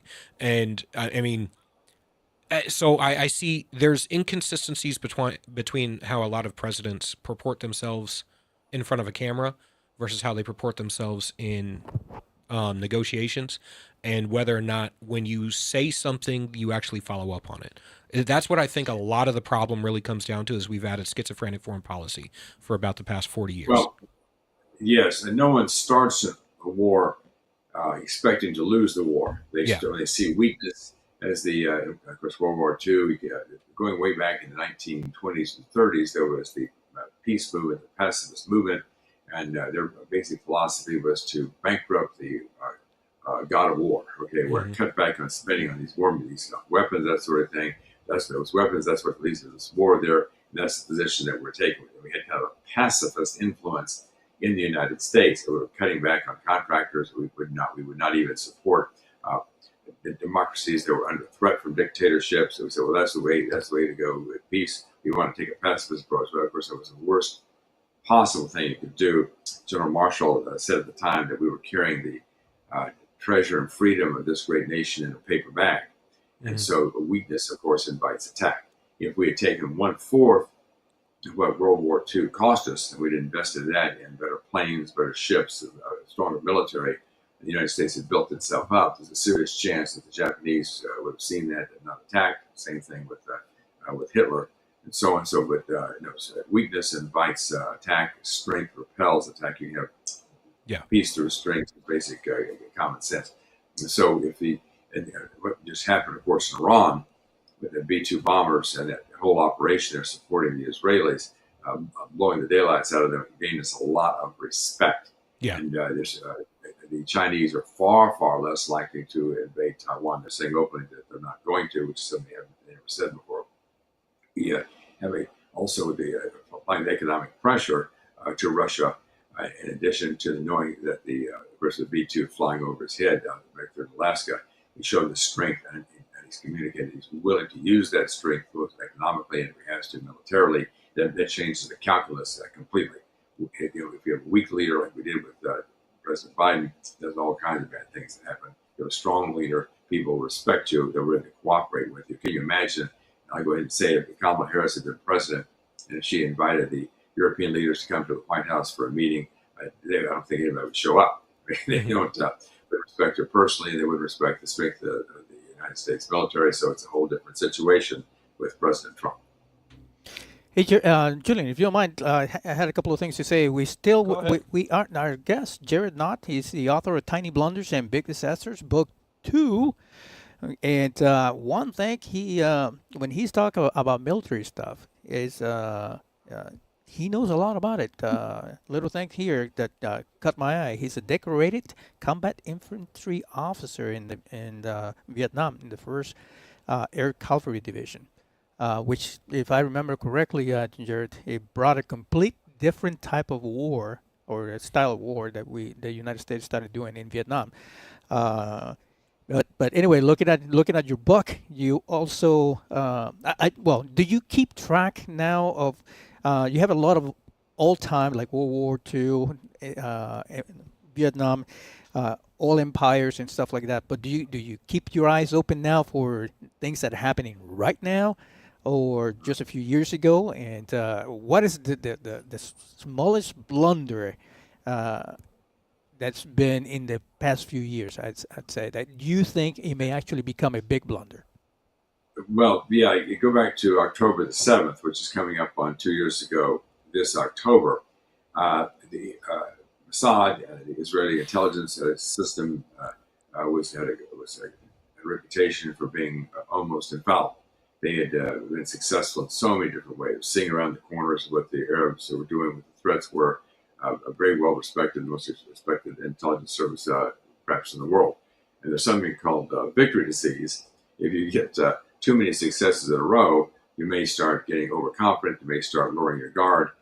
Supposedly, the president of Egypt warned the Israelis that something big was getting ready to happen 3 days before it took place, and supposedly they said he didn't receive that kind of warning, but it may or may not be true. But anyway, there was a lot of indications that something was getting ready to happen, and the Israelis just simply did not respond to the early warnings. And there was this horrible, horrible humiliation and disaster that took place, killing of civilians in torturous ways, children being burned in ovens, and horrible, horrible things. But that was a tiny lapse in security and not listening to not only alleged warnings from Egypt, but also there are other indications. They saw people training the glider aircraft near where the attacks took place and so on. So they dropped their guard, and of course they come back with a huge, huge, huge vengeance. And the people who suffered the most have been Hamas and the proxies of Iran, now Iran itself, of course, being destroyed. So it's ended up being a massive victory on the side of the Israelis, but it began as a horrible humiliation because of a lapse in security on the part of Israel. Wow. Yeah. I honestly, I hadn't thought of it like that. Is with Ukraine, I think when it comes to Ukraine and Russia and Trump, I think the main reason that we're in that situation is because we have a very inconsistent foreign policy when it comes to Russia and Ukraine. There's been multiple agreements, not necessarily treaties, and then there was, trying to put missiles in the Donbass region and stuff, which we wouldn't accept if we were in Russia's position. That's why we had the Cuban Missile Crisis. So, there are different little things that I think, kind of pushed us. They kept pushing us in this direction of where we should expect a response from Russia. And at the same time, I think there's a lapse in communication. And obviously, there is nobody who can honestly say that the media is not been wholly disastrous in their coverage of this, biased coverage against the Trump administration stuff, which honestly plays a lot into Putin's hands with the war, because when you make Trump look weak on a national stage and there's so much antagonistic stuff against Trump, he's now having to battle that back here, which is going to mess up his ability to be able to negotiate abroad, which I think tamps down obviously he wasn't in office when this started. I actually agree with your what you said earlier, that there is a good chance, had it not been for the Wuhan leak, that Trump would have remained president. The war might not have happened, or at least not happened at that time. Maybe we would have been experiencing it right now with a later Kamala Harris regime or Pete Buttigieg or Gavin Newsom regime. I don't know. But I do think that what you're saying about these small little things cascading into bigger events, I don't think anything really happens in a vacuum. I think it is literally a butterfly effect. Oh, yes. In fact, I mentioned the butterfly effect. That was Professor Lorenz, way back in the 1950s. Kind of interesting story about the etymology, this origin of that particular phrase. He was a mathematician, and he was doing the computers of that day, of course, much slower than the ones that we have in the 21st century. And he was working on a problem, a formula to predict weather. And he had this number that we had the number plus a decimal and 18 small numbers behind it, getting to a real tiny fraction. But it was taking the computer so long to run. He said, let me just whack off 6 of those numbers. We'll have a decimal and 12 numbers, 12 decimal and 18 numbers, and it'll speed this things up a lot. And he was amazed at what a difference it made in the outcome of the forecast that he was working on. So he made a presentation to this mathematical conference, talking about how that would mean that just a tiny little change, a butterfly flapping its wings in Brazil, could set off a chain reaction that could lead to a hurricane in Texas a year and a half later.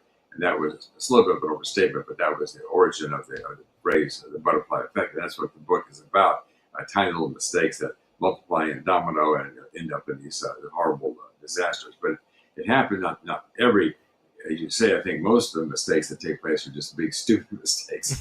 But there are a lot of small mistakes that do domino, do tumble, one thing leading to another, and you end up with disaster.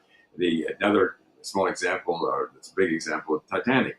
I open up the book, the first book, with that illustration when the officers were changing the second in command for the ship, for the Titanic, just before it sailed. And the officer that had been in charge failed to pass on the key to the locker to the new officer coming in. And the glasses, the binoculars, were down there in that locker. So when the people up in the crow's nest were trying to look for icebergs on the open Atlantic with a naked eye, and the particular iceberg that hit, by the way, was a black one. It was a dark colored iceberg. They were not able to see it as quickly as they would have with the binoculars. They called down immediately. It would change the direction of the ship to turn into port. Okay, but it came several minutes too late, and they ran into the iceberg. In the investigation afterwards, one of the men survived. Asked him if they had the binoculars, would it have made a difference? Yes, it would have. How much of a difference? Well, in plenty of time to be able to get out of the way. Another 3 or 4 minutes in advance, they would have turned to the left. The whole thing would have been avoided, except for that single tiny mistake. Damn, it's crazy how this happens. I don't know how we keep getting in these situations. You know what I'd like to see is I'd like to see somebody take your methodology here of looking at how these tiny little things cascade into larger events and use AI to map out likely events that could end up in catastrophic consequences later on. Like, say, obviously we can't control what Mother Nature does.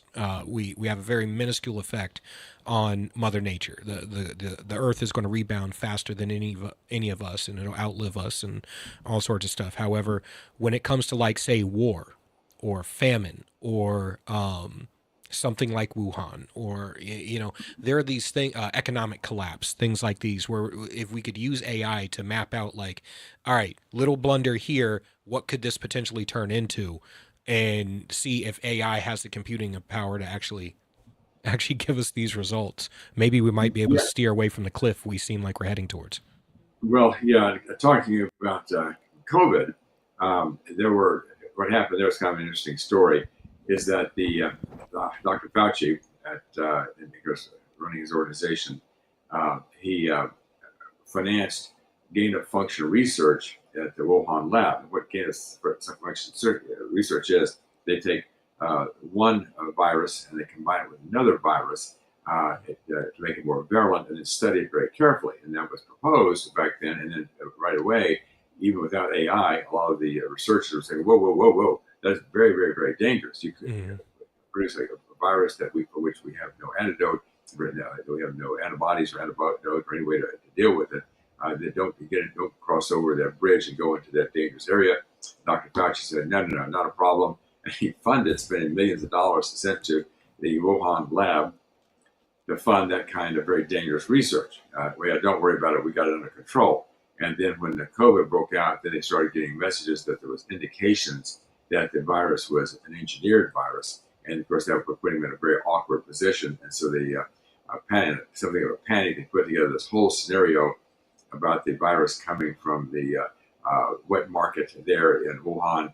It jumped over from a bat, and it held up for several months. So this scorching scandal, he got a little bit in passing before the truth started coming out. The FBI came out and said with moderate certainty that it was definitely a leak from the lab. Other people, the Senate Investigating Committee, Energy Department, others said yes, it was a leak from the lab. So, but that came some months later. So it wasn't quite such a blast as it would have been if it came right in the middle of the crisis. But that was that's kind of I don't want to call it a stupid mistake, but I guess the person that somehow let it escape from the lab, I guess that's a tiny mistake that led to 15 million people dying. And then on that section, by the way, in the book there's another lab mistake that was equally, even more to the good, many times to the good, and that was, of course, Professor Fleming. Back at St. Mary's Hospital in London in 1928. He was known for being kind of a slob, brilliant man, kind of absent-minded, a little bit messy, a little bit sloppy.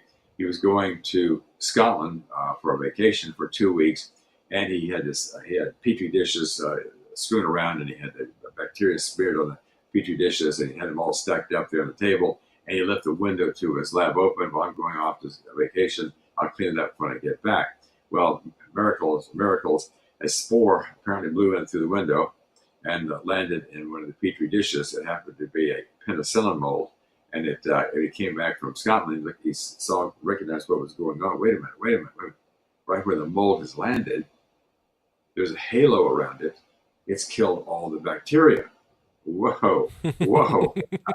We have something here. We have something from the penicillin mold that kills bacteria. That was the first opening, and from that, step after step after step, led to the discovery and effective use of penicillin, which has saved hundreds of millions of lives, maybe as much as many as a billion lives, since 1942, when it was finally available in large quantities. So that's a tiny mistake in the lab that saved hundreds of millions of lives. We had the other mistake that has cost us 15 million and counting. So it can go either way, just depending on whether the Lord has a sense of humor or not. You know what, guys? What little blunder I would like to see? What's up? I would like to win Mega Millions tonight. That would be a little blunder. A little blunder that would have a great effect. Shit. So, yeah. Hey, Jared, we're coming to a close. Actually, we're a little bit over, but I just wanted to see if in 30 seconds or less, you can tell me the story about the soldier that kicked his helmet down the, helmet off the top of the wall, and it caused the whole empire to collapse. What was that all about? Yes. I'll give you kind of a condensed version there. It has to do with Cyrus the Great, who was mentioned in the Bible very favorably. He's the one who gave the children of Israel their freedom. But anyway, he was the founder of the Persian Empire, and he was moving in the direction of having a big conflict with the leader of Lydia, who was Croesus. And the Croesus had gone to the Oracle of Delphi, and they said they had splashed a lot of money around, so on and so forth, trying to get a favorable prediction regarding the war. They said a big battle will be fought, great victory will be won. Anyway, coming down to the bottom line there, they had the big battle, and they fought basically to a draw, and Cyrus the Great withdrew, then he came back. But anyway, laying siege to the fortress, up on top of the fortress, winter was coming, they may be able to, Cyrus may have been in big trouble, and not enough supplies to support his troops. Anyway, the soldier kicked the helmet off the top of the wall, goes all the way down to the bottom. Soldier gets off the wall, walks down kind of a secret passageway down the wall, gets his helmet, and walks all the way back up. He's seen by one of Cyrus the Great's men. Whoa. Look, there's a secret passageway up the side of the wall. So the next night they sent a raiding party up that passageway, goes over the top of the wall, goes over to the gates, forces the gates open. Cyrus's army's waiting there. The gates come pouring in, And Cyrus the Great defeats Croesus, an emperor of Lydia, for a major victory in the ancient world. Wow. Wow. That is So be careful with amazing. your feet. Be careful with your feet. Tell everybody where they can find your book, sir. Yes, go to tinyblundersbigdisasters.com. tinyblundersbigdisasters.com. We have a fun website there. We have 2 free chapters. We have 3 trailers, Instagram trailers. We have a John Wayne trailer. We also have a Elon Musk trailer. We have a portrait gallery, so it's a fun place to visit. And we have a special this week on the book. All right. Thank you, sir. I thoroughly enjoyed this interview. This has been fantastic. I hope we can have you on in the near future because I am just absolutely fascinated. I'm definitely going to have to buy a copy of the book. All right. So that's the end of this segment. Up next, after the short break, we're going to have a guest on, Eric Ware, entrepreneur, author, investor, advisor, to discuss Trump's tariffs and how they affect American citizens. Stay tuned. Make sure to follow RAMTV Live on all platforms. See you in a moment.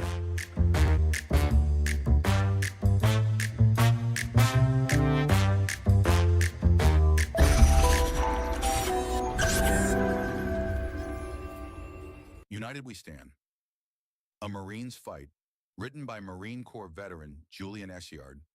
This book examines the deepening fractures in our nation, political division, government overreach, and a fading sense of shared responsibility, and offers a battle-tested path forward. A Marine's Fight is a bold and urgent call to action for every American who believes in the founding ideals of our republic. United We Stand. A Marine's Fight can be purchased on Amazon. New Hampshire Republican Governor Kelly Ayotte has been making a lot of noise about how she's funding education.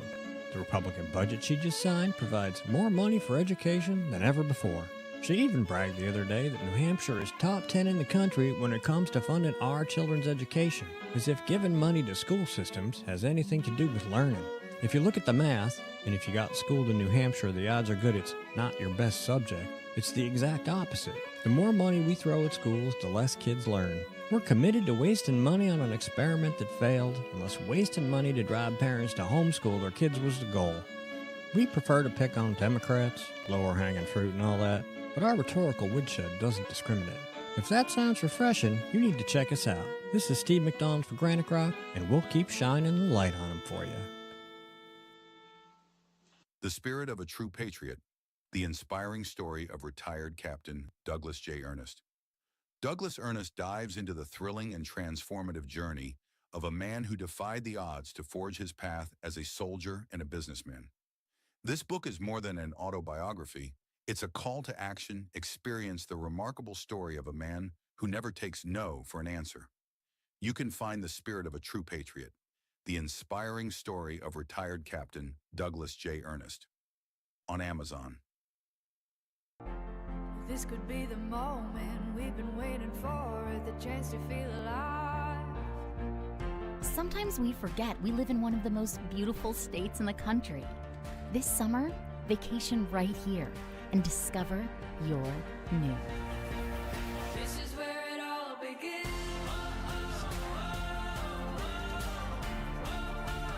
This is where it all begins.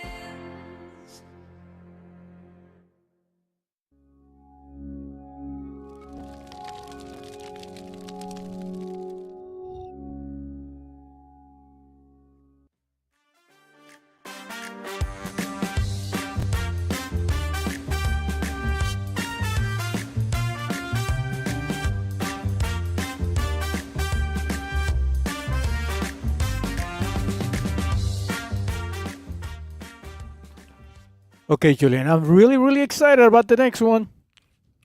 Yep, we got Eric Ware. He is an entrepreneur, author, investor, advisor, and speaker whose story reflects resilience and achievement. He's on here. He is the principal of Taverick Capital, LLC, a premier wealth advisory firm, and he is here to talk about Trump's tariffs and how they affect American citizens, because guess what, people? It's your wallet. Hopefully, you take what he says very, very seriously, because it's going to have consequences. And I'm going to leave you with him, but remind him to ask him how I can be rich. I know he can tell me how I can become rich. That's the important thing about today's show, okay? I win the Mega Millions, and Eric's going to tell me how I can be rich. Hey, I'd be happy with just winning the Lucky for Life, $1,000 a day for life. That would be. I'm lowballing. I'm very, very cheap. I'm a cheap girlfriend. Hey, we just won the lottery. Here's Eric. How you doing today, sir? Thank you for coming on the show. Uh-oh. It looks like we're losing. We don't have audio, sir.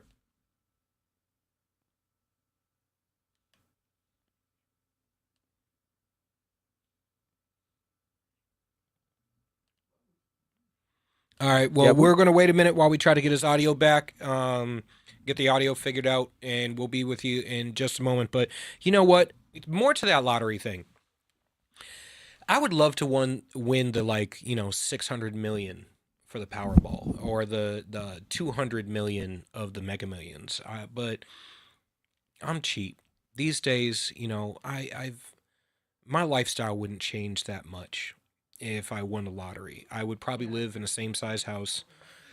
I would take more vacations with my kids and my family. I'd probably do a few things, but I'd probably, have the car I want or whatever.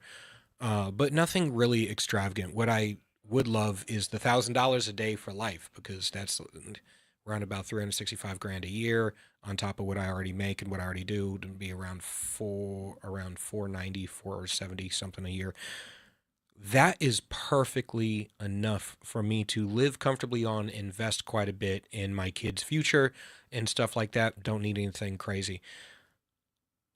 But, there are financial tricks out there. We had a guest on RAMTV.LIVE last week who was lining out a whole bunch of financial tricks that you can use to build out your portfolio and so on. So I want you to go back and I want you to watch that episode and look at a lot of what he says, because I did a lot of research after the show and it was fantastic.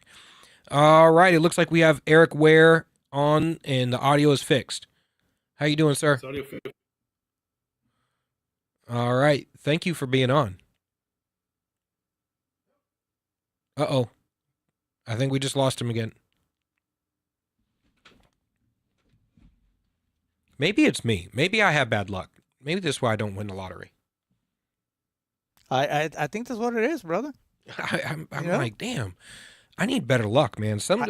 I swear, sometimes you have those years where everything works out like fantastic, and you have those years where the hits just keep on coming. I'm having one of those years right now where the hits just keep on coming. Yeah, but it's not gonna happen anymore. Why? Because I gave you something today. Yeah, we got little Jesus. I got little Jesus. Yeah, where's little Jesus? You gotta have little Jesus. Where is he? You gotta show him. I gotta show Everybody you guys. needs a little Jesus. I got little Jesus right here. A little Jesus in your life. Little Jesus in my life. He's gonna sit right here, right next to my coffee, and be here to support me through this very, very, this really, really tough year. There you go. I think we got him finally. Now we're here. All right. We're good to go, sir. How are you doing today? Great. Well, thanks for having me on. I appreciate it. I'm doing great. Thank you. Doing great. All right. So what do you think about Trump's tariffs so far? What is the average person missing? How is this going to affect everyone's wallets? I think let me take a step back. I think what we're missing is what tariffs were before Trump came to office. The United States automakers were paying 15 to 25% tariffs in China for our cars, while Chinese cars were paying 3%. U.S. agricultural goods were paying 10 to 15%. We're just charging China basically 3% on just about everything. So when he goes to retrade, you have the largest trading partner in the world who is charging other countries low tariffs. Other countries are charging us a relatively high tariff, so it makes our goods less desirable in the world forum. So the idea of massively changing tariffs, even temporarily, to adjust better deals on U.S. goods has two massive things. It helps U.S. jobs grow. It helps U.S. exports to be more desirable in foreign countries because now they're paying less for them, and at the same time, it makes foreign countries say, hey, instead of paying 5 or 10 or 8, maybe 15% tariffs, I'm going to put my plant in America, which creates more jobs, more opportunities, and ultimately more tax revenue. So I got to completely agree with you. We had a tax and tariff specialist come on a couple weeks back, and I challenged him this. Milton Friedman had said, if you can't have free trade, then you ought to damn sure have fair trade.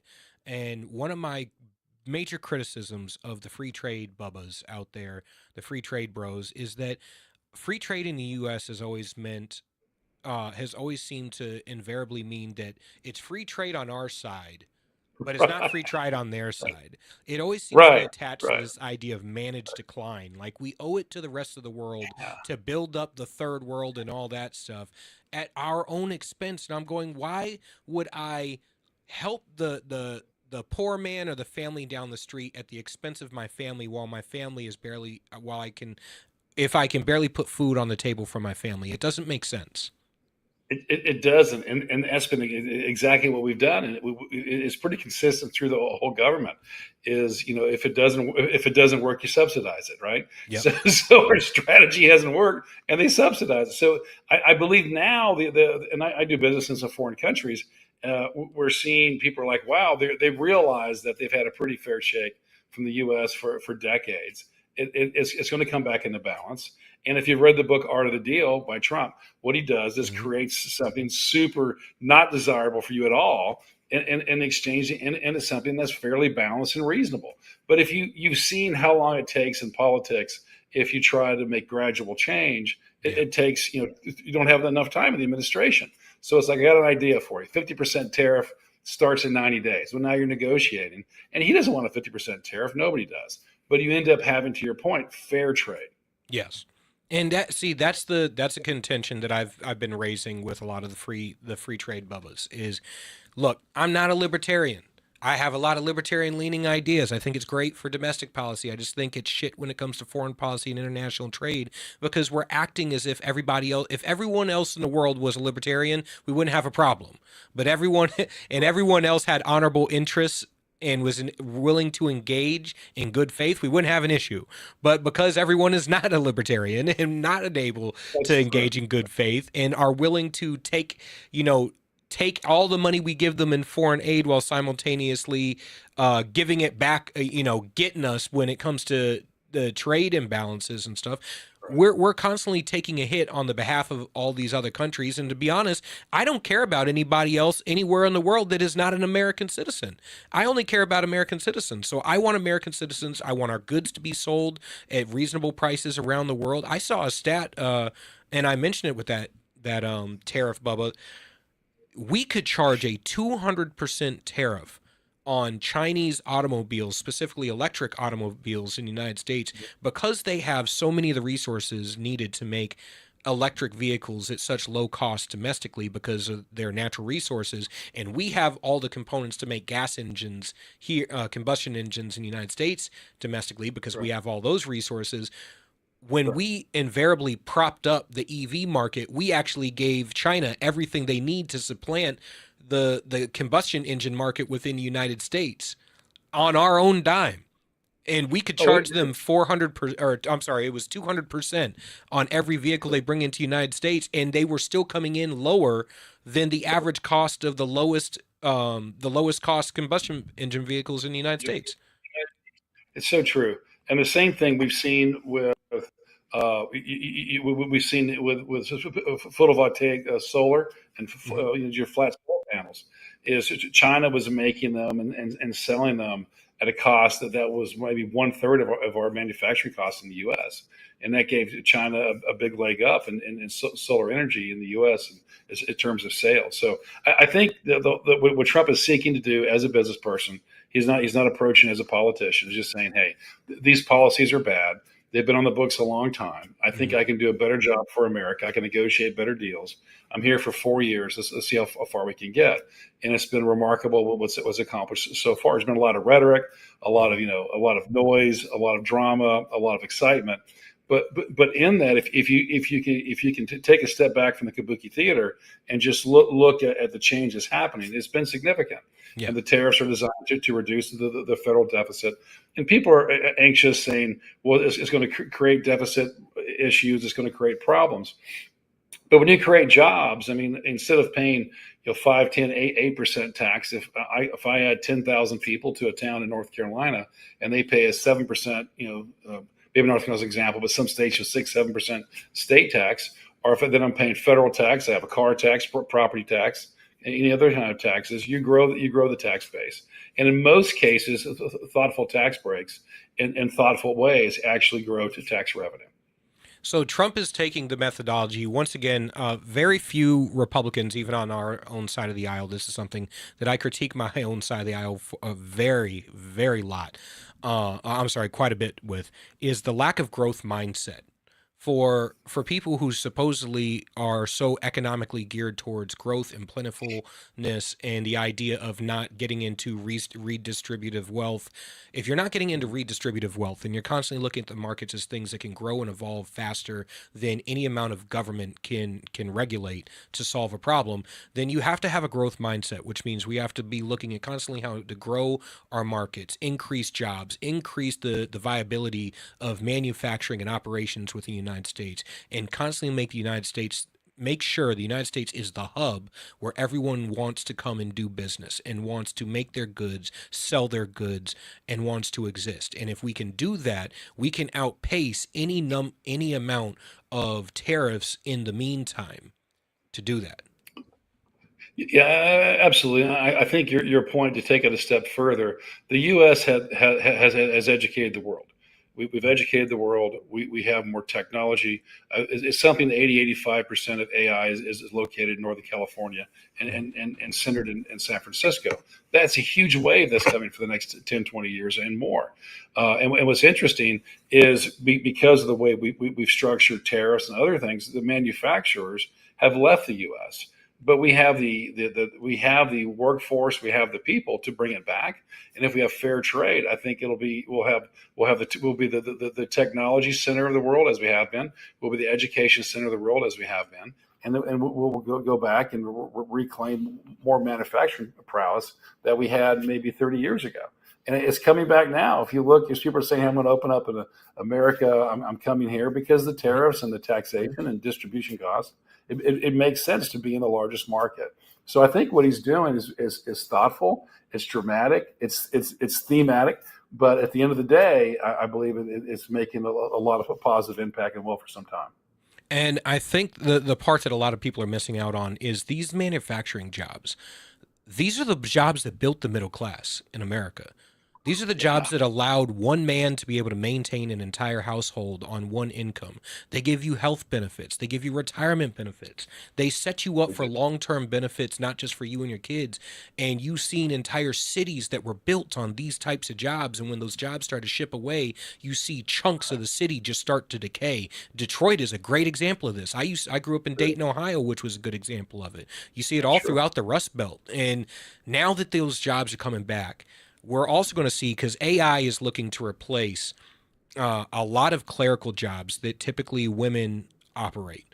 Low-level clerical jobs are about to be completely wiped out by AI over the next 10 years. I think under the Obama administration, we had the whole everybody better learn to code, and then AI comes, and the top list of everything that AI is going to wipe out are all the jobs that 10 years ago under the Obama administration we were telling everybody to go into. And now, but these manufacturing jobs are not jobs that are going to be replaced by AI, at least not soon, because the robotics aren't there quite yet. Well, I think the productivity, and I think I encourage people to learn AI, to study at their programs. You can study on your phone just to learn how to prompt and to just build basic skills. But I think AI isn't going to replace as many jobs.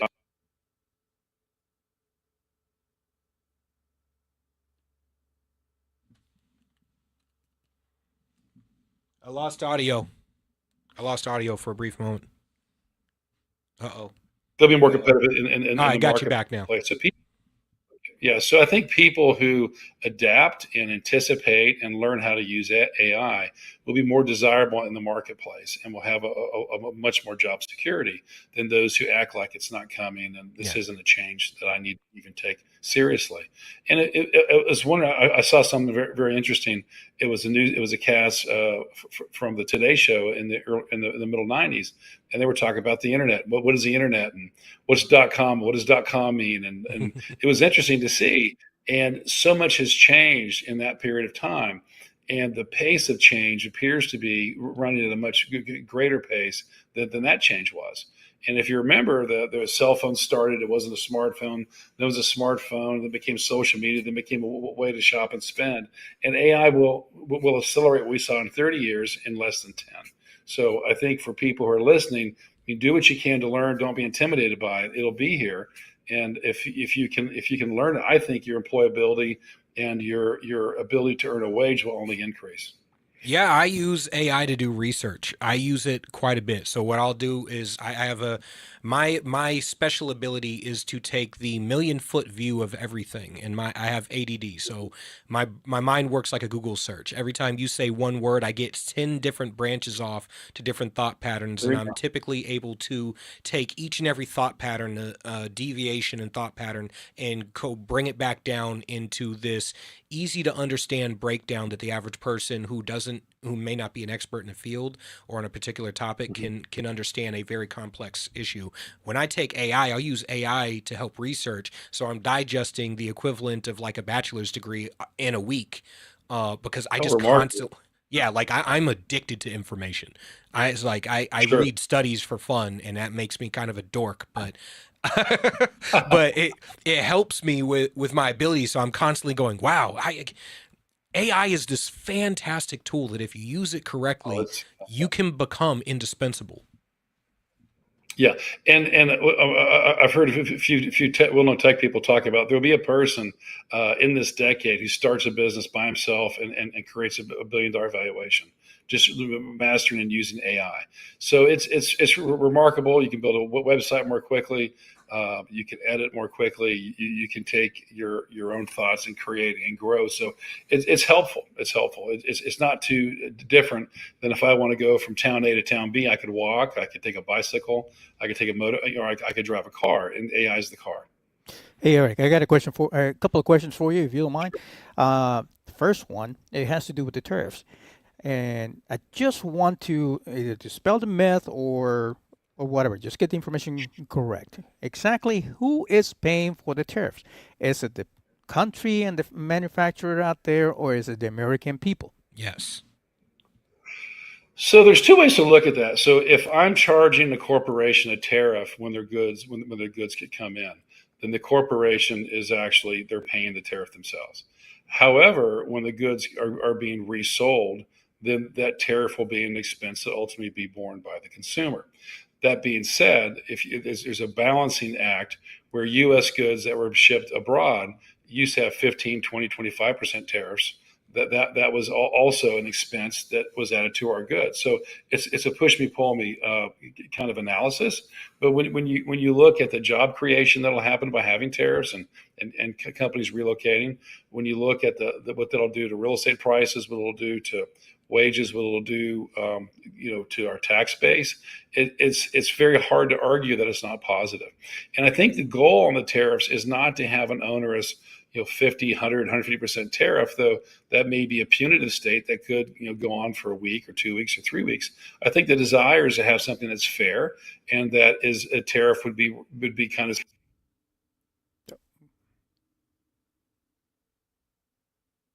largest economy in the world. Then and you have fair trade, you're fair footing, and you'll have a good outcome. What we had before was the largest economy in the world that paid higher tariffs by orders of magnitude 3 to 5 times what other countries doing business with it is. So if you and I were going to do business, and I say, I tell you what, I'm going to sell you eggs and you sell me butter, and on the eggs that I sell you, you're going to charge me a 50% tariff, and on the butter you sell me, I'm going to charge you 3%. You'd be like, that's a great deal. But I mean, that'd be bad for me to do that, right? But that's what we've done in America for decades. So it's hard to imagine negotiating such poor deals, but it was done.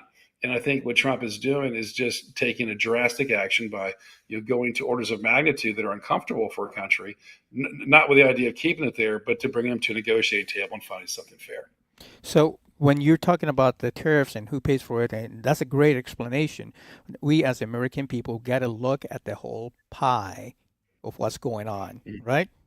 So not Right. just That's right. not just that we're paying for this product, it's just that tariffs is bringing more to the American economy than just that.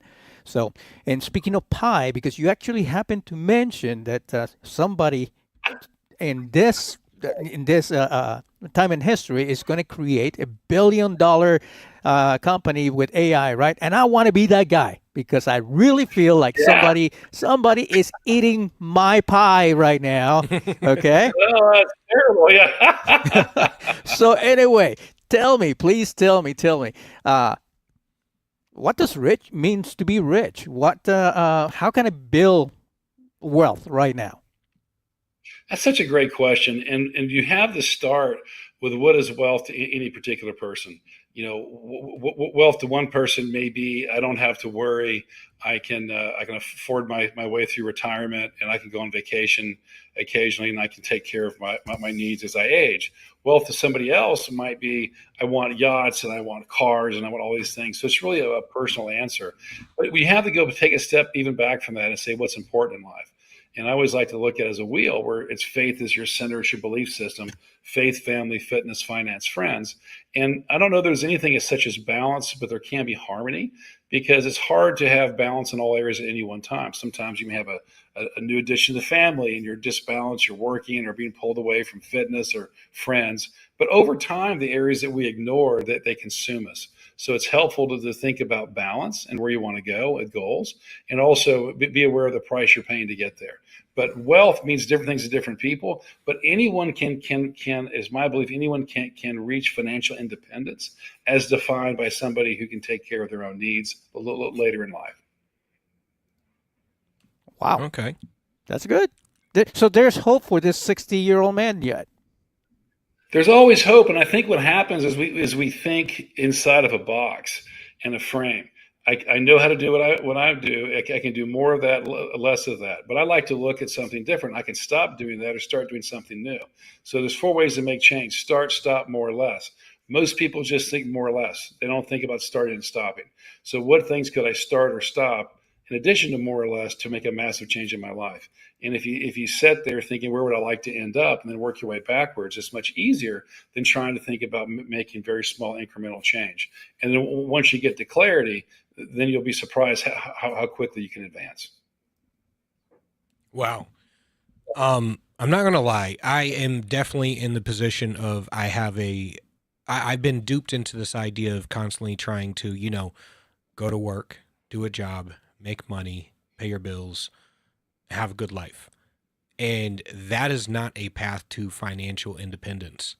It is a path to retiring when you're 80 years old and you're unable to enjoy the rest of your life, and hoping that you're going to live maybe another 20 years and actually get to, take a vacation here and there and, not have to shop at the Dollar Tree. But I've been constantly on this journey of trying to, one, revamp myself, revamp my mindset, and revamp the way I look at how you're going to get to a level of financial independence so you can actually enjoy the life that you have now and buy back your time so that you don't have to sell your time for money the way most people do. Yeah, and it's very different. I'll give you an example. We usually make change out of either desperation or inspiration. And there was a woman in San Francisco who her husband left her. She had 4 children.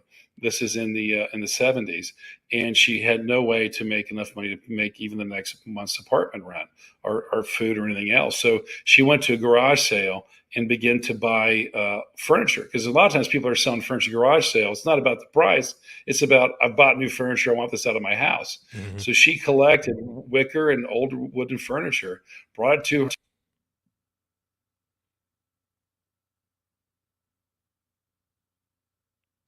Uh-oh. We lost you again. Can you hear me? The front. All right, there we go. Yeah, so she went into garage sales and then bought furniture, then brought it back to her apartment. Her and her children would paint them white, and then she had them beat them with chains and sandpaper, and she called the company Shabby Chic. And within 15 years, she sold that company for hundreds of millions of dollars. But that came out of necessity. So like I was saying, it's always start or stop. But usually in all of us, there's an idea, there's something there that we maybe haven't taken time to develop, and there's something that we can do outside of our normal 9 to 5 that could be it could be a supplement, and at some point could even be your primary source of income. Yeah, there's actually because my family, we own a commercial cleaning company, and we started out 23 years ago. I was my father's first employee. There you Now, go. yeah, now we operate all over New Hampshire and Massachusetts. And we're one of the best cleaning companies in all of New England. And one of the things that I've always looked at is a quick way to make money. You go to garage sales and you see people selling old furniture that has stains and stuff like that. Well, we own a $60,000 carpet cleaning machine. Let's go ahead and There you take go. this carpet or this crate and barrel sofa from the wealthy side of town, where for them getting rid of a $1,500 sofa is not that big of a deal, but to the people on the other side of town, it's a crate and barrel sofa. It's a $2,000 sofa. So like, we'll get it from them for a couple $100, go ahead and clean it up, get everything back in order, looking brand new, sandpaper it down, restain a few things, post it online. All of a sudden we're flipping 400% of what we bought it for at a garage sale. Right. Yeah, and I think that's it. And sometimes the people investing, I get that all the time. I can save $50 a month, $100 a month. How do I ever save enough to get there? Well, there are two schools of thought. One is if you have enough time, you can get by with $50 or $100 a month. But if you don't, you can do what you said and just find something along those lines. You can just take a moment, take a weekend, reimagine things that can be done. And oftentimes investing in yourself is the best thing. Whether it's buying a book and reading it, understanding a process or a business or a Facebook marketplace. But I bet in most people's apartments or houses, there are things that they're not using, will never use, don't want to get rid of, that would have some value to somebody else. That could be almost like as seed capital for their new venture.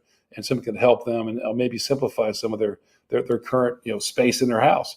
I've invested in self-storage properties for many, many years. And I'm always amazed when people don't pay and you go in with the lock, you look and see what they have inside. You're like, I don't think this is worth $150 a month for 5 years, but they didn't want to go through the time to get rid of it. They'd rather pay $150 a month for 5 years than deal with it. So there's so many simple and repeatable things you can do to make massive change over time that really just about anybody can have a much better life. Actually, one of the things I know we're coming up on the end of the segment and everything. One of the things I actually looked at was using AI to identify prime stocks within AI and cyber tech for me to invest in, and identifying AI day trading platforms so I can use the AI day trading platforms to buy and sell these stocks and let it do its work, do all the work for me. So I don't have to memorize the market or anything like that. Very interesting. Very interesting. It has many applications. That's true.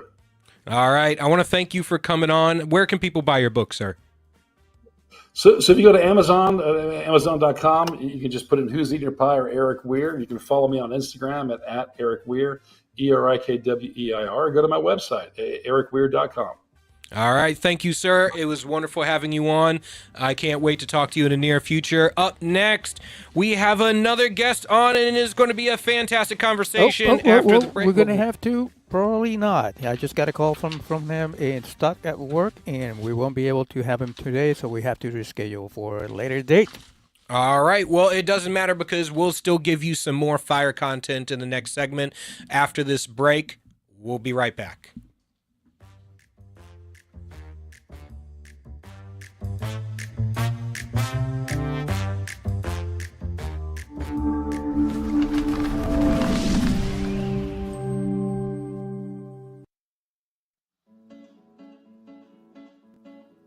Not everyone can get up every day and look for ways to piss people off. But here at GraniteRock.com, we do that almost every day.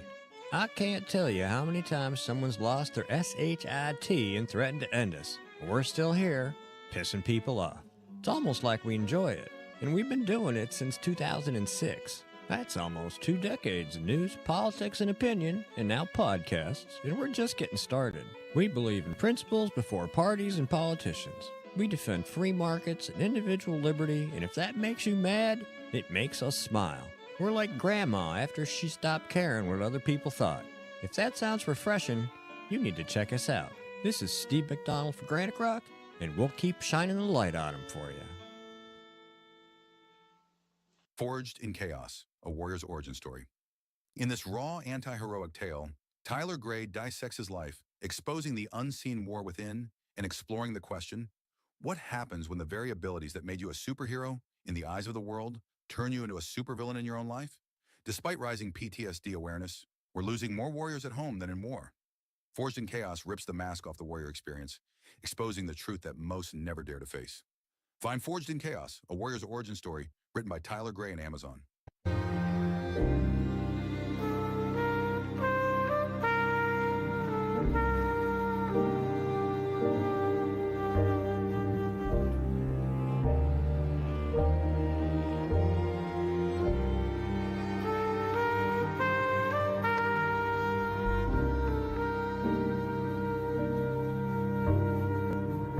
United We Stand, A Marine's Fight, written by Julian Aciard.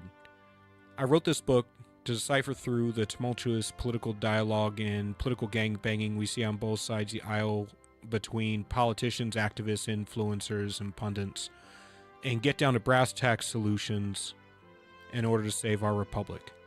Again, United We Stand, A Marine's Fight, written by Julian Aciard. You can purchase the book on Amazon, Kindle, and Barnes & Noble.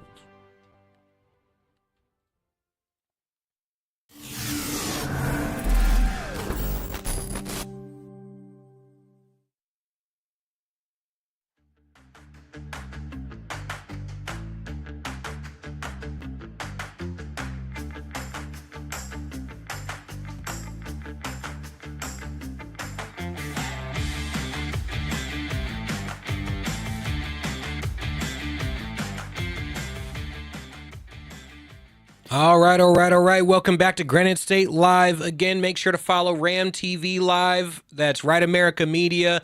You need to go and you need to subscribe and you need to like and you need to share with all of your friends, all of the content, watch all the shows. We've had a great couple episodes. My podcast earlier today, Granite State Live, Shadow Band is on late. We just, and what was the new one that Elsa Kurt? Yeah, Elsa Kurt now is with us every week, the Elsa Kurt Show. And those of you that know Elsa, she has some wonderful, wonderful podcasts, and includes everything from religion to books to military stuff, anything. She can talk about everything, actually. So and the way she talks about it makes you feel like $1,000,000.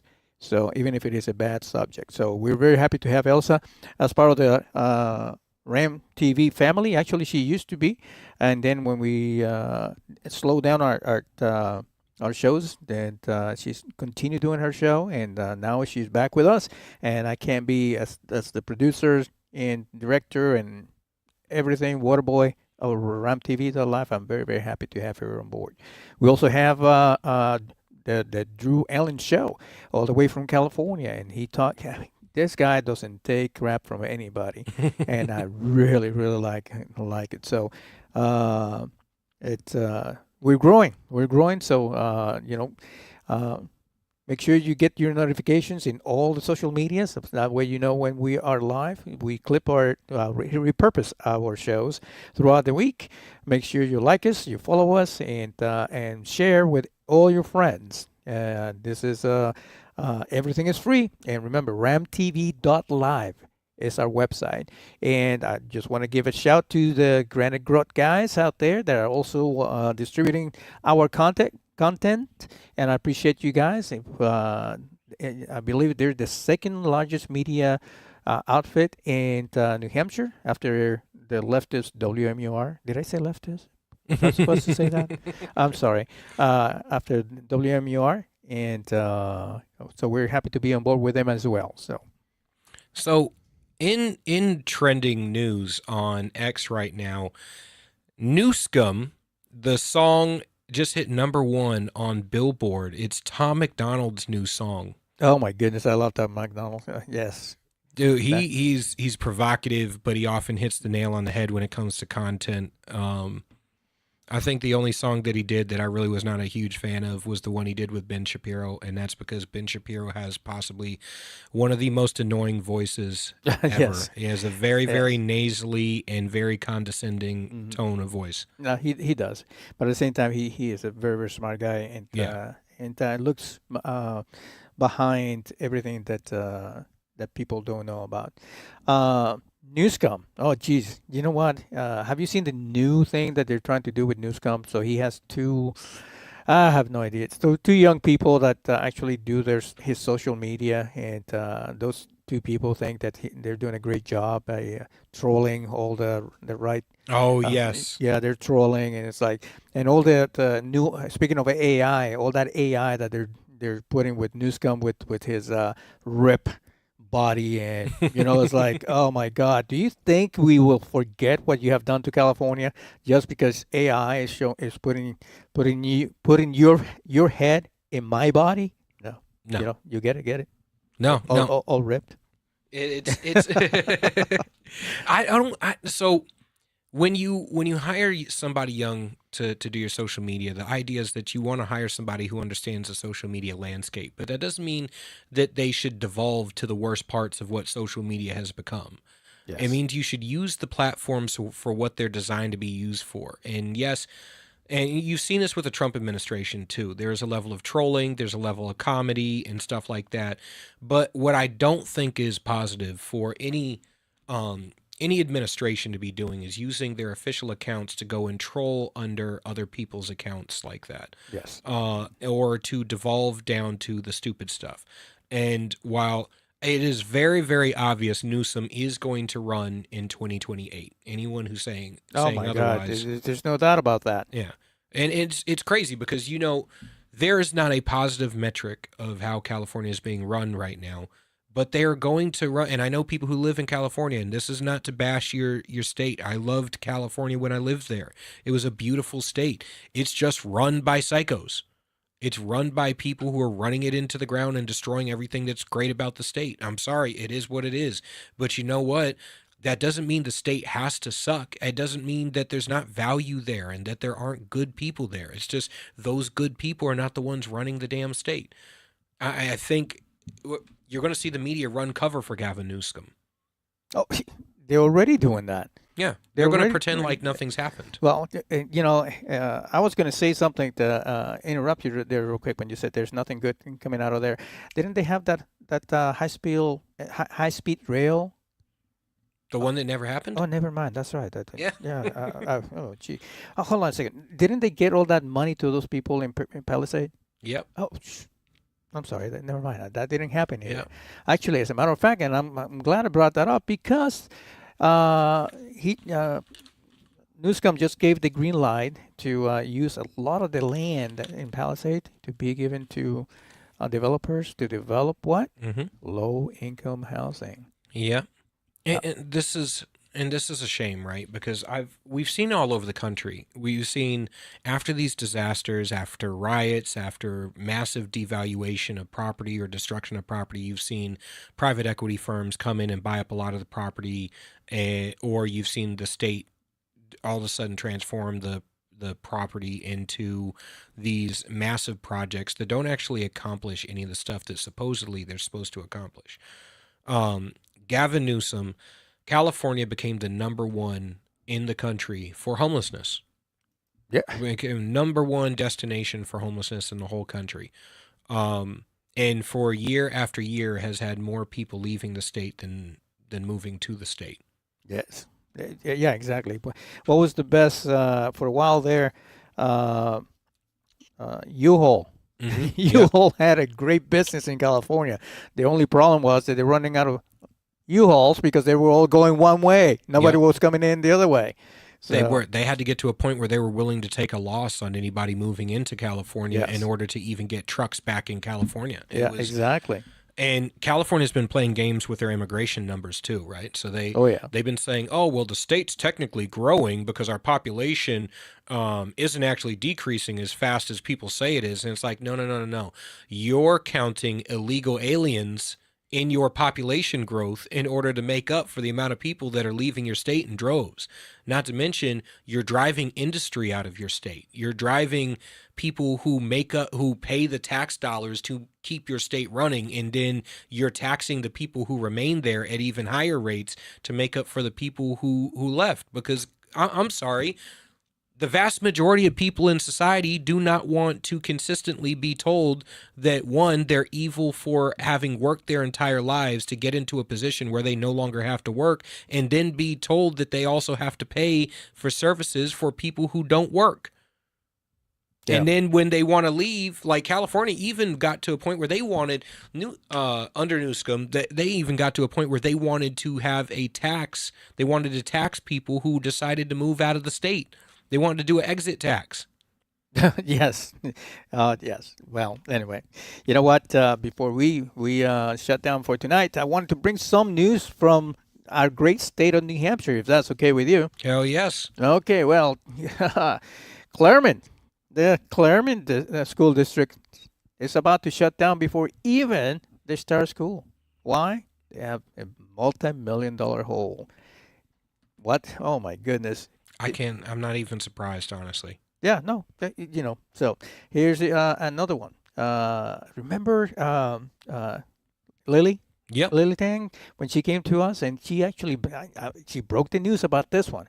And the Nashua Water Company that got sold to a Chinese gentleman? Yep. Okay, well, finally, our beloved governor has decided to tell the AG, to review the controversial Nashua water deal. Finally, doing her job. Yep. Outstanding. And the last one, let's see. The last one I have here. Who's been your favorite governor in the past 10 years? Nationwide or here in New Hampshire? It's Sununu. It's been Sununu. Yeah, I'm like, I can't. I'm gonna be honest. For my criticisms of Sununu, we honestly, I gotta say there are things that we don't have to fight Sununu on that we would have to fight any other Republican governor on. And then there are things that we do have to fight him on that we would be able to get easier with a lot of Republican governors. Exactly. So listen, I mean, it's like we talked about, you have to give credit where credit is due. Yeah. So Sununu did a lot of good things. He did a lot of bad things. Yeah. That's, there were things that were good. There were things that were bad. Aya is doing it, pretty much the same thing. There's things that are great. There are things that are not that great. But guess what he just, Sununu just got tapped to do? He got tapped to be the lobbyist for the airline industry. You got it. I didn't know he had any aviation background on him. I didn't either. As far as, I mean, I know he's not a dumb guy. I believe he graduated MIT, did he not? I have no idea. Yeah. But I am kind of surprised because if you're going to become a lobbyist, I would assume that you probably have expertise in the field. Well, I'm assuming he's flown a lot. That's all. I have to make that assumption. So, but anyway, we wish him well on his new endeavors. So, anyway, Julian, I'm going to leave it all to you to close out a little bit early so we can go home early. All right. Look, everybody, it's been a fantastic episode of Granite State Live. I know Keith is not with us tonight, but he'll be back. Don't worry. He'll get your fire. He brings the fire. I bring the ice. We'll get that nice back and forth. We'll keep you entertained and stuff next week. I hope you enjoyed today's show. We got a lot of information. We had a lot of jokes, had a lot of fun. And I hope you join the RAMTV family. Make sure to share, like, subscribe on all social media platforms, and that you go and check out the replay and stuff. And don't worry, I know I've been slacking on uploading a lot of the audio to iHeartRadio and all the audio platforms, Spotify and stuff like that. I will be uploading those throughout the week, one day at a time, right? And it's like AA. We got to take this shit one day at a time. And I know that it seems like it's chaos. And I know when you log online, it seems like everything is burning down and like we're speeding towards a cliff and nobody's putting on the brakes. But trust me, there are a lot of people doing a lot of good things, trying to save America, trying to pull back from speeding off this cliff. And guess what? If you take extreme ownership of your life and everything that you've failed on, I'm doing it right now. It's not comfortable. It requires a lot of looking in the mirror. It requires a lot of being vulnerable with where you messed up. If you take extreme ownership of your life and you look in the mirror and you start to really analyze where you've messed up, you can change your life. And then no matter what you have to deal with in life, you can be better on the other side of it. You can weather every storm. All right? Next week, tune back in for another fantastic episode of Grand State Live, joining the RAMTV family. I love you. Can't wait to see you next week.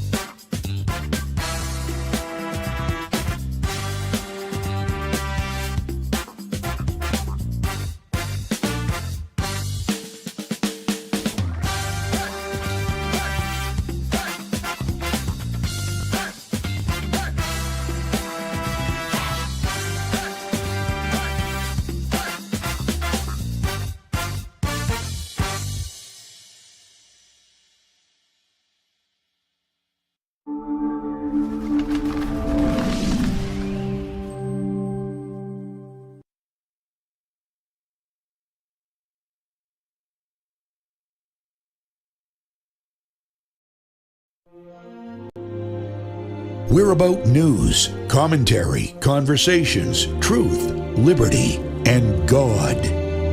We stand for American values and our flag. We believe that the Constitution is a document that fortifies rights already given to us by our Creator.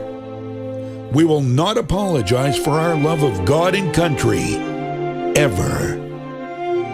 We are Right America Media.